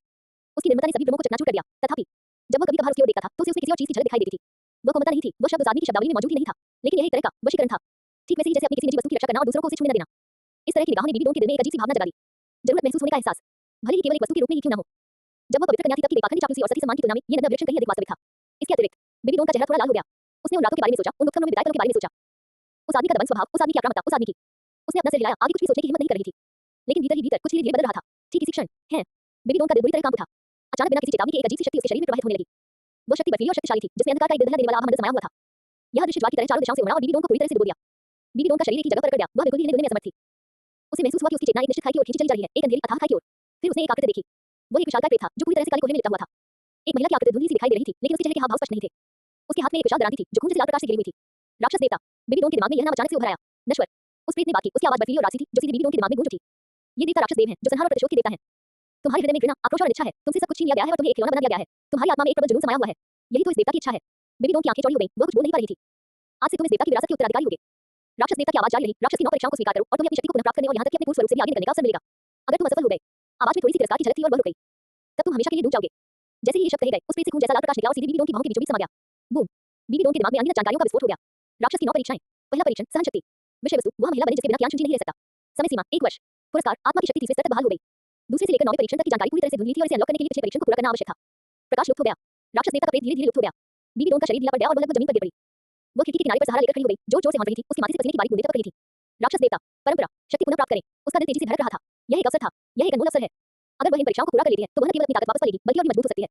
यहाँ तक कि उसने अपने पूर्ण स्वरूप को भी पार कर लिया। तथापि बेबी डोंग की निगाह प्रथम मुकदमे की सामग्री पर पड़ी। सफलतापूर्वक वह महिला बनो जिसके बिना कियान शुनजी नहीं रह सकता। उसका चेहरा पल भर में पूरी तरह लाल हो गया। अध्याय 45, रात में तुम दोनों एक दूसरे को अच्छे से जान सकते हो। ये किस तरह का मुकदमा है? क्या उसे ये कहना कि वो कियान शुनजी को बहकाए, ताकि वह उसके बिना रह ही न सके? बेबी डोंग ने अपने होंठ काट लिए, उसके दिमाग में अनगिनत विचार कौन रहे थे। अगर उसका भेद खुल जाता, तो कियान शुनजी क्या करती? वो व्यक्ति इतना शक्तिशाली और इतना निर्दयी था। अगर उसे राक्षस देव के अस्तित्व के बारे में पता चल जाता और यह कि वह गुप्त रूप से विरासत को स्वीकार कर रही है। बेबी डोंग आगे कुछ भी सोचने की हिम्मत नहीं कर पाई। कियान शुनजी के व्यक्तित्व को देखते हुए वह निश्चित रूप से उसे मार डालेगा। नहीं, यह मारे जाने से भी ज्यादा दर्दनाक हो सकता है। लेकिन अगर वह इस परीक्षा को स्वीकार नहीं करती, तो वह हमेशा के लिए एक नौकरानी बनकर रह जाती, जिसमें आध्यात्मिक शक्ति नहीं होती, हमेशा के लिए उस गुप्त कमरे में बंद रहती, हमेशा के लिए। बेबी डोंग ने अपनी मुट्ठियां भींच लीं। उसे धैर्यपूर्वक सहन करना होगा। ऊपरी तौर पर वह अभी वही आज्ञाकारी नौकरानी थी, जो कियान शुनजी की हर इच्छा पूरी करती थी। उसे गुप्त रूप से परीक्षा पूरी करनी थी और धीरे-धीरे अपनी ताकत वापस पानी थी। जब तक वह इतनी शक्तिशाली नहीं हो गई। बेबी डोंग ने गहरी सांस ली, उसकी आंखों में एक हल्की सी चमक दिखाई दी। अभी तक क्या कियान शुनजी के प्रति उसकी भावना वास्तव में सिर्फ नफरत थी? उन रातों की यादें उसके दिल में उमड़ आईं, जिससे उसके गाल लाल हो गए। शायद इस परीक्षण को पूरा करना उतना आसान नहीं था। उसने अपना सिर हिलाया, आगे कुछ भी सोचने की हिम्मत नहीं कर रही थी। ठीक उसी समय दरवाजे के बाहर से कदमों की आवाज सुनाई दी। बेबी डोंग ने तुरंत अपने विचारों पर काबू पाया, एक कपड़ा उठाया और किताबों की अलमारी को पोंछने का नाटक किया। दरवाजा खुल गया, एक आकृति अंदर आई। बेबी डोंग ने अपना सिर घुमाया और नवागंतुक को देखकर उसका शरीर थोड़ा अकड़ गया। कियान शुनजी, वो वापस आ गया था। बेबी डोंग ने झटपट फिर से कपड़ा उठाया और अत्यंत एकाग्रता से किताबों की अलमारी को पोंछने का नाटक करने लगी। अब वह कियान शुनजी की दासी थी, राक्षस देवता की विरासत हो या कुछ और, उसके लिए जीवित रहना सबसे महत्वपूर्ण था। आखिरकार जीवित रहने से ही भविष्य संभव हो सकता था। दरवाजे के कब्जों के गूंजने की आवाज स्पष्ट रूप से सुनाई दे रही थी और कदमों की आहट दूर से पास की ओर आती हुई सुनाई दी। बेबी डोंग ने धीरे से अपना सिर घुमाया, उसके चेहरे पर खुशी का एक सधा हुआ भाव तैर रहा था, मानो उसे अभी किसी को अंदर आते देखा हो। शिक्षक, आप वापस आ गए। उसकी आवाज एक प्रसन्नतापूर्ण अभिवादन से बदलकर एक असमंजस भरी चुप्पी में बदल गई। क्योंकि उसकी नजर में इस समय कियान शुनजी के बगल में एक और महिला मौजूद थी। एक ऐसी महिला जिसे उसने पहले कभी नहीं देखा था। उसके लंबे काले बाल झरने की तरह कमर तक फैला रहे थे, सूरज की रोशनी में हल्की चमक बिखेर रहे थे। उसकी त्वचा बर्फ से भी अधिक गोरी थी और उसके चेहरे के भाव किसी चित्रकारी की तरह मनमोहक थे। उसने हल्के बैंगनी रंग की लंबी पोशाक पहनी थी, जिसके किनारे पर कुछ छोटे चांदी के फूल कढ़ाई किए हुए थे और कमर पर एक सफेद रिबन बंधा हुआ था, जो उसकी कमर को और भी आकर्षक बना रहा था, मानो उसे मुट्ठी भर में पकड़ा जा सके। उसकी पतली कमर ऐसी थी कि लोग उसे सहज रूप से थामना चाहते थे। उसका व्यवहार सौम्य और कोमल था, उसके होठों के कोनों पर हल्की सी मुस्कान थी और वह चुपचाप कियान शुनजी से आधा कदम पीछे खड़ी थी। बेबी डोंग की निगाहें उसके चेहरे से उसके शरीर पर गईं और फिर उसके शरीर से वापस उसके चेहरे पर आ गईं। अलग, उससे बिल्कुल अलग। बेबी डोन ने अनजाने में खुद को नीचे देखा। नौकरानी की खुली पोशाक से उसकी आकृति उभर कर आ रही थी, लेकिन उस तरह का स्वभाव, उस तरह का यह महिला उससे अधिक सौम्य, अधिक भरी पूरी और थोड़ी लंबी भी थी। इसके अलावा इस समय वह महिला बिना किसी विशेष गतिविधि के कियान शुनजी के पीछे चुपचाप खड़ी थी। फिर भी बेबी डोन को खतरे का गहरा एहसास हुआ। ये कौन है? वो शिक्षक के साथ दोबारा क्यों जुड़ गई? शिक्षक के साथ उसका किस प्रकार का रिश्ता था? एक पल में बेबी डोन के मन में अनगिनत सवाल कौन गए। कियान शुनजी ने बेबी डोन की सामान्य स्थिति पर ध्यान नहीं दिया, या यूं कहें कि उन्हें इसकी बिल्कुल भी परवाह नहीं थी। उसने लापरवाही से अपना लबादा खोला, उसे पास की कोट रैक पर फेंक दिया और फिर उसने अपना हाथ बढ़ाकर सुकिन की कमर में लपेट लिया और उसे अपनी बाहों में भर लिया। सुकिन का शरीर थोड़ा अकड़ गया और फिर उसके गाल तुरंत लाल हो गए। वो सहज रूप से संघर्ष करना चाहती थी, लेकिन अपनी वर्तमान स्थिति को याद करके उसने इसे जबरदस्ती सहन किया और ही नहीं, बस अपना सिर नीचे झुका लिया और कियान शुनजी को उसे गले लगाने दिया। बेबी डोन की नजरों में पड़ने वाला वो शर्मीला चेहरा, मानो किसी चाकू की तरह उसके दिल में तेजी से चुभ रहा हो। बेबी डोन की पुतलियां थोड़ी सी सिकुड़ गईं। उसने देखा कि कियान शुनजी का हाथ उस पति कमर पर टिका हुआ है। उस महिला ने शर्माते हुए अपना सिर नीचे कर लिया है। उसने उन दोनों के बीच की स्वाभाविक आत्मीयता को देखा। उसके दिल की गहराई से एक अवर्णनीय भावना उमड़ उठी। क्या ये गुस्सा था? क्या ये ईर्ष्या थी? या ये था? बेबी डोन ने आगे सोचने की हिम्मत नहीं की। वो वहीं अकड़ी हुई खड़ी रही, हाथ में वो कपड़ा भी था। उसके चेहरे पर खुशी के भाव पूरी तरह से जम गए थे। ये सुकिन है, कियान शुनजी की आवाज में बनावटी मुस्कान झलक रही थी। आज से ये आपकी सहकर्मी है, सहकर्मी। बेबी डोन इस शब्द पर विचार करने लगी। वो स्वाभाविक रूप से जानती थी कि यहाँ सहकर्मी का क्या अर्थ है। इसका मतलब ये था कि यह महिला भी यहीं आकर रहने लगेगी, कियान शुनजी की निजी नौकरानी बन जाएगी और वह भी। उसे भी उन्हीं चीजों का अनुभव होगा जिनका अनुभव उसने किया था। बेबी डोन की उंगलियों ने थोड़ा सा बल लगाया और अपने हाथ में पकड़े हुए कपड़े को कसकर पकड़ लिया। लेकिन वो तुरंत संभल गई और अपनी आंखों में दिख रही भावनाओं को छिपाने के लिए उसने जल्दी से अपना सिर नीचे कर लिया। जी हाँ, शिक्षक जी। उसकी आवाज यथासंभव शांत रही। नमस्ते, छोटी बच्ची सु। सुकिन ने अपना सिर उठाया और बेबी डोन की ओर देखा। वो निगाह कोमल और जटिल थी, मानो उसमें सहानुभूति और अपराध दोनों के अंश झलक रहे हों। दो महिलाओं ने एक दूसरे की आंखों में आंखें डालकर देखा। हवा मानो जम गई हो। इस दृश्य को देखकर कियान शुनजी के होठों के कोनों पर मुस्कान और गहरी हो गई। सुकिन को बाहों में लिए हुए वह बेबी डोन के पास से गुजरा और सीधे डेस्क की ओर बढ़ गया। मेरी अनुपस्थिति में कार्यालय की अच्छी तरह से सफाई हो गई है, उन्होंने लापरवाही से कहा। उनके लहजे में संतुष्टि का भाव झलक रहा था। बेबी डोन ने अपना सिर झुकाया और धीरे से कहा, ये बिल्कुल सही है। कियान शुनजी डेस्क के पीछे बैठ गया। सुकिन को अपनी ओर खींचकर अपने बगल में खड़ा कर दिया। उसका हाथ अभी भी सुकिन की कमर पर थामे हुए था और उसने उसे छोड़ा नहीं था। जाओ एक कप चाय बना लो, उसने बेबी डोन से कहा। हाँ। बेबी डोन मुड़ी और स्थिर कदमों से चाय के सेट की ओर चल पड़ी, लेकिन उसके दिल में उथल-पुथल मची हुई थी। उसने चुपके से पीछे मुड़कर एक नजर डाली। उसने देखा कि कियान शुनजी सुकिन के कान के पास झुककर कुछ फुसफुसा रही थी। सुकिन का चेहरा और भी लाल हो गया और उसने धीरे से सिर हिलाया। उस अंतरंग मुद्रा ने बेबी डोन के दिल में एक अवर्णनीय भावना को जन्म दिया। उसे भी रात याद आ गई जब कियान शुनजी बिल्कुल इसी तरह उसके कान में फुसफुसाती थी और शर्मा देने वाले, दिल को धक्का देने वाले शब्द कहती थी। लेकिन अब उसके कान के पास कोई और था। बेबी डोन ने गहरी सांस ली और अपनी नजरें हटाने के लिए खुद को मजबूर किया। उसने चाय बनाई, उसे मेज तक ले गई और धीरे से नीचे रख दिया। शिक्षक जी, चाय लाओ। कियान शुनजी ने सहमति में एक हल्की सी आवाज निकाली। उसकी निगाहें अभी भी सुकिन पर टिकी हुई थी, मानो बेबी डोन महज हवा हो। बेबी डोन वहीं खड़ी रही। उसे समझ नहीं आ रहा था कि उसे पीछे हट जाना चाहिए या वहीं खड़ी रहना चाहिए। ठीक इसी क्षण कियान शुनजी अचानक बोल पड़ी। ठीक है, बेबी डोन। बेबी डोन ने अपना सिर उठाया। शिक्षक। कियान शुनजी ने उसकी ओर देखा। उसकी आंखों में थोड़ी सी चंचलता झलक रही थी। अब से सुकिन तुम्हारे ठीक बगल वाले कमरे में रहेगी। वो रुका। उसके होठों के कोने एक अटपूर्ण मुस्कान में बदल गए। रात में तुम दोनों एक दूसरे को अच्छे से जान पाओगे। बेबी डोन का शरीर थोड़ा अकड़ गया। वो स्वाभाविक रूप से समझती थी कि एक दूसरे को अच्छी तरह से जान लेना का क्या मतलब होता है। इसका मतलब ये था कि रात में वह कमरा भी उसके कमरे जैसी आवाजें उत्पन्न करेगा। इसका मतलब ये था कि अब से वह अकेली नहीं थी। इसका मतलब था। बेबी डोन ने अपना सिर झुकाया और धीरे से कहा, जी शिक्षक जी। अध्याय 46, इधर आओ, अपना सिर उठाओ। बेबी डोन मुड़ी और चली गई। उसके कदम अभी भी स्थिर थे। लेकिन जैसे ही वो दफ्तर से बाहर निकली और दरवाजा बंद किया, वह दीवार से टेक लगाकर खड़ी थी और जोर-जोर से हौंक रही थी। उसकी आंखों में हल्की जलन हो रही थी। उसने अपनी आंखों के कोने को छूने के लिए हाथ उठाया और पाया कि वास्तव में उसकी आंखों से आंसू निकल आए थे। क्यों? उसने खुद से पूछा। क्या तुम मुझसे नफरत नहीं करते? क्या तुम केवल बेबसी के कारण ही आत्मसमर्पण नहीं कर रहे थे? क्या आपको ऐसा नहीं करना था? किसी दूसरी महिला के देखने से आपको दुःख क्यों होगा? बेबी डोन को इसका जवाब नहीं पता था। उसे बस इतना पता था कि अभी जो दृश्य हुआ था, वह आदमी दूसरी औरत को गले लगा रहा था और उसे अंदर बातें कर रहा था जबकि उसकी मौजूदगी को पूरी तरह से नजरअंदाज कर रहा था। उसके लिए ये किसी भी अपमान से कहीं अधिक पीड़ादायक था। उसने अपनी आंखों के कोनों से आंसू पोंछे, एक गहरी सांस ली और अपने कमरे की ओर चल पड़ी। गलियारा बहुत लंबा और बहुत शांत था। खाली गलियारे में उसके कदमों की आवाज गूंज रही थी। उसके मन में राक्षस देवता की पहली परीक्षा एक बार फिर से उभर आई। सफलतापूर्वक वह महिला बनो जिसके बिना कियान शुनजी नहीं रह सकता। बेबी डोन अपने रास्ते में ही रुक गई और सामने कसकर बंद दरवाजे को देखने लगी। अब उसका एक और प्रतिद्वंदी सामने आ गया था। नहीं, एक से अधिक भी हो सकते हैं, लेकिन उसके पास बचने का कोई रास्ता नहीं था। वह बस आगे बढ़ती ही जा सकती थी। बेबी डोन ने दरवाजा धक्का देकर खोला और अपने कमरे में चली गई। कमरा बड़ा नहीं था, लेकिन उसे बहुत ही आरामदायक ढंग से सजाया गया था। एक पलंग, एक अलमारी, एक ड्रेसिंग टेबल और एक छोटी सी खिड़की जिससे बाहर का आसमान दिखाई देता था। वो खिड़की के पास गई और बाहर बादलों को देखने लगी। बादल धीरे-धीरे स्वतंत्र और बेरोक-टोक बन रहे थे, जबकि वो पिंजरे में बंद एक चिड़िया मात्र थी। लेकिन अब तो पिंजरे में बंद पक्षी का भी अपना एक लक्ष्य था। बेबी डोन ने अपनी मुठ्ठियां भींची, उसकी आंखों में दृढ़ संकल्प की एक झलक दिखाई दी। चाहे ये राक्षस देवता की परीक्षा के लिए हो या फिर वो स्पष्ट रूप से यह नहीं बता सकी कि यह किस लिए था। किसी भी हालत में वो उस महिला को सब कुछ छीनने नहीं दे सकती थी। धीरे-धीरे रात हो गई। कियान शुनजी को इस बात की बिल्कुल भी परवाह नहीं थी कि बेबी डोन अपनी कल्पनाओं को बेकाबू होने देगी या नहीं, क्योंकि व्यवस्था आ चुकी थी। दिन। उसकी आंखों के सामने एक परिचित प्रकाश स्क्रीन खुल गई, जिसमें वही आंतरिक और ठंडी संकेत देने वाली बनी थी। ये पता चला है कि बेबी डोन ने राक्षस देवता की विरासत का कार्य स्वीकार कर लिया है। बेबी डोन की राक्षस देव की पहली परीक्षा, कियान शुनजी को सबसे ज्यादा प्रिय व्यक्ति बनो। कियान शुनजी ने ये शब्द सुने और थोड़ा अचंभित रह गई। क्या आप वही इंसान बन जाएंगे जिसे वो सबसे ज्यादा प्यार करता था? उसने सहज ही दरवाजे की ओर देखा। बेबी डोन अभी गई थी और उसकी अकेली पीठ अभी भी उसकी यादों में बसी हुई थी। दिलचस्प, बहुत दिलचस्प। कियान शुनजी के होठों के कोने पर धीरे-धीरे एक अजीब सी मुस्कान उभर आई। बेशक वो जानता था कि राक्षस देवता कौन है। दोनों में दुष्ट इरादों के पहले पीढ़ी के देवता के रूप में। देवलोक, जो बुरे विचारों पर प्रभावी है और परम दुष्ट शक्ति और नकारात्मक भावनाओं को नियंत्रित करता है। देवदूत देवता का विरोध करता है और असुर देवता के साथ परस्पर प्रतिबंध लगाता है। मूल रचना में बेबी डोन ने राक्षस देवता की विरासत को स्वीकार कर लिया था। अंततः वो राक्षस देवता बन गया और लगभग पूरे महाद्वीप को नष्ट कर दिया था। और अब वही कहानी, लेकिन एक अलग शुरुआत। फिर भी राक्षस देवता ने बेबी डोन को ही चुना। बस इस बार राक्षस देवता की पहली परीक्षा यह थी कि क्या वो उसे उस व्यक्ति के रूप में स्वीकार करे जिसे वो सबसे अधिक प्यार करता था। कियान शुनजी लगभग जोर से हंस पड़ी। क्या यह अपने ही शिष्य से भावनाओं का उपयोग करके उसे जीतने के लिए कहना था? या फिर क्या इसका मतलब यह था कि राक्षस देवता भी उस पर मोहित हो गए थे? उनकी मुस्कान और गहरी हो गई। दिन। सिस्टम की प्रॉम्प्ट वही एक बार फिर सुनाई दी। ये पता चला है कि मेजबान को बेबी डोन के राक्षस देवता के बारे में जानकारी है, लेगेसी टास्क विशेष विकल्पों को ट्रिगर करता है। विकल्प 1, बेबी डोन से सबसे ज्यादा प्यार करने वाला व्यक्ति बनो और बाकी सभी महिलाओं से निपटो। क्वेस्ट का इनाम, सभी स्पिरिट की आयु जोड़ 1000 वर्ष। विकल्प 2, बेबी डोन को सबसे ज्यादा प्यार करने वाला व्यक्ति बनने से इनकार करें और यथास्थिति बनाए रखें। क्वेस्ट का इनाम, स्पिरिट बोन की आयु जोड़ 1000 वर्ष। इन दोनों विकल्पों को देखकर कियान शुनजी लगभग हंसते-हंसते लोटपोट हो गया। क्या आप बेबी डोन को सबसे ज्यादा प्यार करने वाले व्यक्ति बनना चाहते हैं? क्या आप बाकी सभी महिलाओं से निपटेंगे? क्या सिर्फ आत्मा वलय की आयु मात्र 1000 वर्षों के लिए है? क्या मजाक? कियान शुनजी को सत्ता हासिल करने के लिए महिलाओं को प्रसन्न करने की आवश्यकता पड़ी। इसके अलावा उसका इरादा कभी भी बेबी डोन को सबसे ज्यादा प्यार करने वाला बनने का नहीं था। उसके लिए बेबी डोन महज एक औजार थी, एक पूर्व प्रतिभाशाली, एक खिलौना जिसका स्वाभिमान चूर-चूर हो चुका था, एक सहारा जिसका इस्तेमाल सिस्टम को सत्यापित करने के लिए किया जा सकता था। यही सब कुछ था। जहां तक राक्षस देवता की बात है, कियान शुनजी ने अपनी आंखें सिकुड़ी, उन्हें खतरे की झलक दिखाई दी। चूंकि राक्षस देवता ने आने का साहस किया है, इसलिए तुम मत जाओ। उन्होंने निश्चित रूप से इस देवत्व को यूं ही जाने देने की योजना नहीं बनाई थी। चूंकि उसने उसके लोगों पर नजर डालने का साहस किया था, इसलिए उसे उसके द्वारा ले जाए जाने के लिए तैयार रहना पड़ा। एकमात्र राक्षस देवता। कियान शुनजी के होठों के कोने पर एक शरारती और आकर्षक मुस्कान उभर आई। उसने सुना था कि राक्षस देवी भी एक स्त्री है जो संहार और विनाश करती है और जिनका स्वभाव ठंडा, आकर्षक और विचित्र है। वो देवलोक में भी शीर्ष श्रेणी की सुंदरियों में से एक थी। एक ऐसा व्यक्ति जिसका आकर्षण लंबे समय तक बना रहता है। दिलचस्प। कियान शुनजी ने धीरे से बुदबुदाते हुए लापरवाही से सिस्टम पैनल बंद कर दिया। वो खड़ा हुआ और सुकिन की ओर देखा, जो चुपचाप उसके बगल में खड़ी थी। सुकिन ने अपना सिर नीचे झुका लिया, अपने हाथों को सामने की ओर जोड़कर एक नन्हे खरगोश की तरह सलीके से खड़ी हो गई। वास्तव में वह मूल रूप से एक खरगोश ही थी। कियान शुंजी ने हाथ बढ़ाकर एक बार फिर उसकी कमर में अपना हाथ डाल दिया। सुकिन का शरीर थोड़ा कांप गया, लेकिन वो पीछे नहीं हटी। चलो चलते हैं, कियान शुंजी ने धीरे से कहा, मैं तुम्हें तुम्हारे कमरे तक छोड़ देती हूँ। Dot dot dot. रात और गहरी होती चली गई। आत्मा कक्ष के गलियारों में केवल कुछ आत्मा मार्गदर्शन दीपों से हल्की रोशनी निकल रही थी। सुकिन को गले लगाते हुए कियान शुंजी के बाद एक गलियारे से गुजरते हुए अंततः एक दरवाजे के सामने रुक गई। ये बात है। उसने दरवाजा धक्का देकर खोला और सुकिन को अंदर ले गया। कमरा बड़ा नहीं था, लेकिन उसे बेहद खूबसूरती से सजाया गया था। दीवार से सटा हुआ एक बड़ा मुलायम पलंग था, जिस पर रेशमी चादर बिछी थी। ड्रेसिंग टेबल पर एक पीतल का दर्पण और कुछ साधारण गहने रखे थे, और खिड़की के पास एक छोटी मेज और दो कुर्सियां थीं। कियान शुंजी ने लोगों को बहुत पहले से इसकी तैयारी करने को कहा था। आखिरकार उन्होंने कभी भी बिना तैयारी के कोई लड़ाई नहीं लड़ी। सुकिन कमरे के बीचों बीच खड़ी थी और कुछ संकोच के साथ चारों ओर देख रही थी। उसके हाथों में उसकी स्कर्ट के किनारे को कसकर पकड़ रखा था, जिससे उसकी उंगलियों के जोड़ थोड़े पीले पड़ गए थे। स्टार टू ग्रेट फॉरेस्ट से लेकर स्पिरिट हॉल तक कियान शुंजी ने पूरे रास्ते में उसे छुआ तक नहीं था। उसने उसे केवल पीछे आने दिया, उसे देखने दिया और उसे अपनी नई पहचान के अनुकूल ढलने दिया। पर अब उसने उस विशाल बिस्तर को देखा और उसका चेहरा पल भर में लाल हो गया। कियान शुंजी पलंग के पास गया और आराम से बैठ गया। उसने पैर मोड़कर और हाथ छाती पर बांधकर सुकिन की ओर हल्की मुस्कान के साथ देखा। वह निगाह किसी ऐसे छोटे जानवर को देखने जैसी थी जो जाल में फंस गया हो। सुकिन को उसकी निगाहों से बेहद असहज महसूस हुआ और उसने सहज रूप से एक कदम पीछे हट गई। यहाँ आओ। कियान शुंजी की आवाज बहुत कोमल थी, फिर भी उसमें निर्विवाद रूप से एक आदेश का भाव था। सुकिन ने अपने होंठ दबाए और धीरे-धीरे आगे बढ़ी। वो कियान शुंजी के सामने सिर खड़ी रही, अपना सिर नीचे झुकाए हुए, उसकी ओर देखने की हिम्मत नहीं कर रही थी। कियान शुंजी ने कुछ नहीं कहा, बस उसे देखती रही। सन्नाटा छा गया। 1 सेकंड, 2 सेकंड, 3 सेकंड। सुकिन को बस इतना महसूस हुआ कि उसकी धड़कन इतनी तेज हो गई थी मानो वह सीने से बाहर निकल आएगी। उसे महसूस हो रहा था कि कियान शुंजी की निगाहें उसके शरीर पर घूम रही हैं, उसके गालों से गर्दन तक, गर्दन से सीने तक और फिर सीने से कमर तक।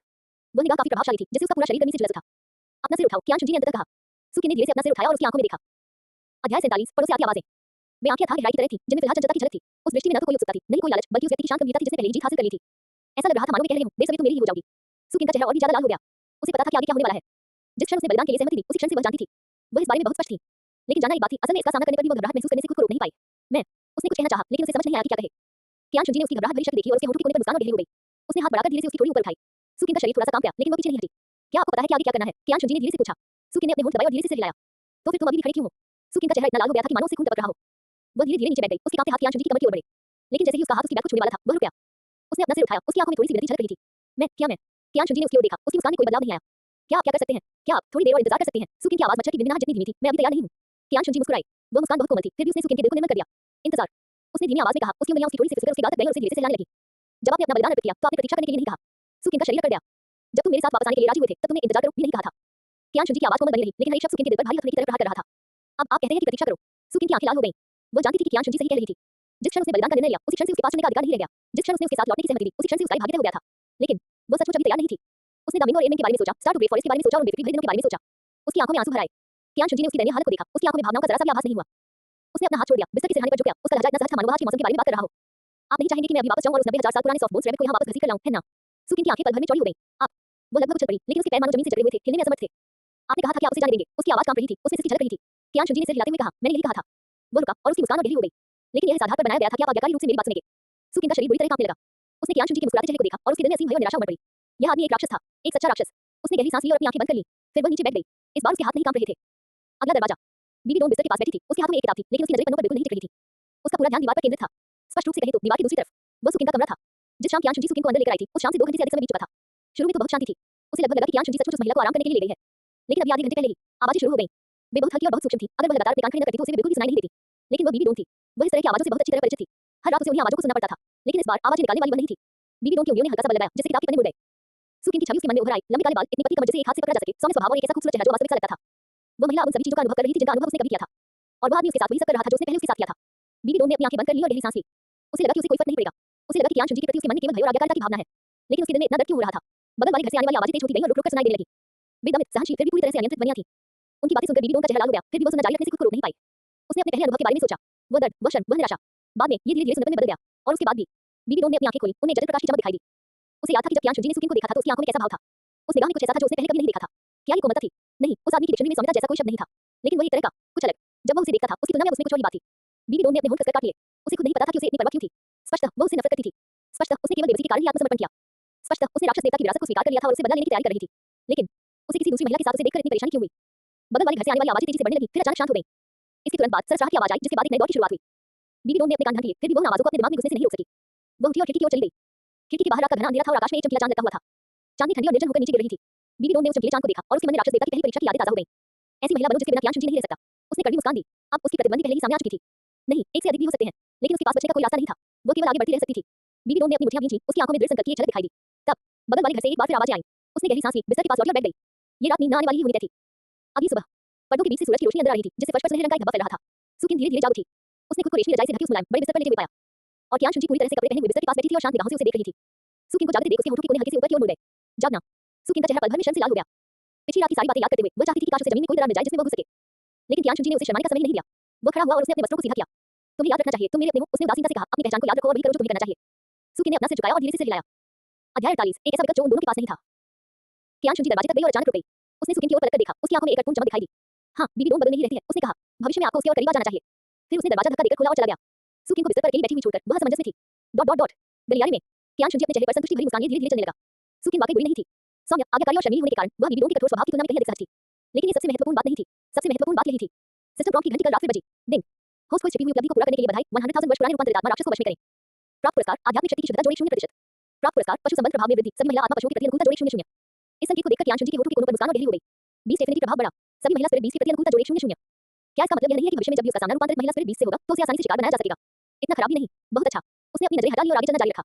उसके पीछे 2 दरवाजे कसकर बंद थे। एक दरवाजे के पीछे सुकिन थी जो अभी पूरी तरह से पराजित हो चुकी थी। दूसरे दरवाजे के पीछे बीबी डोंग थी जो पूरी रात जागती रही थी। 2 महिलाएं, 2 अलग-अलग विचार, लेकिन दोनों उसके नियंत्रण में थे। कियान शुनजी के कदम स्थिर और शांत थे।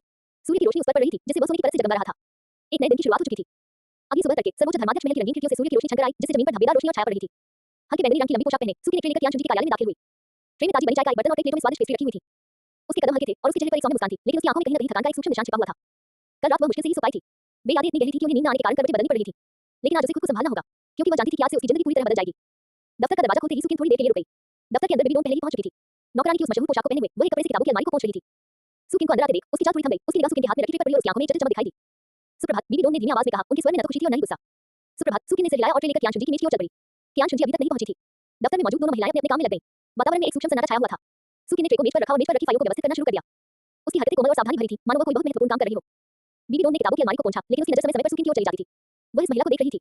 लंबे काले बाल, सौम्य स्वभाव, हर हाव-भाव में स्वाभाविक कोमलता झलकती है। वह पहले जैसी नहीं रही, जो कभी मोर की तरह तेज और अभिमानी हुआ करती थी। वह निर्मल और सबको साथ लेकर चलने वाले निर्मल झरने के पानी के तालाब की तरह थी। ऐसी महिला वास्तव में आसानी से अनुकूल प्रभाव उत्पन्न कर लेती थी। बीबी डोंग के दिल में एक अवर्णनीय भावना उमड़ पड़ी। उसे पिछली रात की आवाजें और सुकिन को देखते समय कियान शुनजी की आंखों में दिख रहे भाव याद आ गए। फिर उसे राक्षस देवता की पहली परीक्षा याद आई। ऐसी महिला बनो जिसके बिना कियान शुनजी नहीं रह सकता। बीबी डोंग ने अपने हाथ में कपड़े का टुकड़ा कसकर पकड़ लिया। उसे यह काम पूरा करना ही था, लेकिन उसके सामने खड़ी महिला उसकी प्रतिद्वंदी थी। नहीं, एक से अधिक भी हो सकते हैं, लेकिन उसके पास बचने का कोई रास्ता नहीं था। ठीक उसी क्षण दरवाजा खुल गया। कियान शुनजी अंदर आ गई। दोनों महिलाओं ने एक साथ अपना काम रोक दिया और उसकी ओर देखने लगी। कियान शुनजी की निगाहें पूरे कार्यालय में घूमी। सुकिन और बीबी डोंग पर एक-एक पल के लिए ठहरी, फिर लापरवाही से डेस्क के पीछे जाकर बैठ गईं। सुप्रभात, उसने उदासीनता से कहा और लापरवाही से डेस्क पर रखी एक फाइल उठा ली। सुप्रभात, शिक्षक जी, बीबी डोंग ने धीरे से जवाब दिया। सुप्रभात को सुकिन ने भी कहा। कियान शुनजी ने सहमति में हल्की सी आवाज निकाली और उसकी निगाहें फाइलों पर टिक गईं, मानो उसे दोनों महिलाओं की उपस्थिति की परवाह ही न हो। बीबी डोंग और सुकिन ने एक दूसरे की ओर देखा, फिर दोनों ने नजरें फेर लीं। कार्यालय में फिर से सन्नाटा छा गया, केवल कियान शुनजी की फाइलों के पन्ने पलटने की आवाज सुनाई दे रही थी। लेकिन वातावरण में एक अदृश्य तनाव व्याप्त था।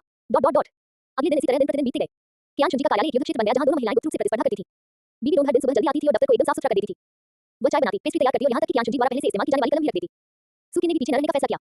हालांकि वह बीबी डोंग की तरह कियान शुनजी की आदतों से उतनी परिचित नहीं थी, फिर भी वह कोमल और विचारशील थी और हमेशा ठीक उसी समय प्रकट होती थी जब कियान शुनजी को उसकी जरूरत होती थी। चाय परोसना, पानी डालना, फाइलों को व्यवस्थित करना और यहां तक कि कियान शुनजी के कंधों की मालिश करने में मदद करना। कियान शुनजी ने ये सब देखा, फिर भी कुछ नहीं कहा।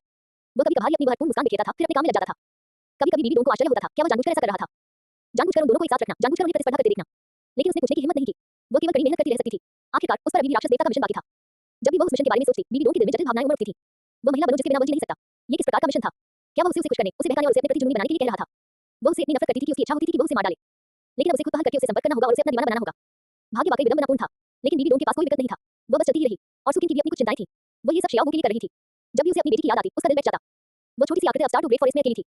उसे नहीं पता था कि ज़ियाओ जाग गई थी या नहीं, उसे पता चल गया था कि वह लापता है या नहीं, या वह क्या सोचेगी। उसने केवल यही कामना की कि ज़ियाओ का जीवन सुखमय हो और इसके लिए उसे कियान शुनजी को प्रसन्न करना पड़ा। उसे संतुष्ट करना होगा। उसे 90,000 साल पुराने सॉफ्ट बोन्स रैबिट को वापस पकड़ने के खतरे को भुला देना होगा। इसलिए उसे भी कड़ी मेहनत करनी पड़ी। 2 महिलाएं, 2 अलग-अलग विचार, लेकिन लक्ष्य एक ही व्यक्ति था। डॉट डॉट डॉट समय दिन ब दिन ऐसे ही बीतता चला गया। 1 माह, 2 महीने, 3 महीने। इस दौरान कियान शुनजी ने स्पिरिट हॉल को शायद ही कभी छोड़ा हो। वह प्रतिदिन कार्यालय के कामकाज संभालता था, कभी-कभी कुछ वरिष्ठ अधिकारियों को बुलाता था और कभी-कभी खुफिया रिपोर्टों पर नजर डालता था। देखने में तो ऐसा लग रहा था मानो उसने कुछ किया ही न हो। लेकिन गुपचुप तरीके से एक विशाल जाल धीरे-धीरे खुल रहा था। Dot dot dot spirit hall, गुप्त कक्ष, बैठक कक्ष। वहां रोशनी कम थी, केवल एक लंबी मेज और कुछ कुर्सियां ही रखी थी। स्पिरिट हॉल में ये सबसे गुप्त स्थान था जहां केवल प्रमुख हस्तियों को ही जाने की अनुमति थी। अध्याय 49 ये सीट देखना चाहती है कि आपको किस प्रकार का समर्थन प्राप्त है। इस समय कई लोग लंबी मेज के चारों ओर बैठे हुए थे। युवान, गुइने और 3 अपरिचित दिखने वाले बूढ़े आदमी। ये तीनों बुजुर्ग व्यक्ति डॉन की उपाधि से संपन्न थे। हालांकि वे स्पिरिट हॉल की आधिकारिक सूची में शामिल नहीं थे और बाहरी लोगों को उनके अस्तित्व के बारे में लगभग पता ही नहीं था। वे स्पिरिट हॉल की गुप्त शक्ति थे, वे गुप्त मोहरे थे जिन्हें कियान दाओ ने उस समय पाला पोसा था। कियान शुनजी मुख्य सीट पर बैठे थे और उनकी निगाहें सभी पर घूम रही थी। निचले 4 संप्रदायों की स्थिति कैसी है? युवान ने सबसे पहले कहा, सर्वोच्च धर्माध्यक्ष हाथी कवच अकादमी पूरी तरह से नियंत्रण में है। हुयान जेन बहुत आज्ञाकारी है और स्वर्ण मगरमच्छ डॉलों के हर शब्द का पालन करती है। संप्रदाय के भीतर सभी विरोधी आवाजों को दबा दिया गया है और हाथी कवच अकादमी में ऊपर से नीचे तक सभी केवल स्पिरिट हॉल को जानते हैं, किसी और को नहीं। कियान शुनजी ने सिर हिलाया, फायर लेपर्ड के बारे में क्या? गुइने ने कार्यभार संभाला। अग्नि तेंदुआ संप्रदाय प्रमुख यान दाओ से एक धूर्त व्यक्ति है। ऊपरी तौर पर वो स्पिरिट हॉल का सम्मान करता है, लेकिन गुप्त रूप से वह भी दुविधा में है। हालांकि उसके सदीनस को ब्लू लाइटनिंग टाइरेंट ड्रैगन के साथ उसके गुप्त सौदों के सबूत मिल चुके हैं। जब तक ये सबूत उसके सामने रखे जाएंगे, वह आज्ञा करने की हिम्मत नहीं करेगा। विंसवॉर्ड सेक्ट पवन तलवार संप्रदाय प्रमुख फैंग स्वभाव से सतर्क है और उन्होंने आज तक कोई स्पष्ट रूप नहीं अपनाया है। लेकिन सदीनस ने जांच की और पाया कि उनका एक नाजायज बेटा है जो पवन तलवार संप्रदाय के पीछे पहाड़ में छिपा हुआ है। अगर हम उस नाजायज बेटे को काबू नहीं कर सके तो। गुइने ने अपनी बात पूरी नहीं की, लेकिन उसका पहले से ही बहुत स्पष्ट था। कियान शुनजी के होठों के कोने हल्के से ऊपर थे। इन बूढ़े लोमड़ियों में भी कुछ न कुछ कमजोरियां थीं। उसने तीनों बूढ़े आदमियों की ओर देखा। तीनों प्रतिष्ठित वरिष्ठ हों, आपने इस अवधि के दौरान कड़ी मेहनत की है। तीनों बुजुर्गों ने एक साथ अपनी मुट्ठियां जोड़ ली। सर्वोच्च धर्माध्यक्ष अतिशयोक्ति करते हैं। स्पिरिट हॉल की सेवा करना हमारे लिए सम्मान की बात है। कृपया अपने आदेश दीजिए, परम पावन। कियान शुंजी ने संतुष्टि से सिर हिलाया। अग्नि तेंदुआ संप्रदाय, पवन तलवार संप्रदाय, श्वेत बाघ संप्रदाय, इन तीनों संप्रदायों को किसी ऐसे व्यक्ति की आवश्यकता है जो इनकी बागडोर संभाल सके। उन्होंने धीरे से कहा, आप तीनों उपाधि प्राप्त दोनों हैं और बाहरी दुनिया आपके बारे में बहुत कम जानती है। आप अतिथि अलग के वेश में इन तीनों संप्रदायों में प्रवेश करेंगे और गुप्त रूप से सब कुछ नियंत्रित करेंगे। यह अधीनस्थ समझता है। याद रखें, अपनी पहचान उजागर न करें। आप केवल भारी इनाम के साथ नियुक्त किए गए उपाधिधारी लोग हैं और स्पिरिट हॉल से आपका कोई लेना देना नहीं है। हाँ। कियान शुंजी खड़ी हुई और दीवार पर टंगे महावीर के नक्शे की ओर चली गई। उसकी उंगली ने निचले 4 संप्रदायों के स्थान पर टैप किया। एलिफेंट आर्मर एकेडमी पर पहले ही कब्जा हो चुका है। मैं चाहता हूं कि 3 महीने के भीतर fire leopard act, wind sword act और व्हाइट टाइगर एक्ट सभी आत्मसमर्पण कर दें। वह मुड़ा और उसने सबकी ओर देखा। कोई प्रश्न? कोई नहीं। 3 महीने बाद फायर लेपर्ड एक्ट। यान बावजी संप्रदाय प्रमुख के सिंहासन पर बैठे थे। उनके सामने एक गोपनीय पत्र रखा हुआ था। उसके चेहरे पर बहुत ही विकृत भाव थे। उस गोपनीय पत्र में ब्लू लाइटनिंग टाइरेंट ड्रैगन के साथ उनकी बातचीत का विस्तृत विवरण था। कबीले का मुखिया कुल प्रमुख युवांचन, किस दिन कहां क्या कहा गया, क्या वादा किया गया, सब कुछ बिल्कुल स्पष्ट था। यदि यह पत्र सार्वजनिक हो जाता है तो fire leopard act spirit hall का शत्रु बन जाएगा। और अब स्पिरिट हॉल, यान बावजी ने हाल ही में प्राप्त संदेशों के बारे में सोचा। एलिफेंट आर्मर एकेडमी ने एक रहस्यमय उपाधिधारी दलों वरिष्ठ गुरु को तैयार किया था जिसकी शक्ति का कोई अनुमान नहीं लगाया जा सकता था। विंड स्वॉर्ड एक्ट ने भी एक उपाधिधारी दलों को भर्ती किया था जो कथित तौर पर विदेश से आया था। व्हाइट टाइगर एक्ट की ओर भी एक उपाधिधारी दलों तैनात था। ये सब महज एक संयोग था। यह इतना संयोग था कि रोंगटे खड़े हो गए। इसी क्षण एक आकृति चुपचाप उसके सामने प्रकट हुई। वो एक बूढ़ा आदमी था जिसके बाल और दाढ़ी सफेद थे, चेहरे पर गरिमापूर्ण भाव थे और उसके पूरे शरीर से एक हल्की सी दबाव की भावना झलक रही थी। एक उपाधिधारी दलों, संप्रदाय प्रमुख यान बावजी, बूढ़े व्यक्ति ने धीमी आवाज में कहा, आपने इस बारे में क्या सोचा है? यान बावजी ने गहरी सांस ली। मैं समर्पण करने को तैयार हूं। पवन तलवार संप्रदाय। फैंग वुहिन पीछे के पहाड़ में एक छोटे से आंगन के सामने खड़ी होकर आंगन में खेल रहे युवाओं को देख रही थी। वो उसका नाजायज बेटा था, 15 साल का, जिसके पास पवन तलवार की आत्मा और जंजाल स्तर 5 की क्षमता थी। उसकी प्रतिभा बुरी नहीं थी। वह हमेशा से इस बच्चे को यहीं छिपाकर रखता था और कुछ खास भरोसेमंद लोगों के अलावा किसी को भी इसके बारे में पता नहीं था। लेकिन इस समय उसके बगल में एक व्यक्ति खड़ा था। काले वस्त्र पहने एक बूढ़ा व्यक्ति जिसका पूरा शरीर एक भयावह आभा से घिरा हुआ था। संप्रदाय के गुरु फैंग बूढ़े व्यक्ति ने कर्कश स्वर में कहा, सर्वोच्च धर्माध्यक्ष ने कहा है कि जब तक आप समर्पण करने को तैयार हैं, ये बच्चा यहाँ रह सकता है और यहाँ तक कि आत्मा कक्ष से साधना भी प्राप्त कर सकता है। लेकिन यदि आप इनकार करते हैं, उसने अपनी बात पूरी नहीं की। फैंग वुहिन ने अपनी आंखें बंद कर ली। काफी देर बाद उसने अपनी आंखें खोली। उसकी आंखों में कड़वाहट भरी हुई थी। मैं सहमत हूँ। व्हाइट टाइगर संप्रदाय, बाई शाओ के मार्शल आर्ट प्रशिक्षण मैदान पर खड़ी होकर संप्रदाय के शिष्यों को अभ्यास करते हुए देख रही थी। उनका व्यक्तित्व उग्र और अडिग था और उन्हें धमकी मिलना सबसे ज्यादा नापसंद था। लेकिन इस समय उसके सामने एक आदमी खड़ा था, कियान शुंजी, परमपिता स्वयं आए थे। बाई शाओटियन, कियान शुंजी ने शांत स्वर में कहा, यह आसन तुम्हें दो रास्ते देता है। पहला, आत्मसमर्पण करो, दूसरा, मर जाओ। बाई शाओटियन ने गुस्से से उसकी ओर देखा। उसके शरीर के भीतर उसकी आत्मा बेकाबू होकर मर रही थी। कियान शुंजी ने चुपचाप उसकी ओर देखा। फिर उसके शरीर से एक भयानक दबाव मुक्त हुआ। 99वें रैंक के उपाधिधारी दलों का दबाव। श्वेत बाघ संप्रदाय के शिष्य पल भर में जमीन पर गिर पड़े। बाई शाओटियन का चेहरा कागज की तरह पीला पड़ गया। उसके पैर कांपने लगे। अंततः उसे समझ में आ गया कि उस अंतराल को क्या कहा जाता है। सबमिट किया। 1 माह बाद 7 संप्रदायों की बैठक स्वर्ग साम्राज्य के शाही शहर में आयोजित की गई थी। ये 7 महान संप्रदायों द्वारा हर 10 साल में एक बार आयोजित होने वाला एक भव्य आयोजन था। विभिन्न संप्रदायों के गुरु महावीर के आध्यात्मिक गुरुओं की दुनिया के प्रमुख मामलों पर संयुक्त रूप से चर्चा करने के लिए एकत्रित होते थे। लेकिन इस बार माहौल बिल्कुल अलग था, क्योंकि एलिफेंट आर्मर एकेडमी ने रैंकिंग में बदलाव का प्रस्ताव रखा था। नियमों के अनुसार यदि किसी संप्रदाय की शक्ति में बड़े बदलाव होते हैं तो समय से पहले रैंकिंग चुनौती आयोजित की जा सकती है। एलिफेंट आर्मर एकेडमी में एक प्रतिष्ठित दल को भिक्षु को शामिल किया गया था जिससे इसकी शक्ति में काफी वृद्धि हुई और यह चुनौती देने के लिए पूरी तरह से योग्य हो गई। सम्मेलन कक्ष में 7 संप्रदायों के संप्रदाय प्रमुख 7 अलग-अलग सीटों पर बैठे थे। ऊपरी 3 संप्रदाय, क्लियर स्काई संप्रदाय, seven trust glace school, blue lightning tyrant dragon. निम्न 4 संप्रदाय, हाथी कवच अकादमी, अग्नि तेंदुआ संप्रदाय, पवन तलवार संप्रदाय, श्वेत बाघ संप्रदाय। क्लियर स्काई से तानशियाओ आया था, तानहाओ नहीं आया। सेवन ट्रस्ट ग्लेस स्कूल संप्रदाय प्रमुख निंग फैंगजी स्वयं उपस्थित हुए। ब्लू लाइटनिंग टाइरेंट ड्रैगन संप्रदाय प्रमुख युवांचन मुख्य आसन पर सीधे बैठे थे। उनका चेहरा उदास था। हाथी बख्तरबंद अकादमी संप्रदाय प्रमुख यान चेन निचली सीट पर बैठा था और उसके बगल में सफेद बालों और दाढ़ी वाला एक बूढ़ा आदमी खड़ा था। सोने का मगरमच्छ लुलुओ, एंडरजन के छद नाम का प्रयोग करते हुए। सभी को नमस्कार। हुआन चेन खड़े हुए और हाथ जोड़कर अभिवादन किया। हाथी कवच अकादमी की शक्ति में हाल के वर्षों में काफी वृद्धि हुई है और हमने विशेष रूप से एंडरजन को अपने संप्रदाय के पूजनीय प्रमुख के रूप में नियुक्त किया है। आज हम शीर्ष 3 संप्रदायों में से एक को चुनौती देने और अपनी प्रतिष्ठा को पुनः स्थापित करने का साहूपूर्वक संकल्प लेते हैं। जैसे ही उनकी आवाज धीमी हुई, पूरा दर्शक वर्कशॉप में डूब गया। कुल प्रमुख युवांचन का चेहरा और भी उदास हो गया। बेशक वो जानता था कि एलिफेंट आर्मर एकेडमी ने हाल ही में एक टाइटल दलों की भर्ती की है, लेकिन उसे उम्मीद नहीं थी कि दूसरा पक्ष वास्तव में चुनौती देने की हिम्मत करेगा। तुम किसे चुनौती देना चाहते हो? उसने ठंडी आवाज में पूछा। हुआन चेन ने उसकी ओर देखा और हल्की सी मुस्कान दी। नीला बिजली अत्याचारी ड्रैगन, बूम। पूरा दर्शक वर्ग गुस्से से उबल पड़ा। ब्लू लाइटनिंग टाइरेंट ड्रैगन शीर्ष 3 संप्रदायों में से एक है जिसकी विरासत 1000 वर्षों तक फैली हुई है और जिसकी शक्ति असाधारण है। कबीले के मुखिया युवांचन 95वें रैंक के उपाधि प्राप्त दलों थे जिनका पूरे महाद्वीप में काफी उच्च स्थान था। क्या एलिफेंट आर्मर एकेडमी पागल थी? कुल प्रमुख युवांचन अत्यधिक क्रोध से हंसते हुए खड़े हो गए। अच्छा, बहुत अच्छा, ये सीट देखना चाहती है कि आपको समर्थन कहां से मिलता है। वह हॉल के केंद्र की ओर बढ़ा। उसके शरीर के चारों ओर आध्यात्मिक शक्ति का प्रवाह हो रहा था। 9 आत्मा के छल्ले प्रकट हुए, पीले पीले, बैंगनी बैंगनी, काले काले, काले काले काले। 95वें दर्जे के उपाधिधारी दलों के दबाव ने तुरंत दर्शकों को अपनी चपेट में ले लिया। हुआन चेन ने अपने बगल में बैठे गोल्ड क्रोकोडाइल दलों की ओर देखा। गोल्ड क्रोकोडाइल दल ने हल्की सी मुस्कान बिखेरी और आगे बढ़ा। फिर उसने अपनी आत्मा को मुक्त कर दिया। अध्याय 50 बीबी डोंग सुकेन। पीला पीला, बैंगनी बैंगनी, काला काला, काला काला, लाल। 9 आत्मा के छल्ले प्रकट हुए और सबसे बाहरी छल्ले पर लाल रंग की छलक ने सबकी आंखों को चुभन दी। 1 लाख साल पुरानी आत्मा की अंदूर थी। 98वें रैंक के उपाधिधारी दलों का दबाव पहाड़ की तरह टूट पड़ा। कुल प्रमुख युवांचन का चेहरा पल भर में पीला पड़ गया। तुम हो। स्वर्ण मगरमच्छ दलों ने उसे बोलने का मौका ही नहीं दिया। उसने अपना हाथ उठाया और हथेली से प्रहार किया। बूम। कुल प्रमुख युवांचन पीछे की ओर उड़ती हुई दीवार से बुरी तरह टकराए और उनके मुंह से खून निकल आया। एक चाल, बस एक ही चाल। पूरा दर्शक वर्ग सन्नाटे में डूब गया। स्वर्ण मगरमच्छ दलों ने अपनी आत्मा को समेट लिया और अपने हाथ पीठ के पीछे रखकर खड़ा हो गया। और कौन? किसी ने जवाब नहीं दिया। Dot dot dot. उस दिन 7 संप्रदायों के सम्मेलन के परिणामों ने पूरे महाद्वीप को चौंका दिया। एलिफेंट आर्मर एकेडमी ने ब्लू लाइटनिंग टाइरेंट ड्रैगन को पराजित किया और सफलतापूर्वक ऊपरी 3 संप्रदायों में स्थान प्राप्त किया। ब्लू लाइटनिंग टाइरेंट ड्रैगन निचले 4 संप्रदायों के हाथों हार गया। जब ये खबर फैली तो अनगिनत लोगों को इस पर विश्वास करना मुश्किल लगा। सहस्राब्दी विरासत वाला शीर्ष 3 संप्रदायों में से एक ब्लू लाइटनिंग टाइरेंट ड्रैगन यूं ही हार गया। क्या आप अचानक प्रकट हुए एक रहस्यमय बुजुर्ग के हाथों खो गए? लेकिन तथ्य उनकी आंखों के सामने थे जिससे अविश्वास की कोई गुंजाइश नहीं बची थी। जहां तक स्पिरिट हॉल की बात है, ये शुरू से अंत तक दिखाई नहीं दिया। जैसे कि इन सब बातों का उनसे कोई लेना देना ही न हो। Dot dot dot. सर्वोच्च धर्माध्यक्षीय महल। कियान शुंजी सिंहासन पर बैठे हुए गुमान की रिपोर्ट सुन रहे थे। एलिफेंट आर्मर एकेडमी ने सफलतापूर्वक शीर्ष 3 संप्रदायों में स्थान प्राप्त कर लिया है और ब्लू लाइटनिंग टाइरेंट ड्रैगन का पतन हो गया है। फायर लेपर्ड संप्रदाय, विंड स्वॉर्ड संप्रदाय और व्हाइट टाइगर संप्रदाय ने आत्मसमर्पण कर लिया है और तीनों वरिष्ठों ने पदभार ग्रहण कर लिया है। निचले चारों संप्रदायों को सुरक्षित कर लिया गया है। कियान शुंजी के होठों के कोने हल्के से ऊपर की ओर मुड़े हुए थे। बहुत अच्छा। वह उठा और खिड़की की ओर चल पड़ा। खिड़की के बाहर सूरज की रोशनी तेज थी और आसमान में बादल नहीं थे। निचले 4 संप्रदायों पर पहले ही कब्जा हो चुका था और ऊपरी 3 संप्रदायों पर भी जल्दी कब्जा होने वाला था। Clear sky sect, seven trust glace school, blue lightning tyrant dragon. नहीं, ब्लू लाइटनिंग टाइरेंट ड्रैगन अब कुछ खास नहीं रह गया था। अब बारी थी इससे निपटने की। कियान शुंजी की निगाहें खिड़की से होकर दूर तक फैली हुई थी। स्टार टू ग्रेट फॉरेस्ट की दिशा। वहां एक छोटा सा खरगोश अभी भी खेती करने के लिए कड़ी मेहनत कर रहा था।